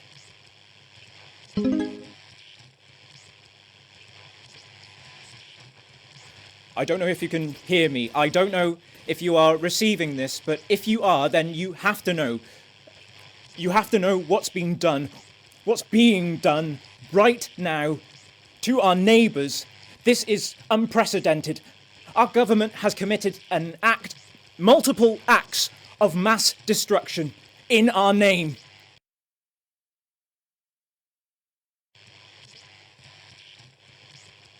Nor do I care how you voted. You didn't vote for this. None of us did. This can't be. We are awaiting further news and, oh, God. What if they respond? We will expect your complete acceptance of our terms by midnight tonight. Thank you.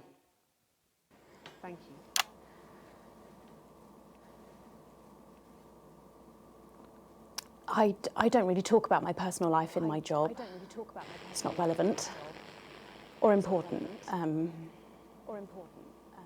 So many of you may be surprised to learn that I have a brother. His name is David.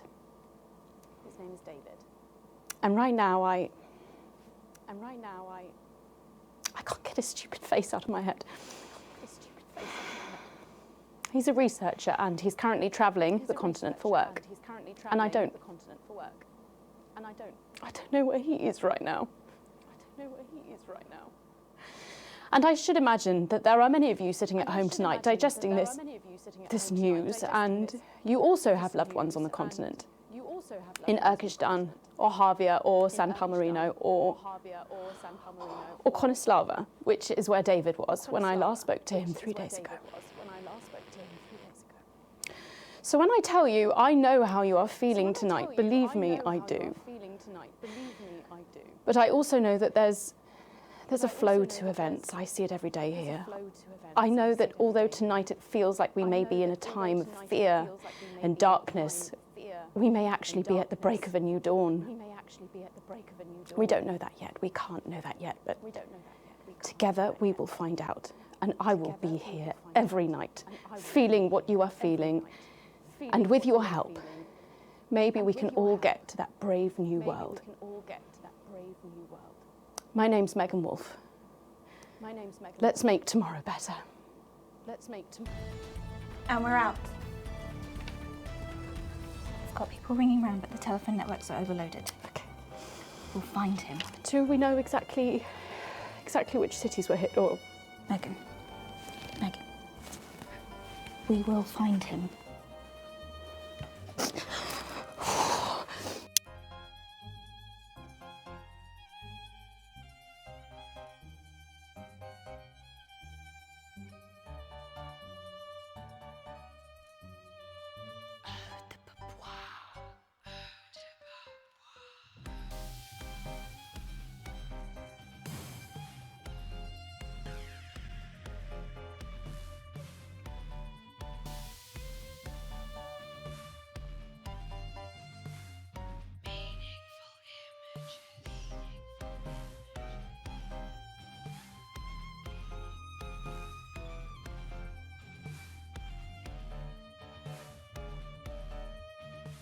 Eau de Beaubois.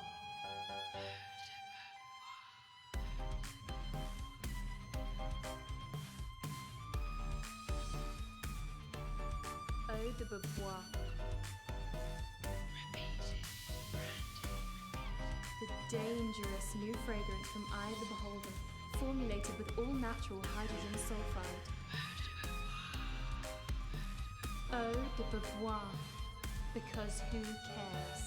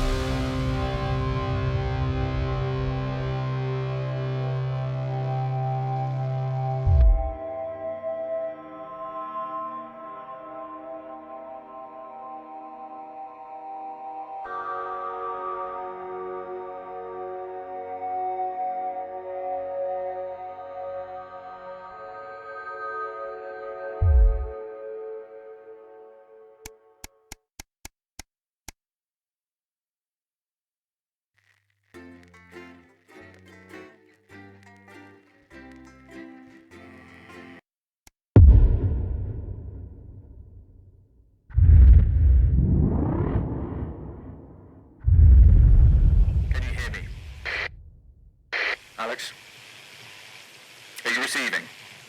Calling. Come in, Alex. This is Alan James. The revolution starts tonight, Alex, and once again, we need your help. Throughout this broadcast, we're going to ask you and our many other supporters at Channel 1 to do things that will directly help us with this uprising. I'll be talking to you whenever I can. You're a key player for Disrupt. But we all have our missions tonight, including me. Our advert is on your right. We need it played at the second break. I'll also be hacking in when I can. You know what to do. The very first episode of Just the Job, followed at 10 p.m. by a chance to see the very last episode. Because I don't want to go on a date with your cousin, Colin. What have you got to lose? My dignity, my reputation. It's all right once you get past the teeth and the problematic tattoo. I am perfectly capable of messing up my own love life. Sorry about that. David wouldn't get off the phone. Oh, is David single? For Christ's sake, Colin, stay out of it. I can help you. I'm an expert at romance. Ask my ex-wives. Please don't set me up with your brother. That's 10 seconds, everybody. You're not as tight, babe. Too short? Too smart. Going in 5, 4, 3. Good evening. This is the National Nightly News, broadcasting across the territories. My name is Megan Wolfe. Our top stories tonight. Ashes to ashes. It's been 40 days since Disrupt conducted attacks across the territories. The coordinated action, dubbed the Night of Fire by commentators, was seen as an attempt to subvert the supply chain, but there may have been more to it. While emergency services were all kept busy at the agricultural centres, it seems a series of covert attacks was carried out, including the freeing of political prisoners and, sources say, several assassination attempts. The Department of Betterment have declined to comment. Food, glorious food. With the last of the menu centres opening in territories 5, 8 and 14 today, Advance confirmed that the programme is now in full operation, providing free food for every citizen of the new future. What started as rationing during the 20-week war has blossomed into a social contract that is the envy of the unawakened world. Jack Tractorpants, spokesman for the menu centres, said today that while they can guarantee the contents of every box is nutritious, the actual quality of the meals you cook depends on whether you have a touch of Chef Jordan Rankley or the culinary skills of a professional footballer. If I were a rich man, problems in territories 11, 17 and 22 today as striking bosses attempted to undermine their new economies. With seemingly no awareness of irony, the former CEOs and MDs have come together to form the Wealth Creators Union, with demands including a return to 150% bonuses, private jets and mandatory grovelling zones. In an annoying show of petulance, the former elites drove their luxury vehicles at 10 miles per hour up and down the motorways of their respective territories. The coordinated protest of elites inconvenienced several 100,000 of their employees. Some fun now. Signs of ever more resistance to Advance's radical policies today, as popular resistance movement Disrupt extended their reach further across the territories. The organisation's emblem appeared in every major city across the territories last night in a well-coordinated publicity stunt, which has seen them dominate the headlines. Asked about the impressive display earlier today, Disrupt spokesperson Alan James said that the movement was reaching what he described as a critical mass. A poor choice of words given recent history. And endings of sorts tonight for 3 stories we've been reporting on. First tonight, Stroke My Head and Call Me Bishop. Although responsibility proved a commercial failure, mainly due to men's inability to regularly take it, an unforeseen side effect of the drug has seen it relaunched today as Baldylocks. Promising an end to male pattern baldness, the launch has follically challenged men celebrating throughout the territories. Frank Slapvigon, pictured here just 1 hour after taking the rebranded medication, enthused that his wife, and I quote, will sleep better now that the reading light isn't bouncing off my head and keeping her awake. Fun guy. Unexpected news today as 2 familiar scientists announced the birth of an extraordinary child. The underground struggle of doctors David Wong and Ingrid Sporsborg-Horgensvoord captured the hearts of people around the world. And after an arduous return voyage, which took over a year, the couple say they've never been happier. Baby Dante is said to be healthy, if a bit partial to the airing cupboard. Cash in the hat trick. Beer tycoon and world's richest man, Johnny Hamsleeves, is seeking to cement his place in the annals of history by today releasing his own currency. Johnny claims the mint he's installed on the east shore of his private island can print 100,000 hammies an hour. Lacking any status as legal tender whatsoever, he encourages customers to use it to fill swimming pools, decorate living rooms, or trick the elderly. All that, plus we'll be taking a trip to Dangley Parks for the notice board, as well as getting a sneak peek at the hottest ticket in town. That's all coming up on tonight's National Nightly News. People of the territories, today is the day we take back control. Soon it will be time for you to help us again. Come out of your houses, block the traffic, bring the capital to a standstill. I've met so many of you in my travels up and down Territory 1. You always ask the same question. How can I help? Well, this is how. And as for when, you'll know. Keep watching.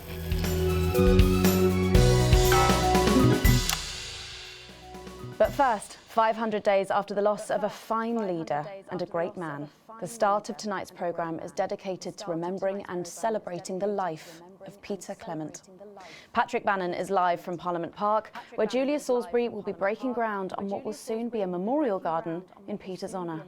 Patrick. Longer listening to that old bitch lying through her teeth about missing that poor bastard. Patrick. I don't know what I'm going to do. We're live.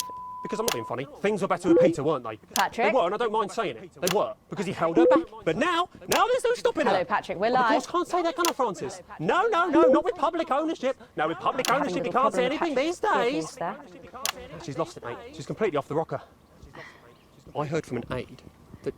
Hello, Megan, you join me here live from the what? Hello, Megan, you join me here live from the what?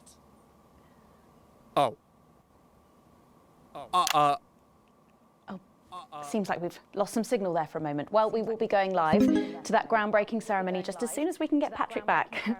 Meanwhile, let me just say, I think the memorial gardens are going to be gorgeous. I've had a sneak peek at the designs and Alana Marsh has done a fabulous job. Oh, OK, all right, it seems like we have got the signal back. We can now go live to Patrick Bannon in Parliament Park. Patrick. Thank you, Megan. I'm Patrick Bannon, and we are indeed live here. Apologies for the technical difficulties there, but any moment now, Julia Salisbury will step out on stage behind me. Alex, Bozeman here. The boys in editing have just informed me that the eulogy footage isn't fully cut together yet. You're going to have to do it on the fly. For goodness sake, make sure you make it look good. Slowly gathering since this afternoon. This is Alan. You can undermine them here and help us win hearts and minds. Make him look bad, Alex. Really bad. And it seems like the ceremony is getting underway. Here is Prime Minister Julia Salisbury, the picture of elegance, to begin her address. Good evening, fellow teammates and friends. 500 days ago, all of our lives changed irrevocably. Still reeling from the triumphs and tribulations of Liberation Night, another great loss befell the people of these newly united territories. The loss of a leader, a statesman, a dear friend, and a hero. Peter Gordon Clement. Peter's death at the age of just 62, of course, announced by the team on the 24th of December, just 6 weeks after Liberation Night. Born to a working-class family on a housing estate in Rotherham, Peter first trained as a carpenter before getting his start on television. First moving and building scenery, and then developing into the personality that we all knew and loved so much. Just the Job first hit our screens over 25 years ago, running for 11 series, winning multiple awards, and charming audiences up and down the country. Peter taught us, all of us, not to be content with the way things are, not to accept inequities, no matter how small. But he also taught us what it took to fight them. Courage, integrity, empathy, and hard, bloody graft. Across a career spanning 3 decades, Peter Clement was known for shows including Wake Up, It's Saturday, and much later, late night chat show PT, which at its peak drew millions of viewers. Peter was by no means a saint. Trust me, he once told me he had more regrets than he'd had stolen dinners.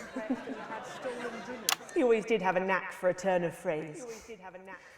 But it speaks to the strength of his character that he chose to share with us his mistakes alongside his achievements, his faults as well as his talents.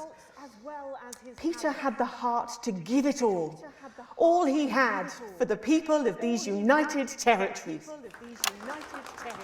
Famous for his potty mouth, it's estimated conservatively that Peter Clement uttered over 1.5 million swear words during his career, though some sources put this figure well in excess of 2 million F-bombs alone. Gripped by illness as he was in the weeks and months leading up to Liberation Night, he wasn't the man we loved. But his eyes still twinkled with that familiar joy for life, that spark of wit and wisdom of a life lived for others. Prime Minister Clement, of course, died from apparent liver failure after suffering from the long-term effects of alcohol abuse. I first met Peter nearly 20 years ago, moments before I was supposed to give a speech. Not unlike this one, actually. Only I'd spilt coffee all down myself, and I was young, nervous, desperate to be liked, and from behind me I heard, "Christ, pet, you've either pissed your kecks or sprung a leak, but either way you got a problem." And before I could even say a word, he stripped off his dry trousers and insisted I took them. That was the sort of man that Peter Clement was. Kind, compassionate, sensitive, a brilliant thinker, a natural leader, but mostly a good man.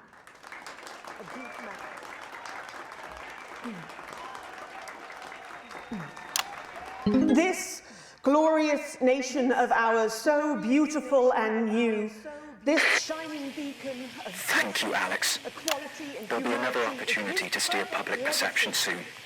It's really starting.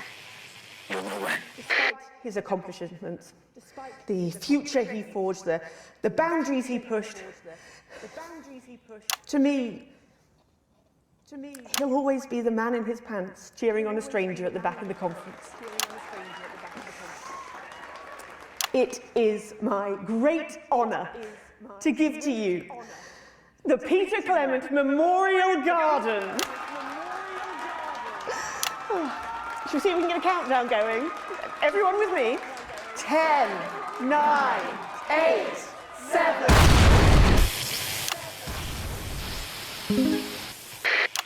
Now, Alex, control the message. I'm not leaving, I can't! Oi! You two, come with me! Don't panic! No! You're hurting me! Well, stop resisting then. Stop resisting and we'll let you up. I'm not resisting! Ah! Fuck What are you doing? I'm not resisting! You saw! Turn the camera off. National Night News. We have the right to be here. I said turn the fucking camera off. Who the fuck are you? Oh, I can't hear you. I can't hear anything. I can't hear you. I'm from the National Nightly News. Well, then you can consider this payback. Still here.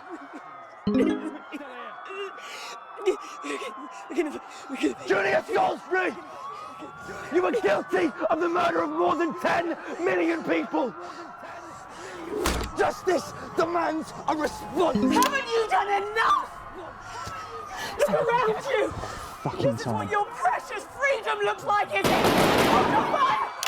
People of territory one, rise up! Take to the streets, the time has come! Stop fires! Break windows, draw them out! They can't stop us all! Resist! Distract!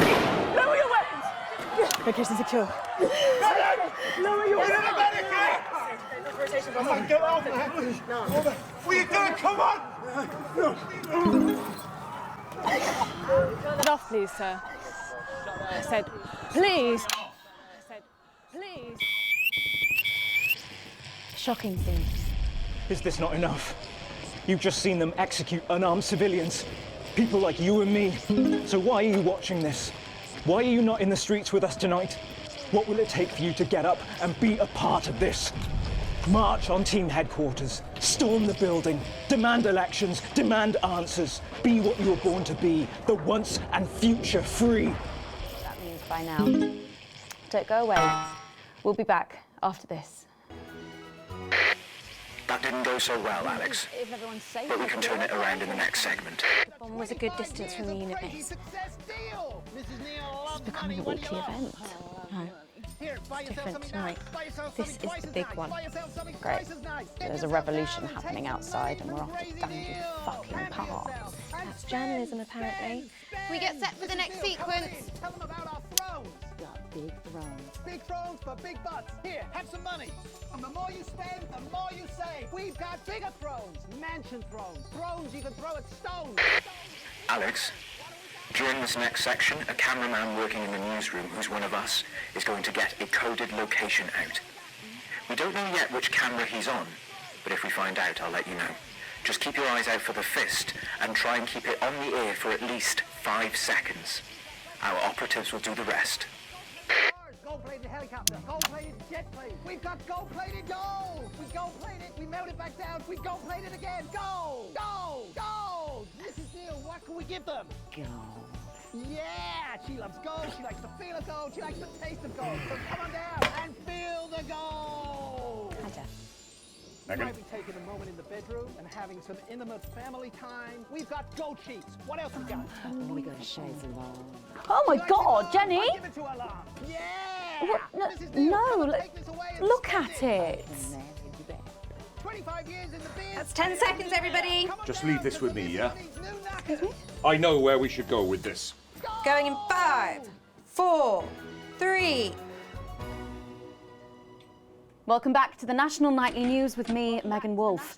Very shortly, we'll be taking our daily trip down to the village for the notice board. But first, let's have a quick catch-up with Mr. Jeff de Plume. Yeah. Right. Listen up, you lot. We need to get a few things straight. Everything okay, Jeff? You're not exactly fans of what we're trying to do in here. You've made that perfectly clear. So what's going on? I'm just having a little word with the viewers, Megan. Don't worry yourself about it. Now. Jeff? Jeff? Seems like you've forgotten where you are, Jeff. Well, I am. Which is a shame. A real shame. Now tell me, Jeff. We've just heard our man's on camera 4. As you know, Megan, we do our segment on the show every single day, and it's becoming increasingly clear to me that nobody likes it. Would you say that? I don't have to. You should see some of the letters I Back get. to the interview, Alex. I would love to see some of those letters personally, Jeff. Well, luckily, I brought them all with me here. Yeah. You're a very small man, aren't you? Yeah. Now, there's been a lot of misunderstandings. Excellent work, Alex. That's the location shared. Next, you'll need to give them a go. If it's all right with you. Well, yes, our viewers are our top priority, so I think that's a good idea. Good, I couldn't agree more. Right, yeah, this one annoyed me. Dominic from Rantley wrote, Dear arrogant, talentless oaf. I think it's addressed to Tommy, but still. You're not funny, you're annoying, and I wish you'd all go and live in the sea. It's pretty hard to hear, isn't it? What would you say to Dominic? Yeah, I'd say that 3 Screenwriters Awards and a TV Digest nomination beg to differ. He's brought them with him. Unfortunately, a lot of that lot agree with Dominic. Does look that way, doesn't it? Yeah, what have we got? Oh, yeah, Janet from Sanforth wrote, fuck off, Jeff. Fair enough. Yeah. What have we got? Yeah. Oh, yeah, this one.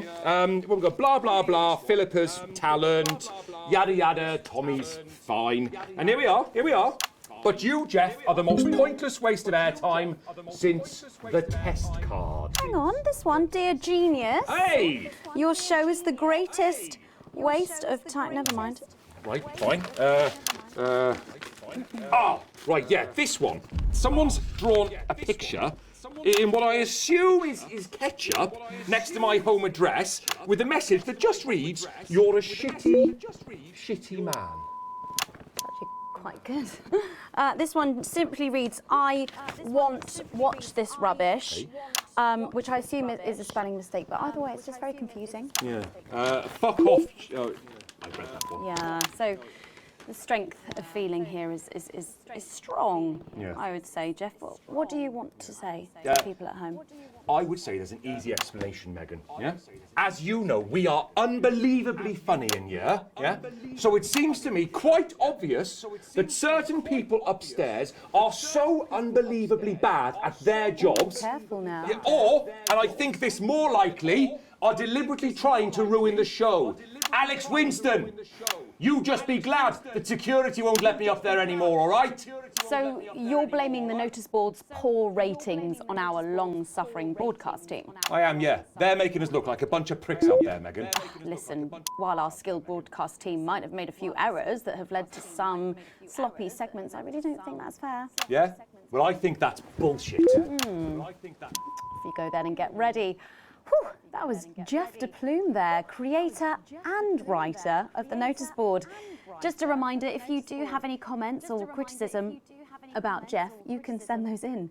He clearly reads them all, so please do keep them coming. But now it's time, maybe for the last time, to head over to the notice board.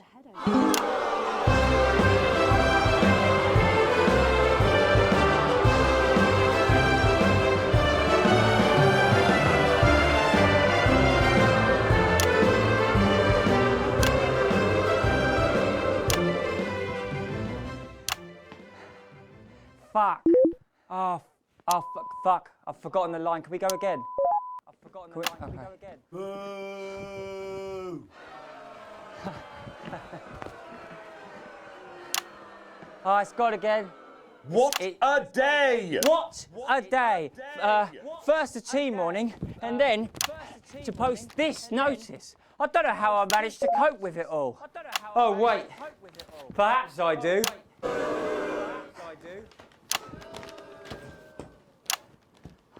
Oh! Bus St. Barnabas, what on earth is all this? Freeze, dirtbag! Oh! Shit. Laura, I thought you were a knife-wielding mugger or stabber. I'm afraid not. It's just me, a community cohesion officer responsible for keeping crime at record lows. Of course, I keep forgetting that thanks to you and your team, violence in our streets is a thing of the past. What's all this, Vicar? I know! It's time for the go code. Give us 3 boos in a row, Alex. That will start the pincer movement. You might just pull this off. Push forward! 3 boos, Alex. Careful, Vicar. It looks heavy. Ha! They don't call me the Right Reverend Ripped for no reason.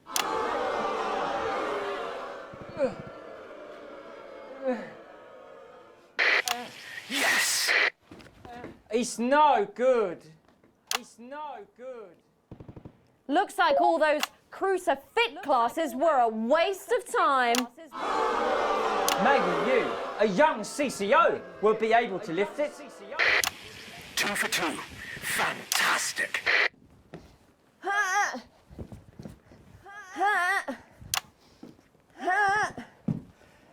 Looks like all of those lifting classes were a waste of time. It's too heavy, even for me. You did it, Alex. We're good to go. Charge! To lift this. Did someone call for the best firefighter in town? Hi-ya! Thank you, Captain Evans. You're so much stronger than us. Especially me, the weak old man. It's the least I could do for my community.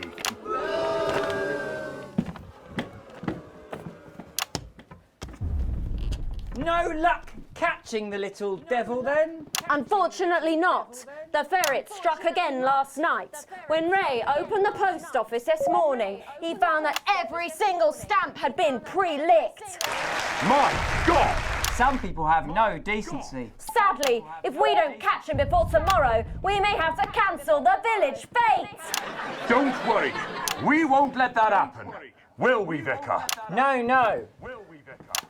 Laura, tell me, why do they call him the ferret Some say it's because of his sneaky nature, but really it's because whenever he strikes, he always leaves behind the foul stench of urine.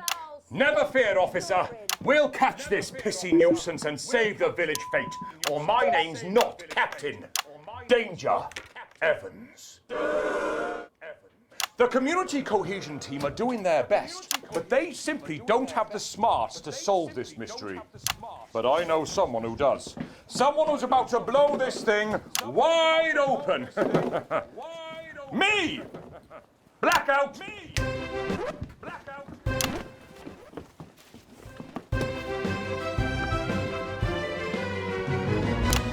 Ah!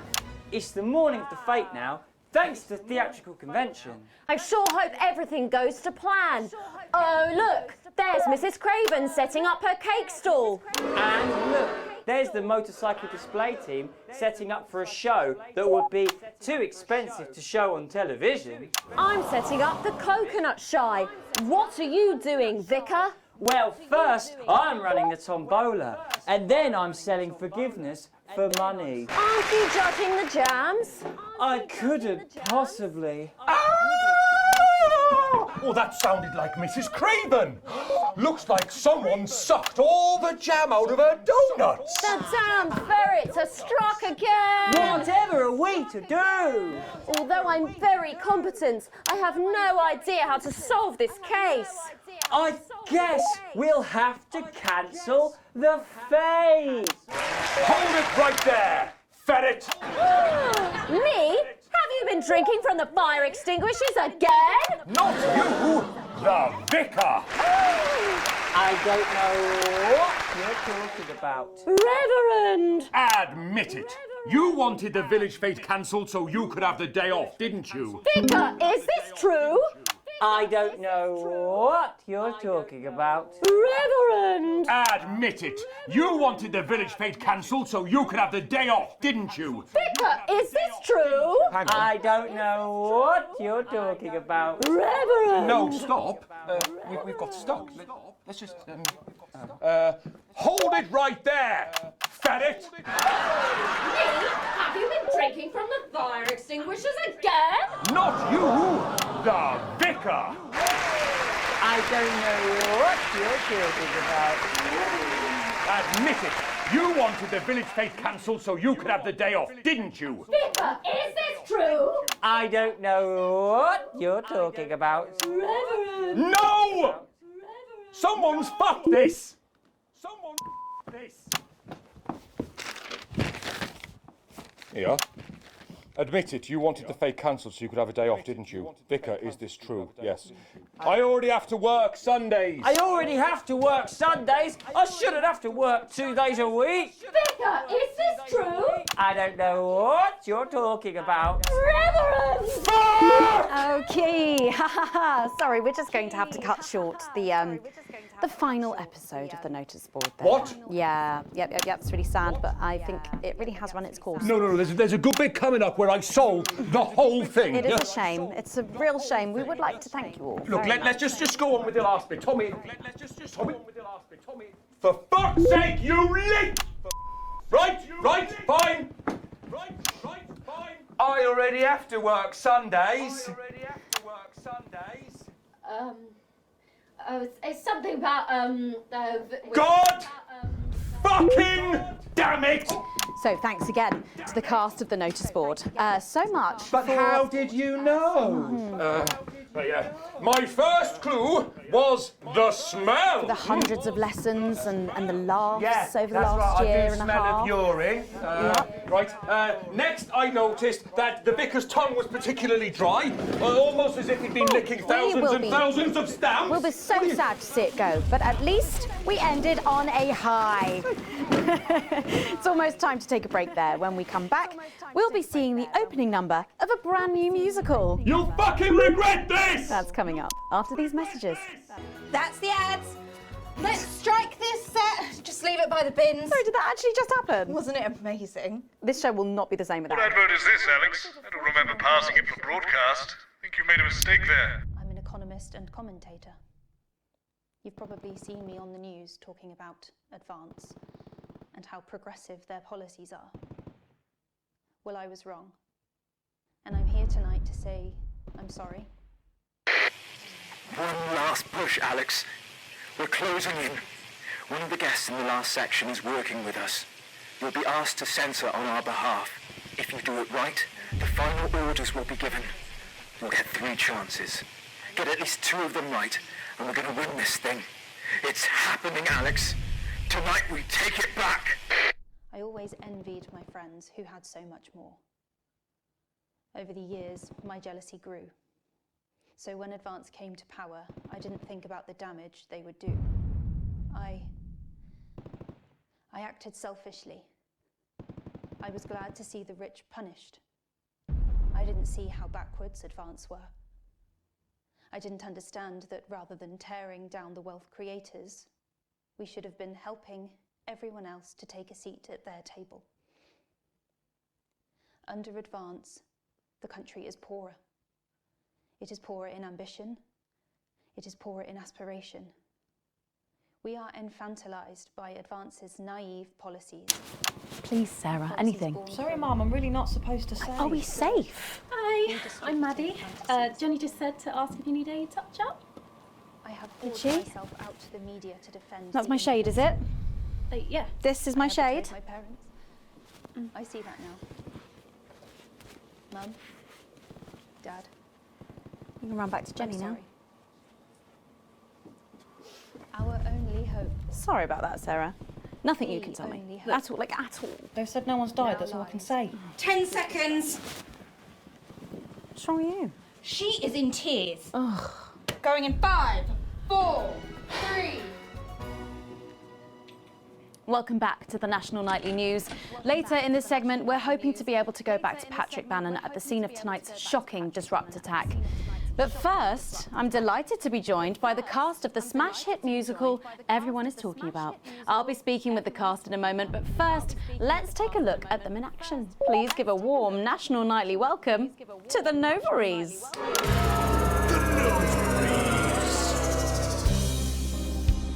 Hello? Doctor? Yes, I see. Thank you for letting me know. I have a decent life. I'm a happy, loving wife. And my job is well paid and fulfilling. I have a husband, John. He's due home soon, won't be long. And I have to tell him something that is absolutely chilling. We share coffee in the morning, and we make love every day. We take time alone together to talk and laugh and play. We prioritize our needs. We do charitable deeds. But the flowers of a happy life are now beset by weeds. I'm home. Oh, darling John. Oh, dearest John. There's something very wrong. I've just had a conversation with our doctor, David Wong, so please be seated. This news will make you feel defeated. The scans revealed a lump. You poor unlucky chump. Is it cancer? Worse, oh, John. We're having a baby. How can this be? Oh, woe is me. Why has this happened to me? I always wear 2 condoms for the maximum of Safety in our tiny flat. We built a peaceful habitat. Now our lives are fucked. We're having a baby. Now you can't have any wine at book club. And there won't be any time for foot rubs. Now your hair will stink of weed. And you'll start to disagree. And forget about that holiday in Territory 3. No more waking up at 10:30. In fact, you're never going to get a good night's sleep again. No more snap decisions to go on to a club. You'll be lucky if you even make it out to the pub. Why can't we be more like our gay and lesbian chums? The only glue they have to deal with comes from personal bums. Now when I take a sick day at home, The parasite won't leave you alone. how he's grown! We're our top priority. I look after you, and you look after me. we got a childless life. No one wails and no one bawls, no one draws things on the walls. A happy husband, a wonderful wife, we got a childless life. We're having a baby, we're having a baby, changing nappies daily, we're having a baby.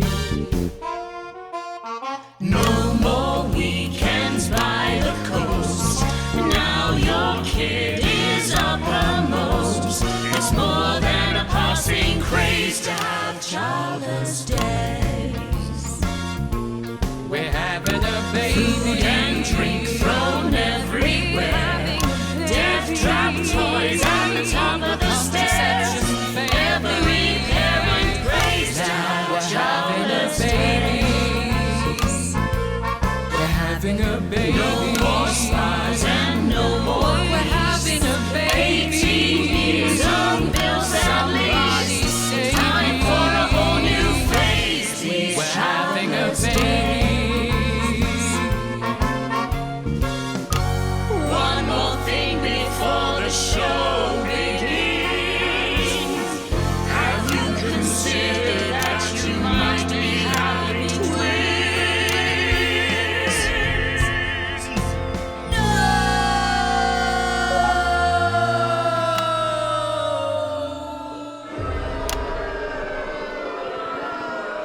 Amazing. The Novaries there, treating us to their opening number from Elegy for a Childless Life, which is currently the hottest ticket in the Capital Theatre District, and will be touring the territories later this year. Right then, come on you lot, come on down, let's go, don't be shy. Hello. Hi, Megan. Hi. It's an honour to be here. Oh, really? Are you fans of the show? Yes, used to be. Well, listen, let's get stuck in. Your amazing musical. Now, I mean, not only do you perform this show every single night, with matinees on Wednesday and Saturday. Right, but you're also the show's creators, am I right? Well, everyone contributed their ideas, and then some of us went away and did the actual work on the script. But no, it's very much a team effort. Oh, that's fantastic. How rude of me. I've not introduced any of you. I'll be the one being replaced next. Let's go down the line, shall we? Hi, I'm Jack. Jim Blunt. Pleasure to be here. Jennifer Boreham Woodley. Hello, I'm John Satley. Used to be in the business professionally. My name's Jill, with a J. And I'm Janet. I'm the youngest. That's incredible. And you were all friends previously. I mean, what a coincidence, right? With your names beginning with a J. Oh my goodness, guys! Our names all begin with J! How have we never noticed that? Because you haven't typed them out 1,000 times, maybe? You knew? Why didn't you say anything? I thought we all knew. It's bloody obvious, isn't it? I just thought we were doing a funny thing where we never mentioned it. And I believe, as well as being friends, you're also couples, you know, in real life as well as in the show. Well, not exactly. I'm not married to him. I'm with Janet. And I'm with John, you lucky bean. Jim and I are married. 4 fabulous years. Well, that must make for some confusion in the rehearsal room. Well, you should have seen the first draft. Jen decided that Jack would play Jim, I would play Jack, Jen Janet, Jill Jen, Janet Jill. What about John? Well, my character was originally just called Man 1. It was allegorical. It was very confusing. Not for a professional. After much toing and froing. And gnashing and wailing. And gin and tonic. We decided that we'd just use our own names, which is less truthful. We're also less likely to go into the wrong dressing rooms. Oh, God, yeah, that would be very embarrassing, wouldn't it? Of course, when I first wrote it, we were only meant to run for a few nights at the Mimbley Village Hall, but when I registered it with the Department for Culture, it caught the eye of someone high up, and before you could say overnight sensation, we were transferring to the capital. It's all been a bit of a roller coaster, really. I'm only 19. I'm the youngest. You really don't have to repeat that. I had to give up my job as a mortuary technician. Well, yes, we all had to move to the capital. I love that job.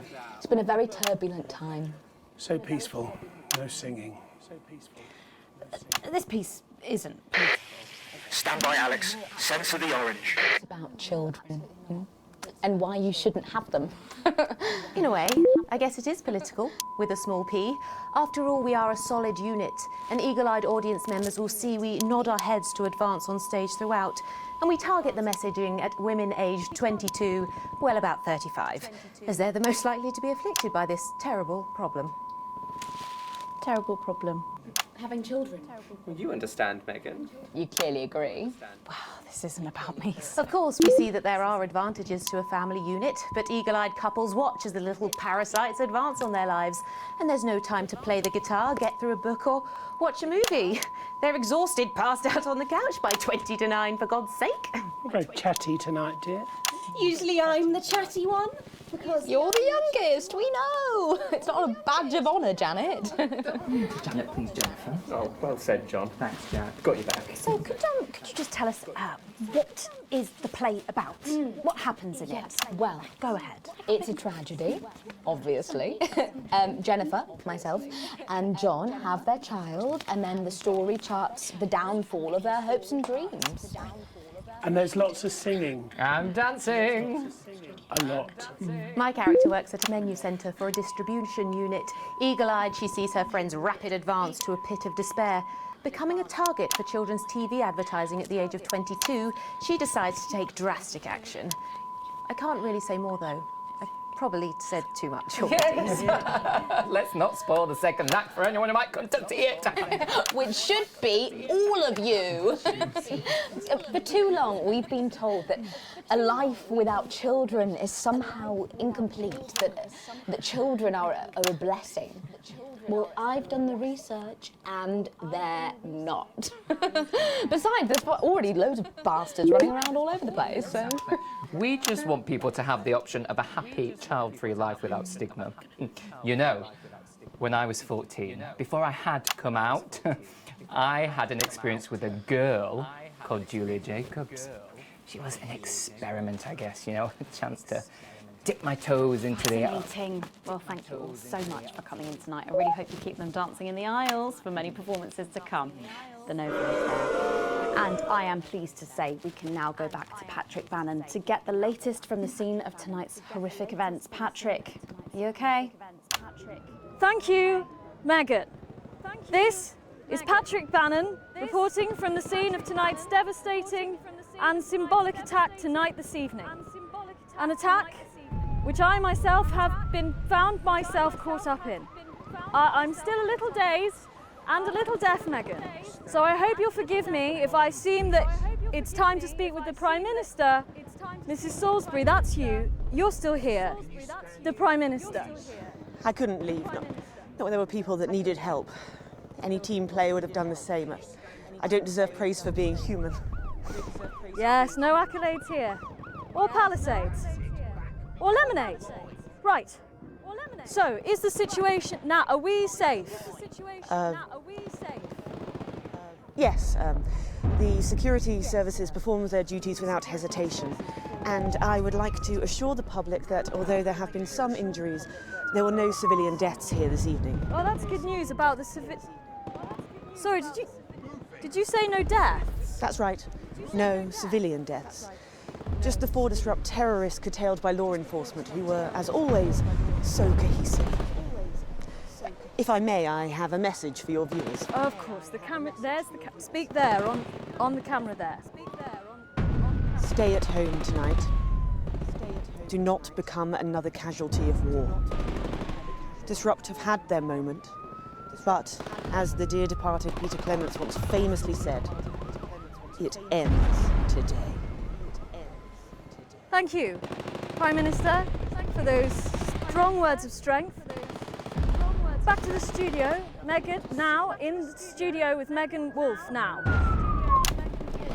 Patrick Bannon there, bravely reporting from the front line of tonight's horrifying bombing. Maybe you need to get checked out, Patrick. Well, that brings us to the end of tonight's National Night News, but before we go, Victory is in sight, my friends. You have mobilized. You have come together. From our agents at the television networks risking arrest and getting those words to you, to the many hundreds and thousands gathering to invade team headquarters. As I speak, we are turning the tide, and it is time for change. Tonight we topple their regime, and we also silence their mouthpiece, Channel 1. Our government have lured Disrupt out from the shadows, and they are not the overwhelming force they would have you believe. The military have been actioned, and, well, it's pretty scary out there tonight, so stay at home and stay with Channel 1, because the team has assured this programme that the turbulence will soon be over, and we can once again focus our minds on building a new future with equality, fairness and resources for all. My name is Megan Wolf. Damn it, Alex. Tonight is the beginning of the fall of Advance. Fighter jet, 11 o'clock. Charges reached, sir. Permission to detonate. Permission granted, old friend. We are going to detonate. Look out your window, Alex. See what you helped make happen. She's coming down.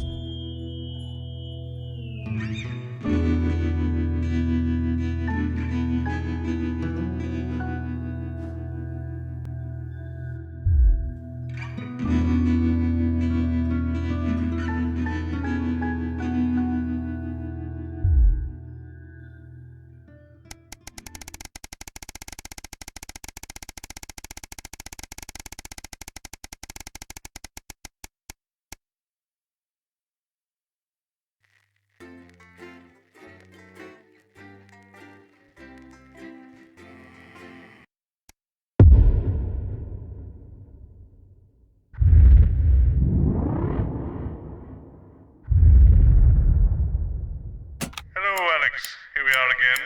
I know things aren't as exciting as they used to be, but Advance's Bring Your Daughter to Work Day initiative should add a bit of spice to the mix. We make do, eh? An emotional collapse after the birth of their unexpectedly large family. At 9:15, it's What Music is Best, a rundown of the top-selling songs across the territories. Expect catchy tunes and scenes of an inappropriately sexual nature, not one to miss. At 10 p.m, it's time for Julia's Diary, where the ever-popular Prime Minister reads extracts from her diary in front of a warm fire. Then, at 10:30, it's the latest episode of our drama series, Betterment, which tells the inspirational story of Emily Dennisworth and the brave doctors and technicians struggling. And this is Jenny. She's the floor manager. Hi, Stacey. That's Colin. He, too much. Don't talk to Colin. Not getting involved in Bring Your Daughter to Work, eh, Colin? Nah, we don't believe in it. All right, come and sit next to Mum. Believe in what? Just days. How did it all go so right? That's followed by the territory. Atta girl. Advanced briefing. 10 seconds, everybody. Now all of it. Mondays a myth. That explains so much. Okay, we are going in 5, 4, 3. As we go over to Megan and the team. Good evening and welcome to the NNN. I'm Megan Wolfe. And who's this, you might be wondering? Well, it's Bring Your Daughter to Work Day here at Channel 1. So I'm joined tonight by my foster daughter, Stacey. Say hello, Stacey. Go fuck yourself. All right then, here are the stories that matter to you. First up, with Advance confirming that the nuclear fallout from the 20-week war is to blame for the drop in birth rates across the territories, we asked you what keeps you going. I know that I, for one, was quite deflated when I heard about this, but reading all your submissions has really put the smile back on my face. This is from Sonia in Larkfordshire. I've had plenty of time to fill, so I've started a new hobby. Since I started knitting, I barely remember that 85% of the country is sterile. My record is this scarf. It's 124 metres long. Thank you for that. And if you've started a new hobby, do write in and tell us about it. Next up, you know how we love your uncanny comestible coincidences, and I don't know about you, but I think this one really takes the biscuit. I'm not sure what I'm more impressed by, Stacey. The things our viewers spot or the unbelievable way our menu centres are now able to feed every team member every single day. Catherine from Berkeldown sent us this, saying, I couldn't help but spot the face of poor departed Peter Clement in my 4th lager this morning. Oh, I'm not sure if I see it, Catherine, but then again, I'm only on my 3rd. Do keep those coming in. Come on, can you have a go? We've just got time for one more of your stories, and this one is an inspiring story of rehabilitation. That's it, just tell us who it's from, yeah, and then read it out. Okay. Apparently, this is from Sherry in Tendon. Here I am, just 6 months out of Betterment. I'm healthy, sober and working thanks to the facilities I had access to on the inside. I'll never have to go back to my old life of stealing cars and burning down charity shops. I just wanted to share. We absolutely love hearing the way our neighbours and team members have been able to become better people. So do let us know your stories here. You can do this bit, Stacey. No, you're all right, thanks. Come on, give it a try.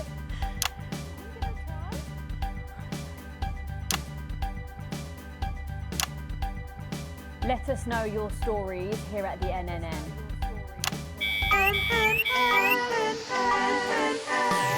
Right, bit of a change of pace coming up here.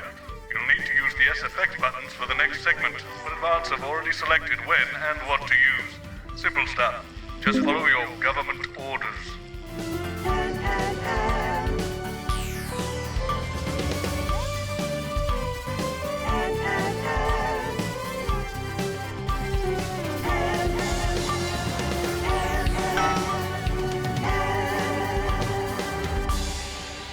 First up tonight on the NNN, it's time to celebrate this week's team lottery winners live from the Shakespeare Theatre right here in the capital. We're going to hand over to Julia Salisbury. I suppose you don't think much of her either, eh, Stacey? She's got a lot more going for her than you wankers.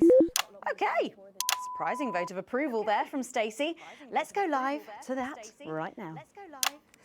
Good evening, everybody, and welcome to this week's Team Awards. Of all the many duties I have as team leader, this is by far the most pleasant. As I so often say to you, the uneven past is now, following the demise of Disrupt, firmly behind us.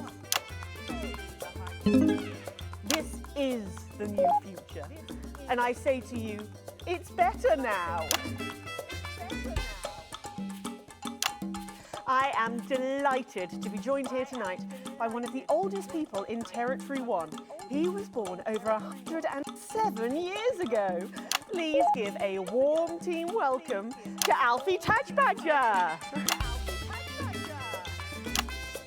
So, Alfie, you must have seen so much in your lifetime. What have been some of the highlights? Alfie? Is he all right?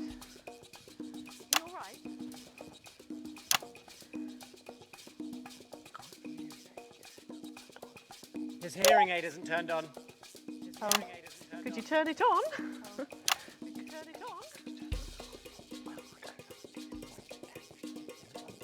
He says it drains the battery.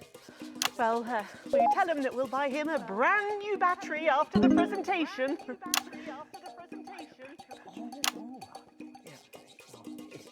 Yeah, he says that's fine then.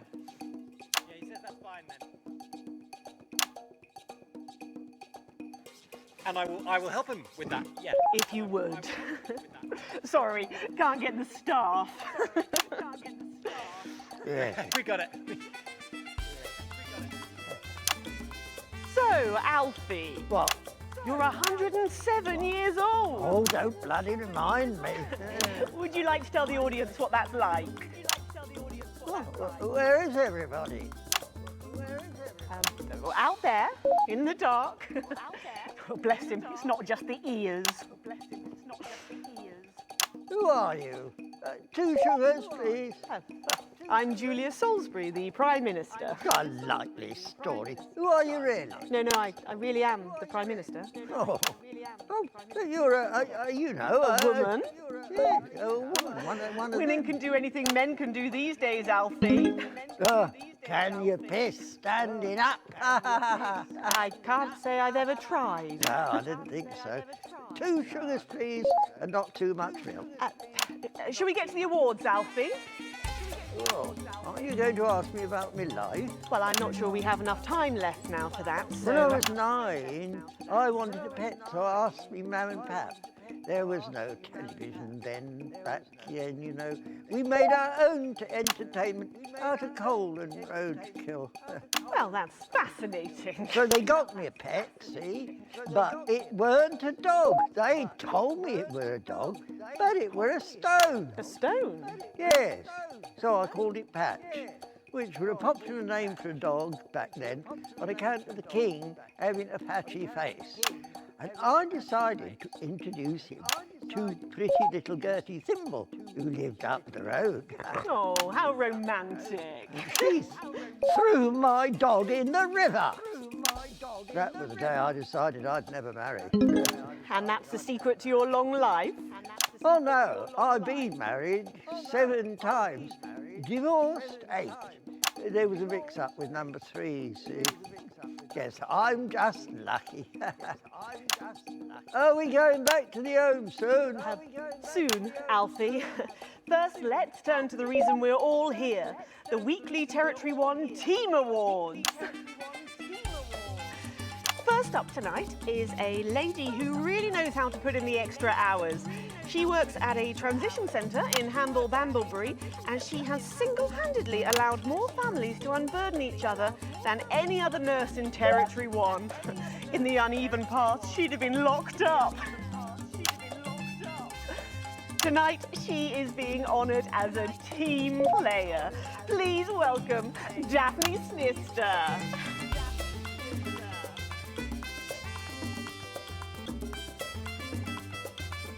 Are you here to change me? Just give her a medal, Alfie. There's a good boy. Right, got you. I mean, 2 sugars, please. And don't let it steep too long. I think you're supposed to give me one of those. Oh. Well, there he goes. Look. I can't get the arms up any higher than that. You'll have to go down, Mum. Thank God those fractious times are behind us, and now the territories are thriving. Are we in? As the actors said to the bishop. Yes, thank you. I've got it from here. Well done. Daphne Snister, everybody. Now, open your envelope and find out what you've won. Crikey, don't hold back there. She's tougher than one of Peter's homemade Eccles cakes. Got it.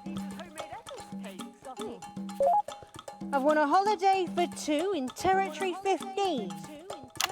It used to be called San Palmerino, didn't it? I believe it did, yes.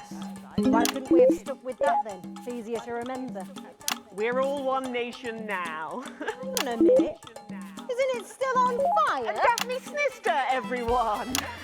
Oh, what about my change? I've been in these wide fronts for 3 days now. We'll get to that, Alfie. Oh, right you are, love. Next up tonight is a couple from Farnley who, after a rocky start losing their family's ill-gotten gains to the Assets and Wealth Act, have really embraced the new future, setting up a community farm and petting zoo in their local area for all the local children to play. Please welcome Otho and Lobelia, Jackson Randy-Gannett.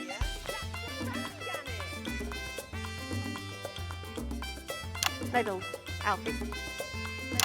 Do you know, when I was in the trenches, I had a pal called Scotty Wilson. He was from way up north, so I didn't understand a bloody word he said. But he were my best mate. Should we just grab them for ourselves? Probably for the best. And his best mate was Smudger Ace. There was them two, Fiddly Eric, Unstable Terry, and of course, Leggy Sydney. She were a girl. But she had a boy's name, so they shipped her to the front anyway. First girl any of us has ever seen close up. She's dead now. They all are. Smudger and Scotty never made it home. Fiddly got shanked in Frankfurt prison in an argument over an olive. And Terry, he exploded quietly at home. Sydney got a fatal skin condition. Scratched herself to death. It makes you think. Thanks, Alfie. Great contribution. So, Otho and Lobelia, a petting zoo. After we lost all our wealth, we discovered there were actually people who had never even owned a pony. I used to have 3. So we decided to do something about it. That's the type of people we are, you see. Advantage of a private education, probably. Well, I'm sure we could debate that all night, but there's no time. So, let's see what you've won. Yes, but before we do, there's something I wanted to say to you. Oh, absolutely. Every citizen of the new future has my ear. Good. When Advance came to power, you took all of our wealth. You took the shirts off of our backs. Quite literally, in my case, I used to collect shirts. You might as well have the rest of it, too. Oh, security! Oh God, not again. If I've said it once, I've said it 1,000 times. Pennies and the news are not good bedfellows. Keep those flappy bits off my channel, Alex.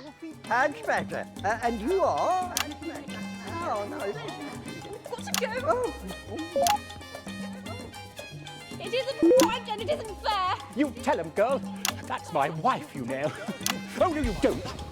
You can't mix pearls with swine, it isn't right! We used to have 3 horses, sent into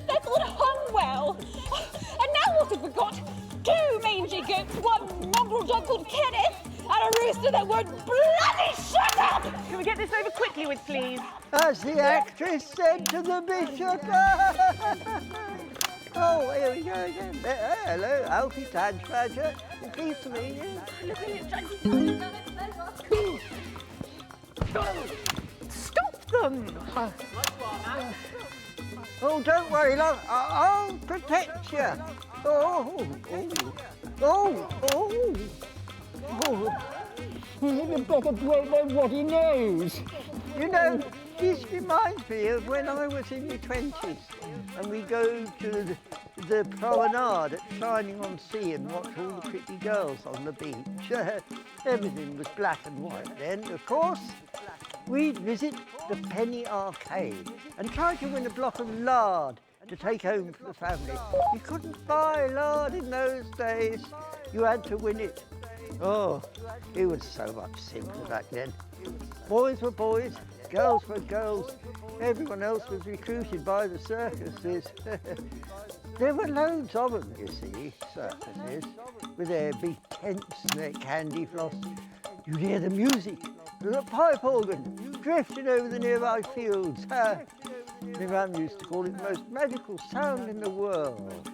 This was before she lost her hearing after giving a particularly loud round of applause. Did you ever go to the circus? What's that, Alfie? The circus, yeah, don't mind. Yeah, just the tea, pet. Well, that was an unexpected dose of naked nostalgia. Some people simply can't let go of the past. That's why I look in joy and fervent admiration at the younger generation. So cohesive, such a team. And with fertility falling throughout the territories, we should value our fabulous new generation now more than ever.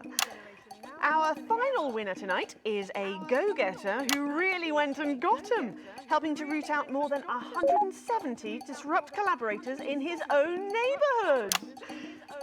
Since then, he's gone on to be a senior cohesion cadet leader and organised all of the entertainment at last year's Camp Cooperation. Our final winner tonight, Edwin Neverley. Oh, Alfie Tadge-Badger. You should be in a transition centre, you old nonk. Prime Minister.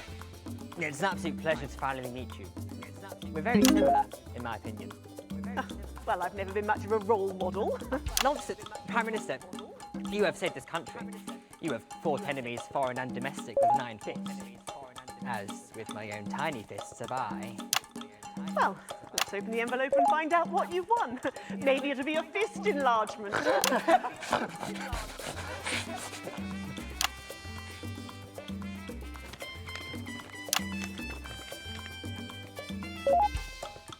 A year's internship as a behaviour coach at Betterment.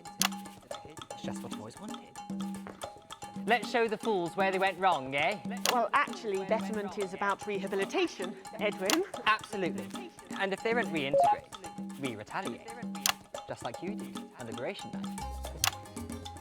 Thank you for this award. And stay vigilant. Report the non-cohesives. Be a team player. That concludes tonight's awards. Join me next week when, hopefully, things will be a lot more normal. Back to you, Megan. Prime Minister Salisbury there at a highly eventful team awards ceremony. Any thoughts on this week's winners, Stacey? The nurse was fucking scary, the pretties were saggy, and that little prick will never lose his virginity. Well, succinctly put there, if a little profane. After the break, we'll be going live to a star-studded premiere. You won't believe who's on the red carpet tonight. Don't go anywhere, we'll be back after this. And we're out. Oh, Alex, one other... What's that? You're off already? I know you had to take the day off work, Petunia, but... Oh, I see. No luck still with Theodore. I'm so sorry, darling. Of course. I'll speak to you later. Oh, Alex. Completely forgot what I was going to say. Blasted all. Still, I'm lucky to have her. out of control into some kind of tragic Advance comic are calling on disaster. talented, creative people from across the territories to submit their most Reckon he's watching sterling us somewhere. creations as Laughing. entries in the United Territories Anthem Slam. Are you watching this? Are you receiving her? Are you fucking with us? Oh, right. Something that So she speaks can from swear. and to your hearts. An original composition of cooperation and cohesiveness. A song of solidarity for a steadfast society. No previous songwriting experience is required. All you need to do is record or notate your anthem and, if possible, arrange it for a more So, Patrick and Robin are just going to grab who they can, and then you've got these generic links on the auto cue to glue it all together. They do know I have a Queen's View degree in journalism. Don't you wish you'd studied something useful now, eh? Let's bring your daughter to work day. What a joke. Where is our honoured guest? I don't know, she's probably sitting around that boy band, Hotspot. Heat rash. Hotspot won it last year. Heat rash. Oh God, they're running out of names, aren't they? I hear the computer comes up with them, the songs too. Ah, there she is, and just in time too. That's 10 seconds, everybody.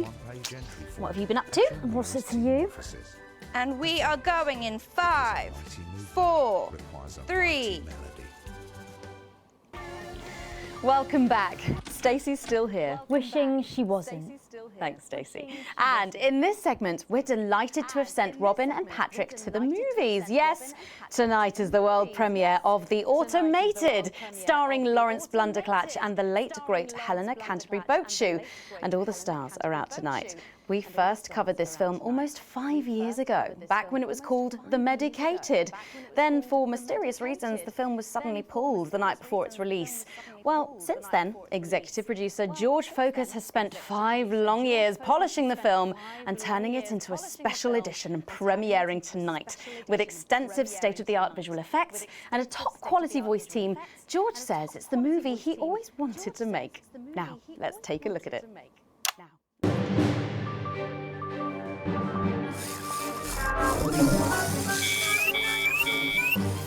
I can't deconstruct it. Captain? I can't deconstruct it. Robots!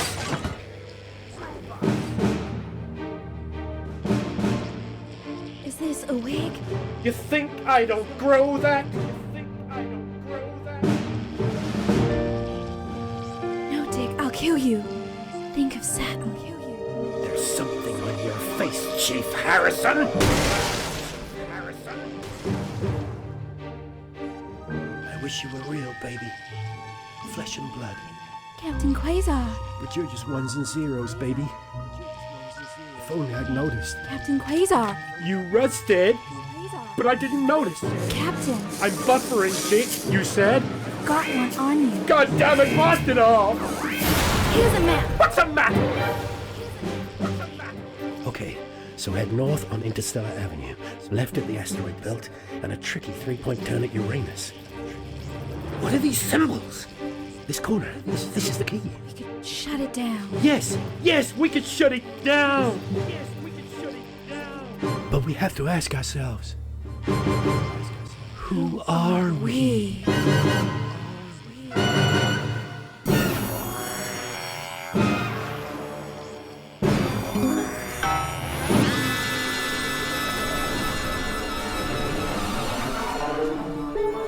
Gosh, thrilling stuff. What did you think, Stacey? Thrilling stuff. What did you think, Stacey? The robots were all right, I guess. They certainly were. Let's go over to Robin Short now in Western Square, who I believe has got the star of the show. Robin. Well, Megan, I'm joined by not one, but both of the stars, Lawrence Blunderclatch and Helena Canterbury Boatshoe. Thank you so much. No, thank you. It's thanks to shows like yours that Eleanor and I are even here. Don't you agree? Well, I couldn't. Absolutely right, darling. And you two have both become absolutely huge in the past couple of years, haven't you? Even huger, yes, that's right. I feel very lucky, very, very lucky to be born, well, you know, And Helena is in massive demand too at the moment. She's still the face of a major cosmetics brand, and she's booked to do a one-woman Lear in the summer. Wow, it sounds like you're both very busy. But is there any chance we'll get to see you together on screen again? Oh, no, I'm really not supposed to mention this, but we are doing a little something together. No. I'm playing a weathered starship captain from another galaxy, and Helena is my droid companion. But how does that work? I spend 7 hours in makeup now. No, how does Helena play a droid? Oh, we just pop her on a roller skate. Wow! Well, Lawrence Blunderclatch and Helena Canterbury Boatshoot, thank you so much for joining me. And we're going over to Patrick Bannon now. Patrick, will we be seeing you in a movie anytime soon? Thank you, Robin. Fingers crossed. I'm joined here by pop icon, it's Lil C. And her father, country singer and alien worshipper, Billy Bob Jean Short. Howdy. So, Lil C, what's with the bag? She knows what she's done. Well, we love this look. Is it one of yours? No, you know it's not. We don't do that anymore. Yes, of course. Your clothing label went bankrupt, didn't it? Yes, because a certain TV show failed to fulfill their contractual obligations. Well, you look great. Well, that's probably due to her new cosmetics and wellness brand. Well, I'm not sure that it is. Let her show you. This is our new eyeshadow palette. She calls this one Glands. Wow, it's scented. Wow, that was a surprise. And this next one, this is our new lipstick. We call this shade Lips. Oh, wow. Why is it so salty? It's organic. And this, our next one, this body spray, this is a body mist which rebalances your hormones and actually smells like fertility. Oh, right, yeah. Wow. You feel that? Yeah, that burns. Oh. All this is part of Lil C's new range, straight from my veins. Oh, good lord. Breeze Craglar! So, you're retiring from the music industry. That must be hard. Well, she's way past her prime, Patrick. It was very hard for her to accept at first, but the industry's very, very sure about these things. Well, you sure we can't convince you to release just one last album? We do actually have another album ready, but that's for the label to release in case she dies over the next 10 years or so. Oh, really? Well, given the way she's going, you might get it by Christmas. Well, we better let you get back. Now remember, we need the money. So, she's also available for parties, weddings, funerals, and bar mitzvahs. Well, thank you, Lil C. That's Lil C there. Oh, and it looks like Robin has got hold of Jesus. Is it obvious I'm sweating, Robin? It absolutely is, Patrick. Jesus, I almost can't believe you're here. How have you been? You know, I like to walk amongst the peoples every now and then. It makes them feel close to me. Right, yes. And to be close is to be human. And to be human is to be apart. Oh, that was good, write that down. Hey, Rachel, write that one down. It's good to see you've done so well for yourself. Thank you, my child. You know, I have you to thank for that. If it was never for your show supporting me and my music, I never would have transcended. Now, there are rumours going around that you might be running for office. Is there any truth to that? Yeah, that's absolutely true, yeah. But you're aware that elections have been suspended in the territories? No, I'm not running to be no Prime Minister. Oh, you're not? No. I'm gonna be King of the Moon. King of the Moon? Yes. No, sorry. You're running for King of the Moon? No, not running. It's my birthright. And does this have anything to do with promoting your upcoming hip opera, Jason Space? Hush now. Cynicism is so unmoon. Okay. And how long will this last? Will it go the way of last year's Living as a Mouse fiasco? Or maybe your foray into ventriloquist beats? I don't make the new rules. I merely live by them. So, are you looking forward to seeing the automated? You know, I don't believe in film. Thou shalt keep thine image still and holy. That's track 4, Jesus Christ made us though. Okay. Thank you for your time, and good luck with your new life in space. And with you, my child.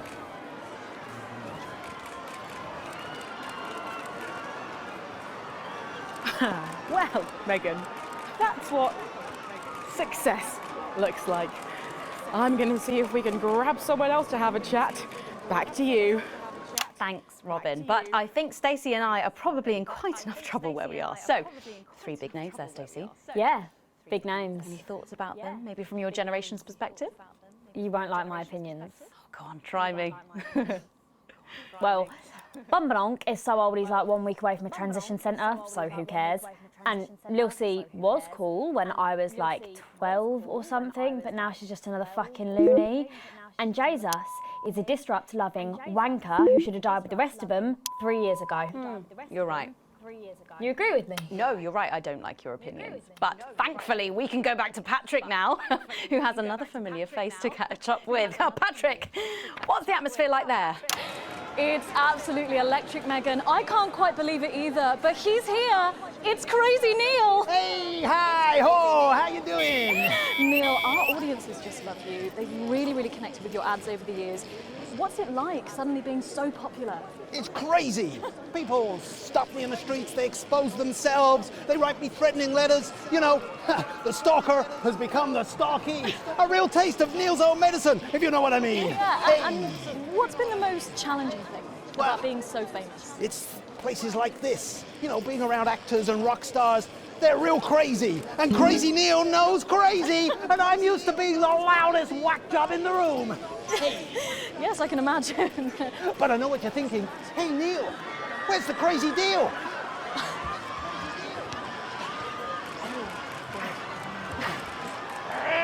We got crazy deals on chairs. You ever sit in a chair that knock your socks off? No, I can't say that I have. Makes a mess of the carpet. But what do you say? We got a deal? Well, what about Betty Andrews' handbag? It's real leather.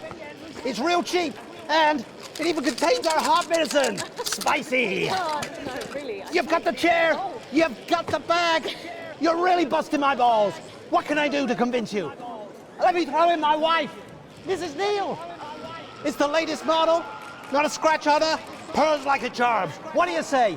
We got a deal. Look, I can't take your wife. Yes, you can. I got loads of them. Oh. Come on down to Crazy Deals. We got crazy deals on chairs. We got crazy deals on meals. We got crazy deals on wheels. We got wheels on meals, meals on wheels. We've even got endangered seals. And we got meals with endangered seals. Yeah! Thank you, Neil. Well, it's always a dream come true to meet a hero. How about that, Megan? The man himself. Aren't we lucky? Back to you. Thanks, Patrick. What a colourful interview there on what looks like an amazing night. They certainly know how to make an entrance. I hope. And the automated really does seem to have unstoppable written all over it, because despite Boris Horsey in Hours magazine calling it Lawrence Blunderclatch's overly long suicide note, in a review which ends with the words, and he hasn't even had the decency to see it through, the film, which is free to all residents of the territories, has seen record pre-bookings and looks set to run for months and months. But let's go back to those lucky few seeing it tonight. Oh, I'm so jealous. Robin, you seen anything unusual there? Just the unusually wealthy, Megan. I'm here with richest man in the world and beer tycoon, Johnny Hamsleeves. Are you excited for the film, Johnny? Don't really have time for film, you know, I'm a busy man. Oh, so what brings you to this film premiere? There's always time for the smooth flavour of a headbutt ale. I see.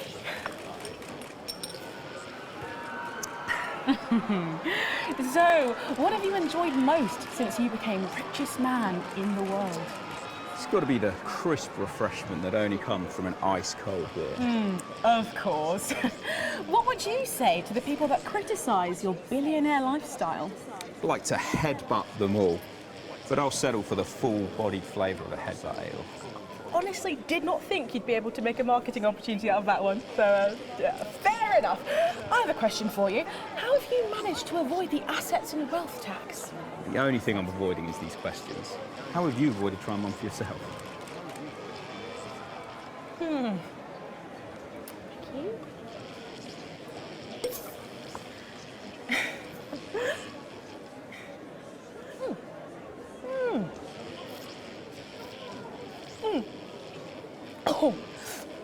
Oh, what is that aftertaste? Just too much flavour to be contained in one taste. No, it says here contains grade D innards, and then it just says miscellaneous in brackets. The D stands for delicious. Well, I think we better throw it back to the studio before you all see my miscellaneous innards. Thank you to Johnny Hamsleeves for taking time out of your busy schedule to bring us this live beer advert. I'm off to the movies, Megan. Thanks, Robin. Lucky you, and enjoy the movie. The Automated opens in cinemas across the territories this weekend. What a star-studded event, eh, Stacey? Who cares? No one goes to the cinema these days. Of course. We'll be back after these messages. I still go to the cinema. You should get yourself a video recorder, like the one at the home. Oh, yeah, I've got a video recorder. It's just not the same, is it? You're right, it's better. No unevens chatting and chewing all the way through. What about a kiss and cuddle on the back row? Doesn't that happen anymore? In public? What's wrong with you? Nothing's wrong with me. Feeling better? Alright, you are? Got to get set up for heat rash. I think Ronnie's on something. I know he is. It was on his rider. Apparently it's medicinal. Ronnie's always high. Give him orange juice. God, she speaks. He's a stupid cunt. And just like that, you wish she wouldn't.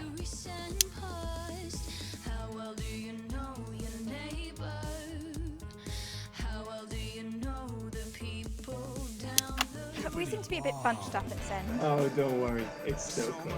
It's what now?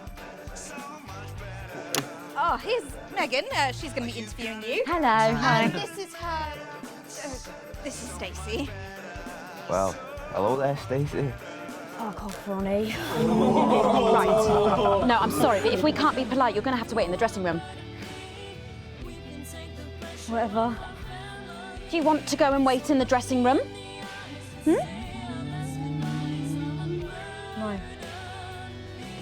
No what? No. Thank you. Okay. And sit up straight. You're ruining my shot. That's 10 seconds, everybody. No, cool. Fucking right, Noko. What's that? What's no? Bring in 5, 4, 3. Welcome back. For our final segment tonight, Stacey and I are delighted to be joined by Heat Rash. Their new album, Girls and Why We Love Them All, comes out this weekend. So, let me see if I can get this right. It's Nolan. I write the songs. Ronnie. That's what it says on my tattoo. Oh, you've got a tattoo of your name on yourself. Okay. In case he forgets it. This raconteur, you must be Chinny. Why do they call you Chinny? It's because of this ugly old thing. I don't know what you mean. God, you're so fucking embarrassing. Dale. Crikey, Dale, you do not look old enough to be in a band. I get that a lot. I'm actually 23, the oldest one. I have a growth disorder. God, I'm so sorry. I didn't know that. It's so cool, Preeti. He's only messing with you. He's actually 58. Okay, right, I see. You're going to be a handful, aren't you, boys? Mum.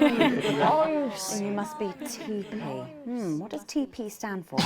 Tiny prick. It stands for team player. I see. How long have you had that nickname? Ever since Nolan decided Terry Prodance was a shit name for a member of a boy band. No co, Ronnie. Yeah, no co, Ronnie. Sorry, what does no-co mean? It's the opposite of SoCo. Ah. Fuck's sake. SoCo. Yeah. So cohesive. You preties say cool. Right, okay, thank you, Stacey. Sorry about her. Not your fault. She's uneven. So you guys met through a popular show on one of our rival channels, didn't you? Yeah, Team Players with a Z. So how did that work then? Well, actually, Dell and I knew each other from school. We were actually classmates. And Fuck's sake, Nolan, mate. Give someone else a chance. We all went on Team Players. We all auditioned. The judges put us into bands. And, yeah, we went to their houses and they just put us into bands. It's an example of how we're greater than the sum of our parts when we work in harmony. And occasionally singing it. So every week on the show, they get these bands and they give them a song that the producer just found from under the bin somewhere. Actually, I write the song. And the public would phone in and decide which song they like best. Right, and then the losers would be eliminated. Yeah? Mum. What? No-co. Pretty, so no-co. The band who get the most approval get to play their song again. Sure. So what happens to the losers then? Mum. What do I keep doing wrong? We don't use the L word anymore. You mean losers? Would you please stop saying that? That word is a pejorative. It's a word designed to diminish. At Go-Getters, I learned very early that we only win when everybody wins. But, sorry, that's not real life, is it? That's just sports board, no? I thought you were Soko. Yeah, I am Soko. Nah, you're a shrinker. Can't be friends with shrinkers. She doesn't know what you're talking about. She doesn't understand. So I do understand, actually, Stacey. What's a shrinker? Well, a shrinker. What's is... a pretty, Mum? What's a pretty? Well, I think it means someone who's older, doesn't it? Pre-territories. It's someone who turned 18 before the new future. We call you preties. Unevens. Mimis. Nonks. It's not her fault she's old. She can't help it. I'm not that old. I'm trying to help you here. I don't think I need your help. See? Total Mimi. See? Is that so? Yes, obviously. Yes, obviously.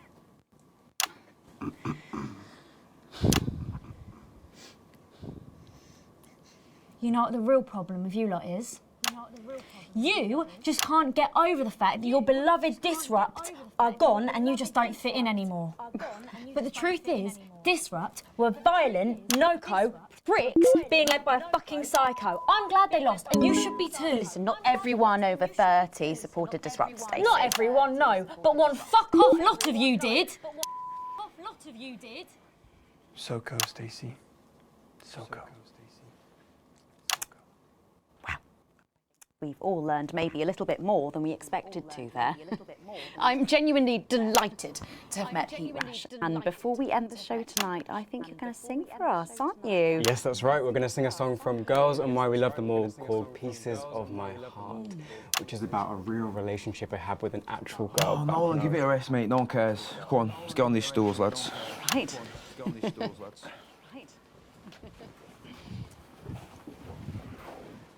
So, Stacey, can I get your contact? Oh, she's 15. Go on, piss off and sing your song, Terry. Christ. Right you are.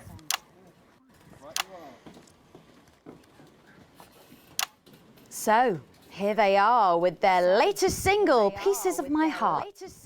Are you excited, Stacey? Not for me, no. I only listen to blip music and a bit of jizzcore.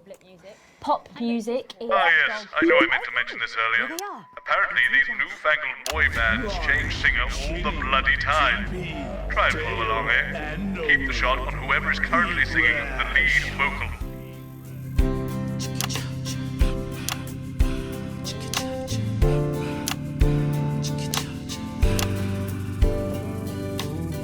I saw you standing by the menu center with a brand new pair of Lakers, baby. Do you remember?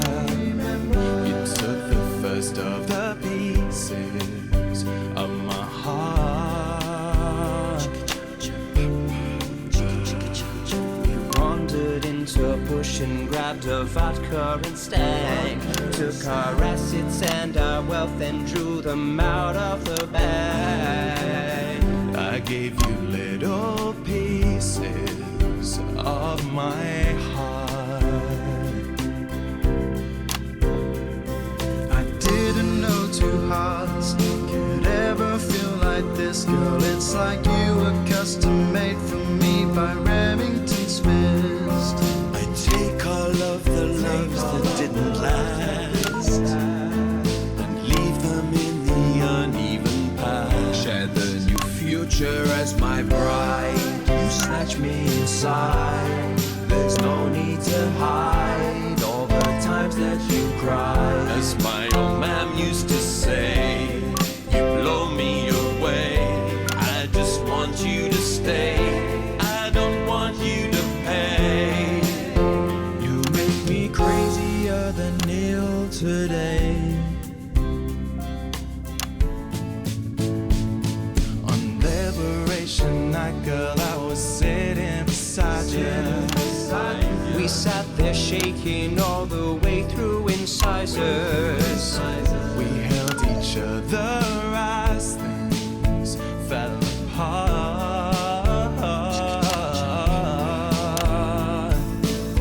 We took a train through all the territories and we threw away the rules and wrote our personal stories. You took a dozen pieces of my heart.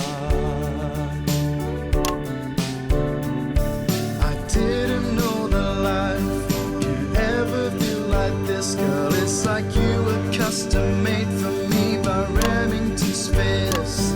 I take all of the loves that didn't last. I leave them there, the uneven past. Share the new future as my bride. Snatch me inside. There's no need to hide all the times you have cried. As my old man used to say, blow me away. I just want you to stay. I just want you to play. You make me crazier than Neil. Make me crazier than Neil today.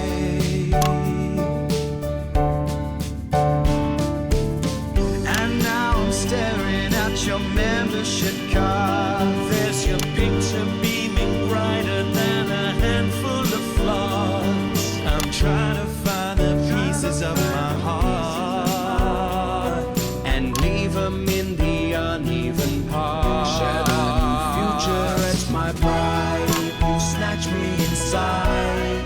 There's no need to hide all the times that you cried. As my old man used to say, blow me away. I just want you to stay. I just want you to play. You make me crazier than Neil. Crazier than Neil. Crazier than Neil today.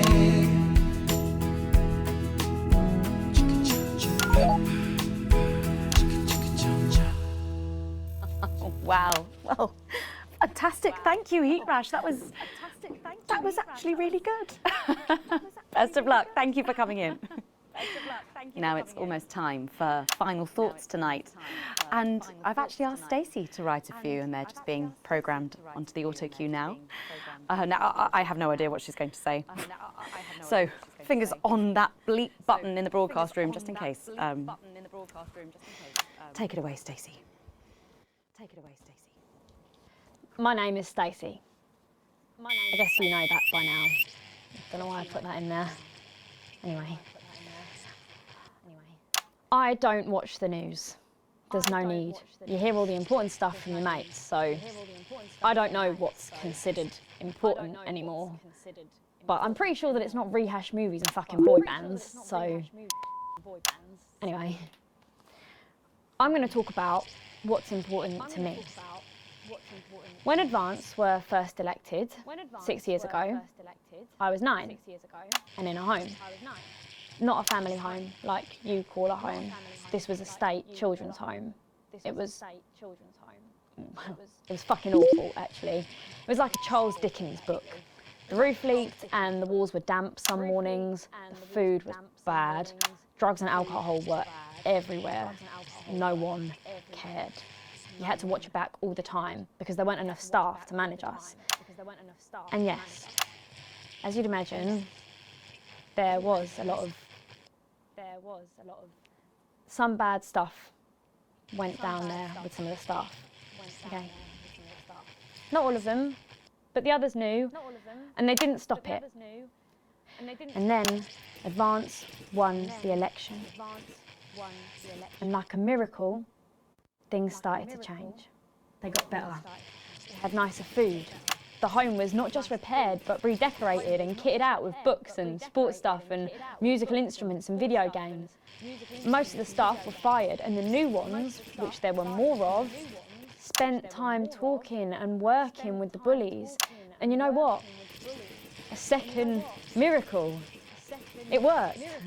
The bullying stopped. My life, got better. Because finally, there was enough money to do the good things, and Advance had the guts to do it. I joined Go-Getters, and on Liberation Night, that gave me a group of friends that I could talk with when the bombs went off and the power went out. Another miracle. I wasn't alone anymore. And that was the night I finally understood the importance of being in a team. So here's my final thought. I know the people who are doing better under the old system long to go back.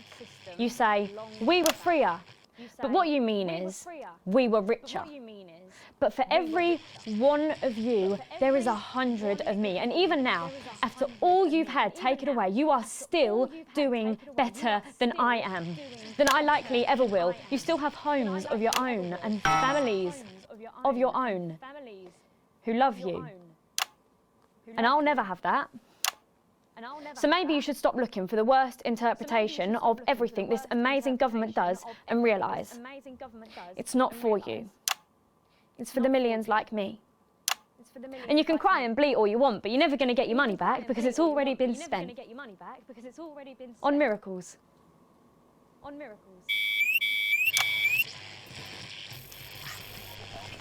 Stand by. Stand by. Let's keep making tomorrow better. And we're out. Is that all right? Yes.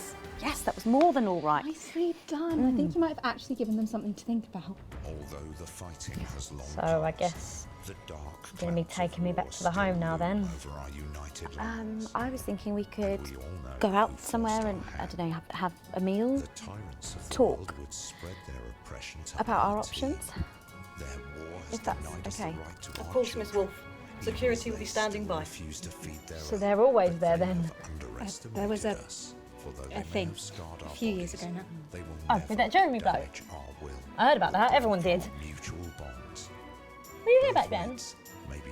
Doesn't look old enough. Happiness is everywhere. Satisfaction radiates from every metric. Yeah, she does that. We are producing more and faster than ever before. We have more time to focus on our inner lives, for leisure, for art. We have less stress, and we are healthier than ever. Our new future is secure. We are strong together, as a community, a team, safe from the divisive despots beyond our borders for whom cohesiveness is an alien concept. Every day, across these territories, neighbours support neighbours, and friends reach out to friends, strengthening and protecting each other through cooperation, through unity, as one. Advance, always together.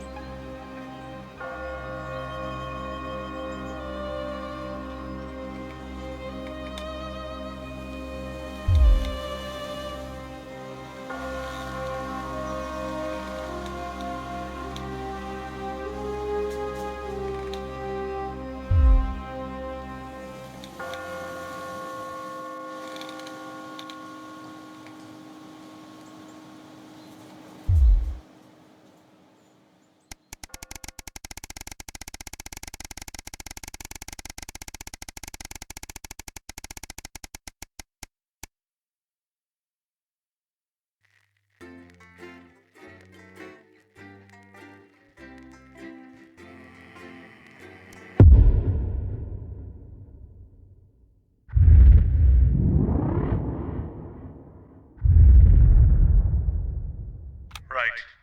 Let's try and get through this last one, Alex. For old time's sake. I know Advance have allowed your equipment to fall into disrepair. It's all gone wrong since they took over. Not that the alternative was any better. Those dangerous bloody psychopaths at Disrupt. Still, the show must go on. One more time at least. Quick point before you start. We're still having a few problems with the machinery. Locking buttons, screens flickering on and off, sparks and the like. I'm sure you'll manage without issue. Oh, and don't forget, you've got free reign of the SFX buttons these days. Make the most of it. What have you got me? Nothing, Colin. No, come on, seriously. Not even a cake. I'm sorry, no. Okay, no worries.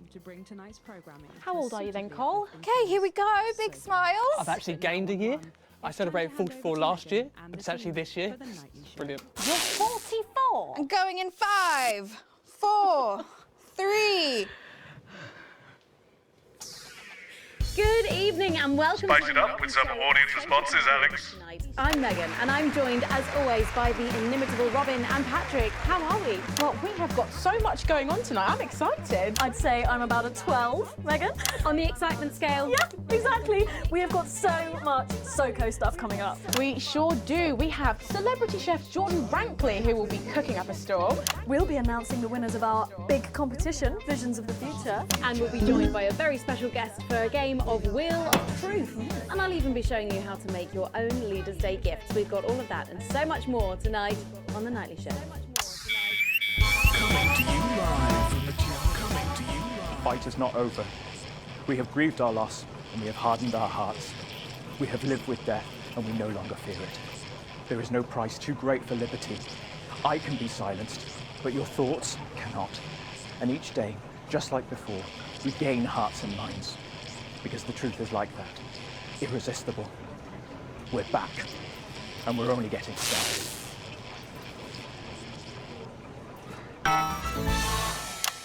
Right, let's have some applause on the way into the next section. Paces by Chef Jordan Rankley. But first, we know you love them, so Robin's going to give us an update on our lovely Nightly Show pets in Pet Corner. Splendid, that's the ticket. Well, Megan, first up we have our hamster, Lord Cheeks. Now, he's a squat winter grey with the scientific name Adipem stultus, and he lives here with us in this cage. Hamsters love hoarding, and they actually have special pouches in their cheeks for storing food. He loves carrots, apples, and chewing tobacco. Now, hamsters are nocturnal, so we'll do our best not to wake him up. But let's just see if we can... Oh. Well, the door has been left open. It looks as though Lord Cheeks has actually gone for a little wander. But I'm sure he will be around here somewhere. In the meantime, let's say hello to our tortoise. Now, after last month's viewer vote, she is now, of course, called Slow Barbara.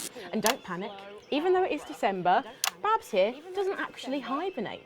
Let's say hello. Oh, she's sleeping. Oh, Babs. Well,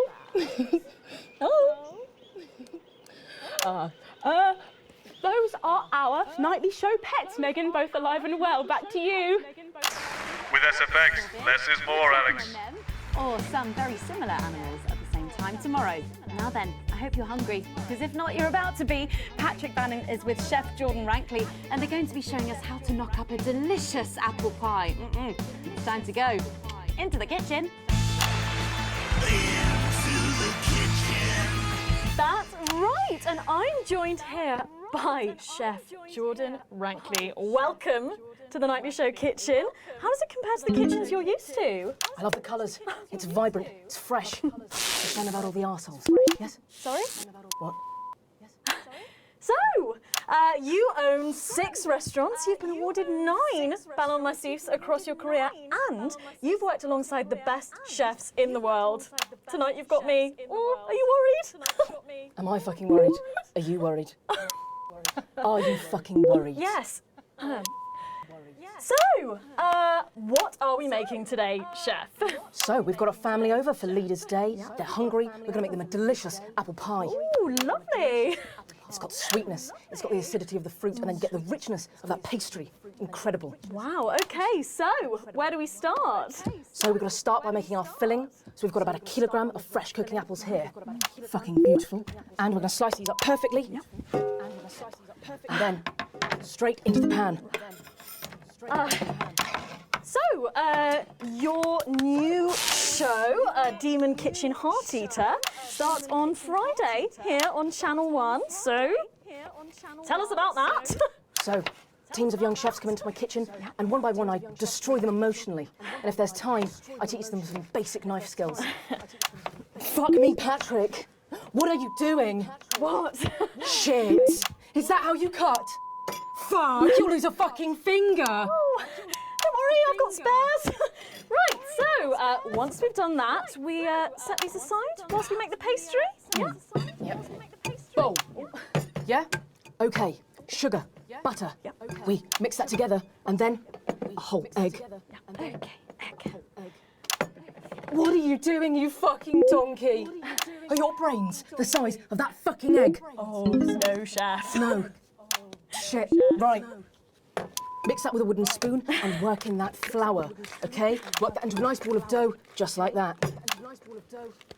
So, what does the notoriously fierce Jordan Rankley do to unwind? Shit in bed. Yeah. What's that? What is that? Well, it's a bit lumpy. Lumpy? It could fucking pass for a sack of spuds. Touch that. Touch it. Yeah? Pathetic. That goes into chill. Now, we're mixing our filling. Okay. Apples, sugar, cinnamon.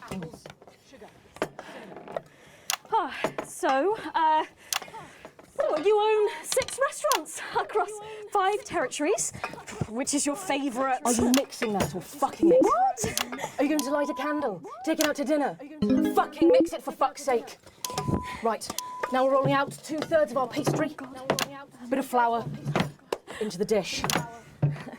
The filling goes next, right? The filling goes next. Why are you watching this? Do you remember how it feels to be informed? to feel connected to what has happened in the world. Do you remember Jeremy Donaldson? Because I do. I remember how he died. And now I watch this excuse of a program and I realize he was 100% right. Disrupt's first martyr died protecting this show. If he could see it now, he'd wonder why he bothered. And then brushing the whole thing with a beaten egg. Lovely. Okay. Ta-da! What do you think? Oh my God. You, come here, you. That's a disgrace. I'd rather jam my eyeballs up my fucking arse than look at that. I'd rather use my tongue to tie my shoes after the fucking shit-kicking contest, do you understand? Then it goes in the oven for 45 minutes. Oh, put your fucking head in the oven while you're at it. Useless. You! Come here, you! You're the worst fucking thing to happen to food since cyanide. Do you know that? I tell you what. Fuck off! Get the fuck out of here! Fuck off! Okay, well, while I do that, let's go now to Megan and Robin, who will be announcing the winners of our competition. Visions of the Future. Don't forget the SFX buttons. Well, that looks delicious. If you want to follow along at home, then make sure you write in with a stamped addressed envelope and we'll send you the fact sheet. So, Robin, look at all these amazing entries to the Vision of the Future competition. Yes, we challenged you to show us your predictions of the future, and we were just inundated with entries, weren't we, Megan? From wacky inventions to global problem solving, they are all amazing, and we had the best time looking through each one. It was so tough narrowing it all down, so we have some amazing runners-up. In third place, drum roll please, we have Hamish, who's 3 from Lunwelly. He calls this Still Life and the Future of God, and it really blew us away. Just look at the line work here, and I can really feel every passionate stroke of the brush.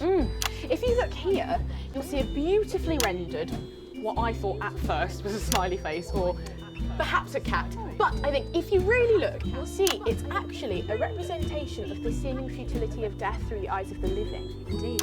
He's also chosen to just leave a lot of it blank, which I think is really interesting. If you know Hamish and his work, of course, he loves focusing on the negative space rather than the image itself.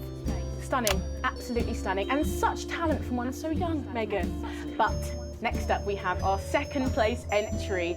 So in second, drum roll please, we have Keith, 41 from Dungleys. Yeah, Keith, we were sort of aiming this towards our younger viewers, but still, he has sent in his idea of the future, which he's calling Ravaged Earth. Indeed, he says in his really rather detailed notes, deprived of basic resources, society will resort to a brutal system of weekly battles to the death where only the victor may breed. He also says at the bottom here, either that or about the same, but maybe a bit worse. I really love his attention to detail. You can see the sort of gladiatorial arena, and then what I can only assume is Keith himself pulling off this chap's head and shouting, "Come back to me, Linda!" Oh, Keith, maybe if you spent more time outdoors and less time entering children's competitions, she might not have left. Special one there. And finally, of course, it's time to reveal our winner. All our runners-up will receive a day out at an inflatable Happy Land on an industrial estate just off the A40. Sorry about that, Keith. But our lucky winner will win the chance to spend the day at the Department of Change to see how our teammates are actually making the new future a reality every day. And the winner is, drum roll please. I'll help you with that. I'll help you with that. I've spent my whole life searching for truths. Sometimes I've found them. Other times I've not been so lucky. I used to rant about belief juice, a drug in the water. And I was wrong. I admit that. It's not in the water, it's right here. In this screen. In this show. This is your belief juice. You drink it nightly, through your eyes, and it makes you stupid and asleep. It's getting involved in the party, aren't they? This one seems to have gone a bit haywire in what I can only assume is an ominous sign of things to come. Lovely, Lola. Well, if our winners have inspired you to make some artwork of your own, do keep sending them in, and yours could be displayed in our gallery here. Well done again to everyone who took part. We're going to take a break now, but when we come back, we'll be playing the Wheel of Truth and making some lovely homemade gifts. Don't go away. We'll be back after this. Right. From what I can tell, the machine's getting a bit worse for wear there, Alex. I expect your kit will be going downhill a bit more in this next segment, so be careful. Don't take any unnecessary risks. To be honest, I handed in my notice this morning. So long as it finishes, the rest doesn't really matter anymore. When you're done, and I'll take you out to the loading bay. They think they can infiltrate us, that they can drive apart our bonds of family, friendship, and community. But we see them, moving among us, clear as day, sowing division, undermining our lives and threatening our achievements. They use freedom of speech to justify their discriminations. They use tradition and history to justify their need to oppress. They want more than their fair share. They put themselves before the team. In a disrupt world, they would decide what women do with their bodies. They would decide what kinds of relationships are natural. They would exploit the vulnerable for personal gain. And they would eradicate Betterment in exchange for a noose. They see themselves and their narrow view of life as the default. It's playing havoc with the sound. It's bad out there. We're being stretched again. I have to use a high-pass filter. It's a revolution, Colin. Well, can you ask them to keep it down a bit? To enrich, empower, and protect their Jenny, horde. Jenny, where's Glyn? Can we get him out here? I'm not sure about this grandma one. Oh, he's writing with our other guests at the moment. I just wouldn't say grandma. Grandmother? Yes, grandmother's arsehole. It's much better. Oh, okay, everyone, if I could have your attention, please. Sarah just needs a word. Apparently there's been some sort of disturbance near the studio. Now, I'm sure it's nothing to worry about, but I wanted to let you know that I've asked for extra security, and they're already on their way. Okay, 10 seconds to positions and pose. Okay, this time you've said it. Laughing, and we're going in 5, 4, 3. I know. A bit more audience reaction would be nice, Alex. I'm sorry, we were just saying we can't wait to taste Patrick's pie. Oh, I don't know, I think I could wait. Well, here it is, fresh out the oven. Well, it does look amazing. Jordan, how did our Patrick do? Well, let's just say that pie's got more crust than my grandmother's arsehole. Well, thank you for that. Well, come on, try it. Dig in. Okay.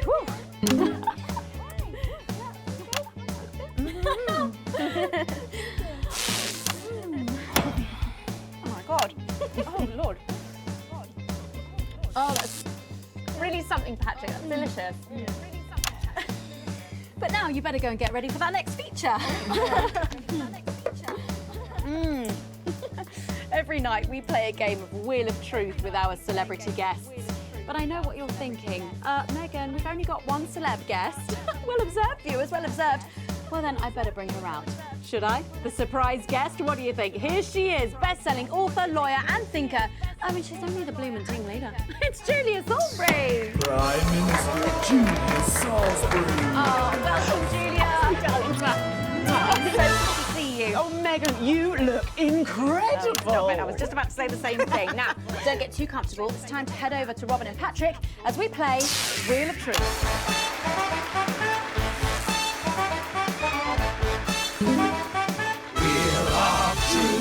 That's right, it's that part of the show where we pit our celebs against each other to see if we can break them. That's right, Robin. They're gonna spin the wheel to pick a round, and it could be anything from box of flies to slap my face. They really have no idea what's in store. So up first we have Jordan. Oh. Let's give it a spin. Yeah, here we go.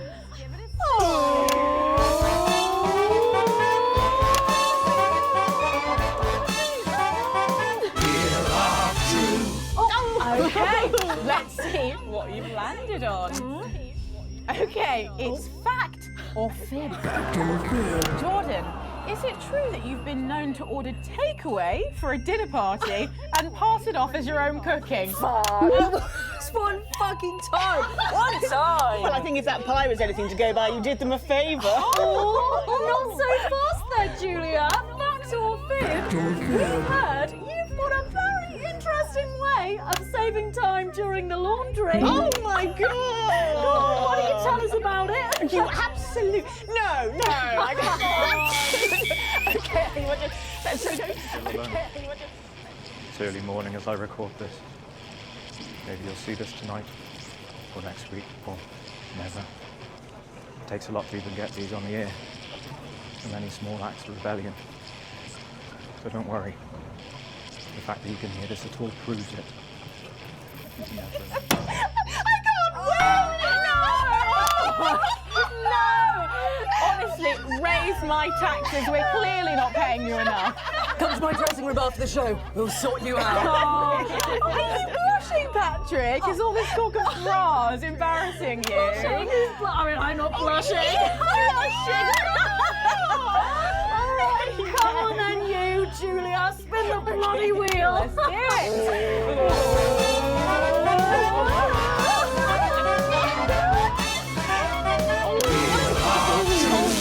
Okay, here we go. It's Guess That Face. I'm going to show you a picture and you simply have to guess that face. Okay, you ready? Here we go. Julia. Who's that? Oh my God! Is that you?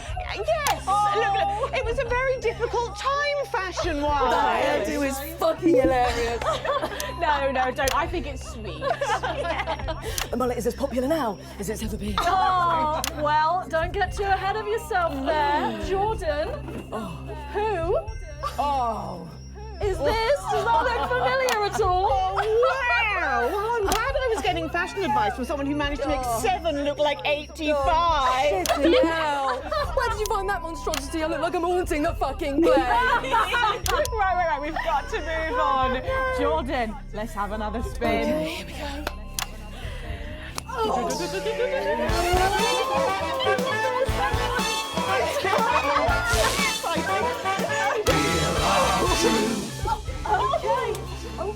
It's my go, Dad. You go on. Sorry, I'm so keen. Let's go so much. Well, you're in for a treat. Yeah. It's fact or fish. Okay. If you look under your podiums, you will find a lovely fish smoothie. Now, I'm going to ask you both a question, and all you have to do is answer it honestly, or else you'll have to drink the smoothie. Okay? Are you ready for the question? Yes. Here we go. Yeah. Which of your esteemed hosts is the more talented one? Oh, what a cop-out. How is it? Fucking we made it extra fishy. I need my fucking mouth. Do you know how much these taste buds are worth? Well, we've got time for one more quick spin, so go, Julia, go!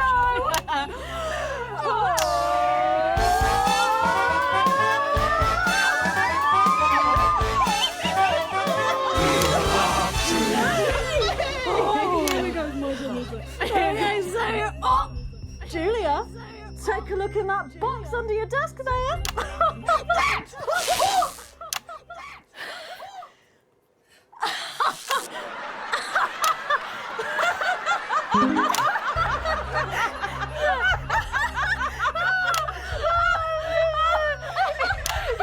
I think Lord Cheeks is trying to get in on the game.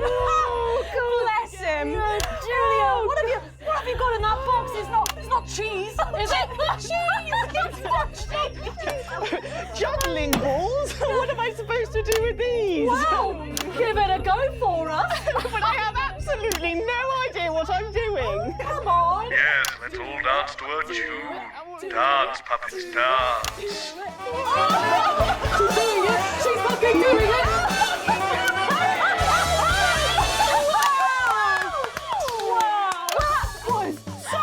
I have to say, unexpected. Well, gosh, that was our hard game of Wheel of Truth, and my God, wasn't that fun? Okay, it really was, wasn't it? But now it's time to head over to Megan in Crafty Corner. You're taking the piss now. That's right, you join me in Crafty Corner, where today I'm going to be ably assisted by Julia. Come on over here. Goodness me, I don't know how you're keeping your dinner down. I can still smell that fish. Well, to be honest, I've had worse. I used to eat at Peter Clement's house. Oh, well, I hope you've got your artsy hat on, because today we're going to be making something very close to my heart. It's our little studio. Look at that. Isn't it adorable? All of us there on the sofa. Wow. Oh, it's gorgeous. Oh, is that all you in there? Yeah, it is. If we can just get a little zoom in, there we are. Oh, I don't know about you, Julia, but I always leave my holiday shopping to the last minute. Oh, every year. I do it every year. Well, luckily these make amazing gifts. Shall we get cracking? Oh, yes, please. We're going to start with a shoe box here. And Julia, that's it. Grab those scissors. I just want you to get rid of this front panel here. Perfect. Will do. Are you big celebrators in your house, Julia? Oh, yes. No, in my house we show our love through food, like big dinners, loads of drinks. Absolutely right. That's the best bit about any holiday. It's all that food. This bit as well. Absolutely right. Cutting along the line there. Do be careful with the scissors at home. Make sure you're being supervised it's a bit if tough. you are a child. There we go. Fabulous. There we go. Okay, so it's going to look a little something like this, and I've got one here I made earlier. We painted it with a bit of poster paint, white to match our lovely curtains here in the studio, but you can obviously have whichever backdrop you like. Like a nice shiny gold number. Well, exactly right. So we're going to make bits of our set now to put in the studio, perhaps a little desk. So I'm just going to grab this piece of card. I've just got it from a little cereal box packet. I think you... I'll give you this one, Julia. Shall I? Thank you There so you go. much. And all you need to do is cut along the lines there. Fabulous. So what's the best part of any Leaders' Day dinner, do you reckon? I don't even have to think about it. Really? I love the 3 potato pie. Three potato pie? I don't know that one. You know, with the chips covered in the mash or wrapped up in a jacket potato. That just me that does that. I don't know, but that sounds starchy. Well done, Julia. So now she's folding over a little bit there. What it's going to look like at the end is this little rectangular shape there. And we're going to pop it in the middle. A bit of sticky tape on the back there so it sticks down. Now we need a sofa. That's what we need next. We're going to make that out of a lovely paper cup. Having fun down there, knocking it all over. I got one though, Megan. Good, fantastic. You're just going to cut along the line here, down the middle. Exactly right. Then when you've done that, around the bottom and again around the top. Well done. When you're done, oh, there we go. It's going to look a little something like this. And look what I've done there. I've stuck some felt down. Nice and comfortable sofas. Yes, can't have our tiny Megan having an uncomfortable sofa, can Well, we? absolutely not. She'll be on the phone to her tiny agent and getting someone tiny fired. Yeah. Oh, there's only one thing missing, isn't there, Julia? What is that? A higher calibre of guests. Nearly, it's people. So all we've done to make our little people is we've stuck a cocktail stick into a bottle cap. We just need a face for that now. I've got a good one here. I know it well. It's me. Lovely. I'm going to stick it down there. A little bit of sticky tape. Oh, my felt's going everywhere. There we go. Oh, I'm a bit lonely. Let's take Robin and Patrick over.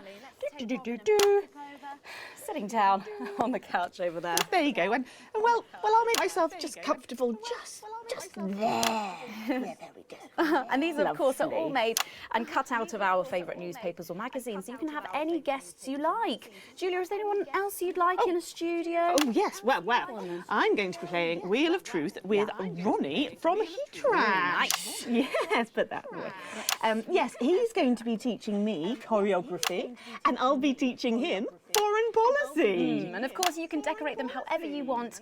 Perhaps you're a bit, I don't know, nostalgic for the old look of our studio. We've got the blue studio down there. Or even a bit of retro red. I've got Sheila Quickstep being interviewed there by... Oh, sorry, that's not supposed to be... Oh, well, we're out of time, I'm afraid, Megan. It's time for a break. When we come back, I'll be on the couch of chat talking to some of you, and I just cannot wait. We'll be back after these messages. Okay, before we suffer through the last...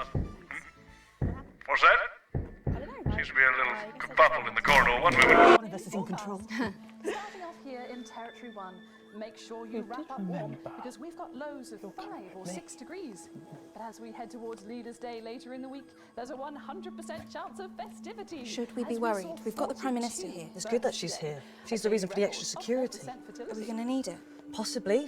They're back. It's not very reassuring. I know. Good thing I'm not your mum, right? Who saw an unbelievable 191 births today. Though a nasty cold snap brings bitter winds overnight, so not all sunshine and rainbows. No rainbows in sight over Territories 3 and 4, as a Category 2 storm warning means we advise our residents to spend their Leaders' Weekend indoors. Though we're sure the happy parents of the 12 new children in Territory 3 will be thanking their lucky stars for an excuse to stay home. Though, of course, nothing to do with stars, more of a hot air, cold air thing. Next, this front of warm smiles heads across Territory 5, who are still under a It's bad, Mum. Not like before, but so much more than we were expecting. And they're better organised this time. Like someone experienced is running things. Well, we stopped them before, we can do it again. Thank you, Sarah. One more thing, Mum. Apparently there's chatter about you. I've requested backup, but well, we're stretched pretty thin, Mum. I receive death threats like other people receive post. I've learned to take it all with a pinch of salt. Of course, Mum. Thank you, Sarah. That sounded deeply worrying. Oh, you get used to it. I have. I hope I don't have to. Why didn't Bozeman tell you? Tell us what? I'm sure he'll tell you when the time's right. Forget I said anything. You literally didn't. Going in 10 seconds. I don't think she likes me very much. Oh no, that's just how she shows love. 5, 4, 3. Welcome back to the Nightly Show, where it's time to get a little intimate with the Prime Minister on the couch and chat. Prime Minister, it's great to still have you with us. Thanks, Megan. Although maybe now's the right time to tell you that you're going to be seeing an awful lot more of me. Oh, why is that? Well, I am delighted to announce that starting next week, I will be the new... Miss Salisbury, could you get ready to accompany me, please? Please remain in place, Mum. It won't take a moment. Sit rep. We do apologise to our viewers at home for this unexpected interruption. I'm sure it's nothing to worry about. Right, understood. Everyone, please remain calm. How can I help? Can you clear everyone out of that area? Everyone. Okay, everyone, if we could just clear away from these studio doors. Yeah, that's right, just behind the cameras, please. Do those doors lock? Is that Colin with the headphones on? Hey, mate, can you lock the doors? Can you not hear me? Colin! Colin! You can't hear us. I'll do it. No, miss, too late. I'll do it. I'm law enforcement! Load your weapons on! You can stay at the door, lock it tight and don't let anyone in. Yes, sir. Now listen, there's no need for anyone Sit back down! Of course, whatever you say. Are we still live? Yes. Yes, we're live. Good. Good. It's time for some real news. It's time for some real news. You, mic me up. You. Is it working? I just need to check. Is it working? It's working. Good. Over there, on your knees. Good. Now. Over there, on your knees. Next to him. Move! You, next to him. Move! You okay, Colin? Shitty birthday. Not the worst one I've had, though. Let them go, Mr. James. It's me you want. Don't flatter yourself. You're not the target here. You're just a bonus. Oh my God, is it me? We're not here to take out a person. We're not here to take out a person.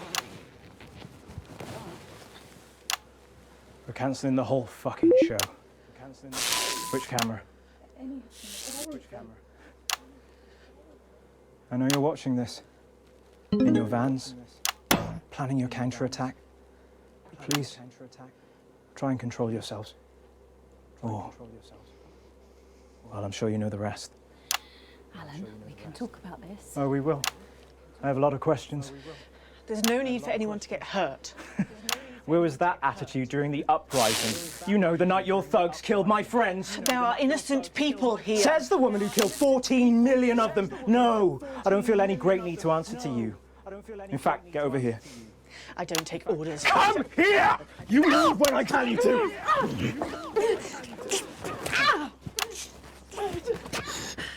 Give me that. Alan, don't do it. You're not an executioner. What am I then, eh? You tell me, Megan Wolf, what the fuck am I? man who's waiting over his head. Don't patronise me, you smug bitch. I'm not one of your little helpers. Get over here. Kneel beside her. You're just as fucking guilty as she is. Guilty of what, you fucking psychopath? All of it! She sat there, smiling, and let it all happen. Jeremy Donaldson died for this programme. And she let it become this. Bread and circuses. Bread and fucking circuses! Don't you say his name. Circuses. I beg your pardon? I said, don't you say his name. You don't get to do that! You don't get to do that! You're angry at the wrong person, love.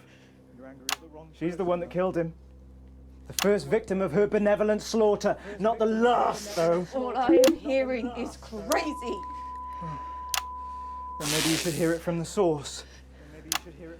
Confess. Confess? Confess? Fine. Have it your own way. Stop! For God's sake, stop! Stop! Answer my questions. Or she dies next. Yep. Then her. Tell him what he wants to hear. Ask your questions. Better. Ask your questions. First question. How did you actually think this was all going to end? In a better world. Bullshit. It's the truth! When we came into power, everything was broken. The system worked for so few. There was hunger and poverty and real pain. But you never saw that, Mr. James, because you were doing just fine, thank you very much. And my side? We were too weak, too meek. It was all good intentions and second chances and playing by the rules. Well, you know where playing fair gets the people at the bottom because of fucking nowhere. Someone had to be prepared to actually fight, to do what was required. So I did it. Because no one else was going to. 14 million people. To save the 60 million here? What would you have done? Let us all starve to death? You should have found another way. There was no other way. Is that how Peter Clement saw it? Is that how Peter Clement saw it? Peter was weak. I loved him more than I have ever loved anyone, but he was soft. He wouldn't have allowed it to happen. And afterwards, he couldn't sleep. It haunted him. I think it would have killed him in the end anyway. But that's on me, Mr. James. What's on you? We're not discussing me. Didn't you hear? Disrupt died on the night of the Uprising. And how have we been watching you for months? Watching me? You're not the only one who knows how to get people on the inside. We knew you'd pop your grubby little head up again, and we've been collecting information just in case you did. There's a recording, a meeting of the so-called Disrupt leadership. It's tiny hidden cameras, very high-tech. Perhaps the public should see what your bosses are talking about when there's no one else around. We have people at the network jamming your signals, messing with your broadcast room. We'll stop you. We have people too, and they've been doing this an awfully long time. Prepare the footage on screen 4. I guess it's up to the broadcast room. You in there. If you play that footage, she dies. Play it, Alex. Play the tape. I've seen it. It's important. It's gonna blow us up anyway, so just play the fucking tape. Lock the console. Don't let them play that tape. Take out those screens.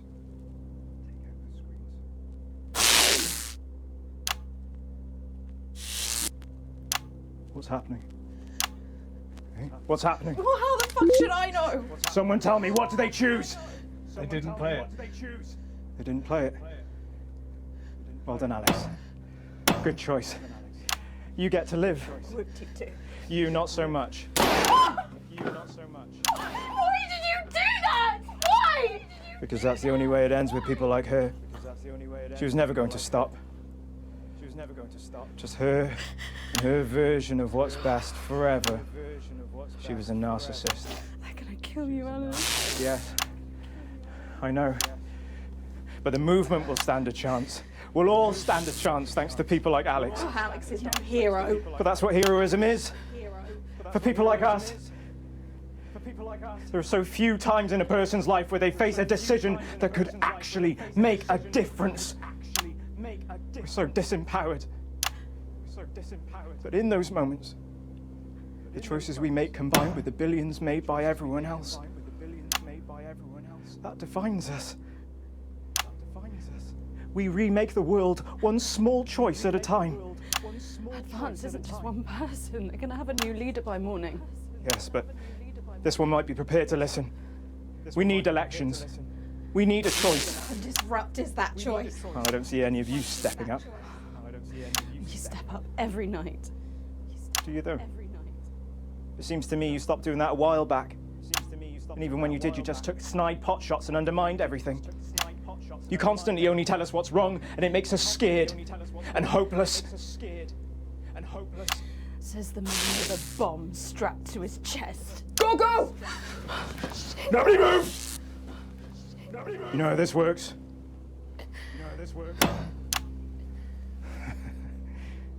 I keep my thumb down on this, and we all get to have a peaceful night. Megan, come here.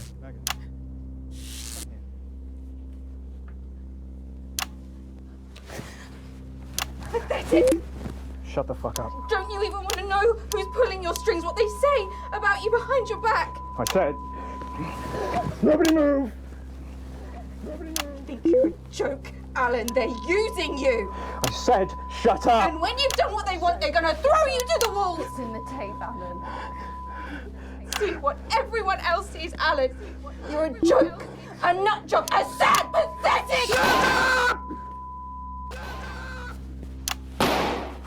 Shut the fuck up.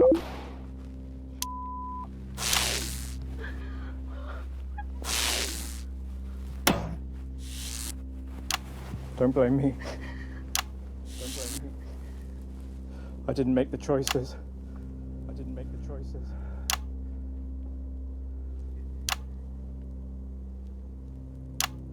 I just played the hand I got dealt.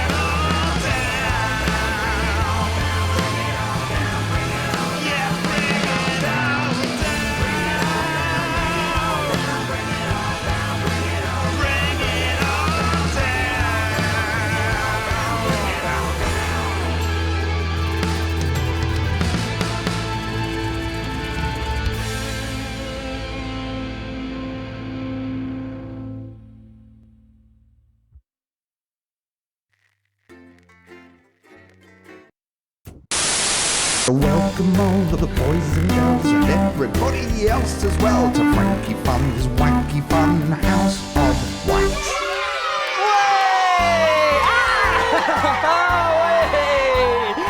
Hey again!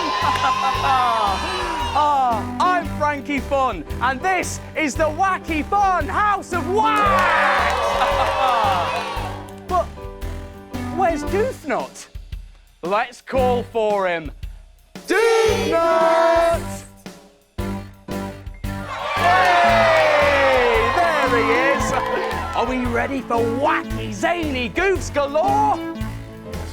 I can't hear you, Doofnut. Yes, I'm ready. That's better. Now then. Whoa, it's the bonk alarm.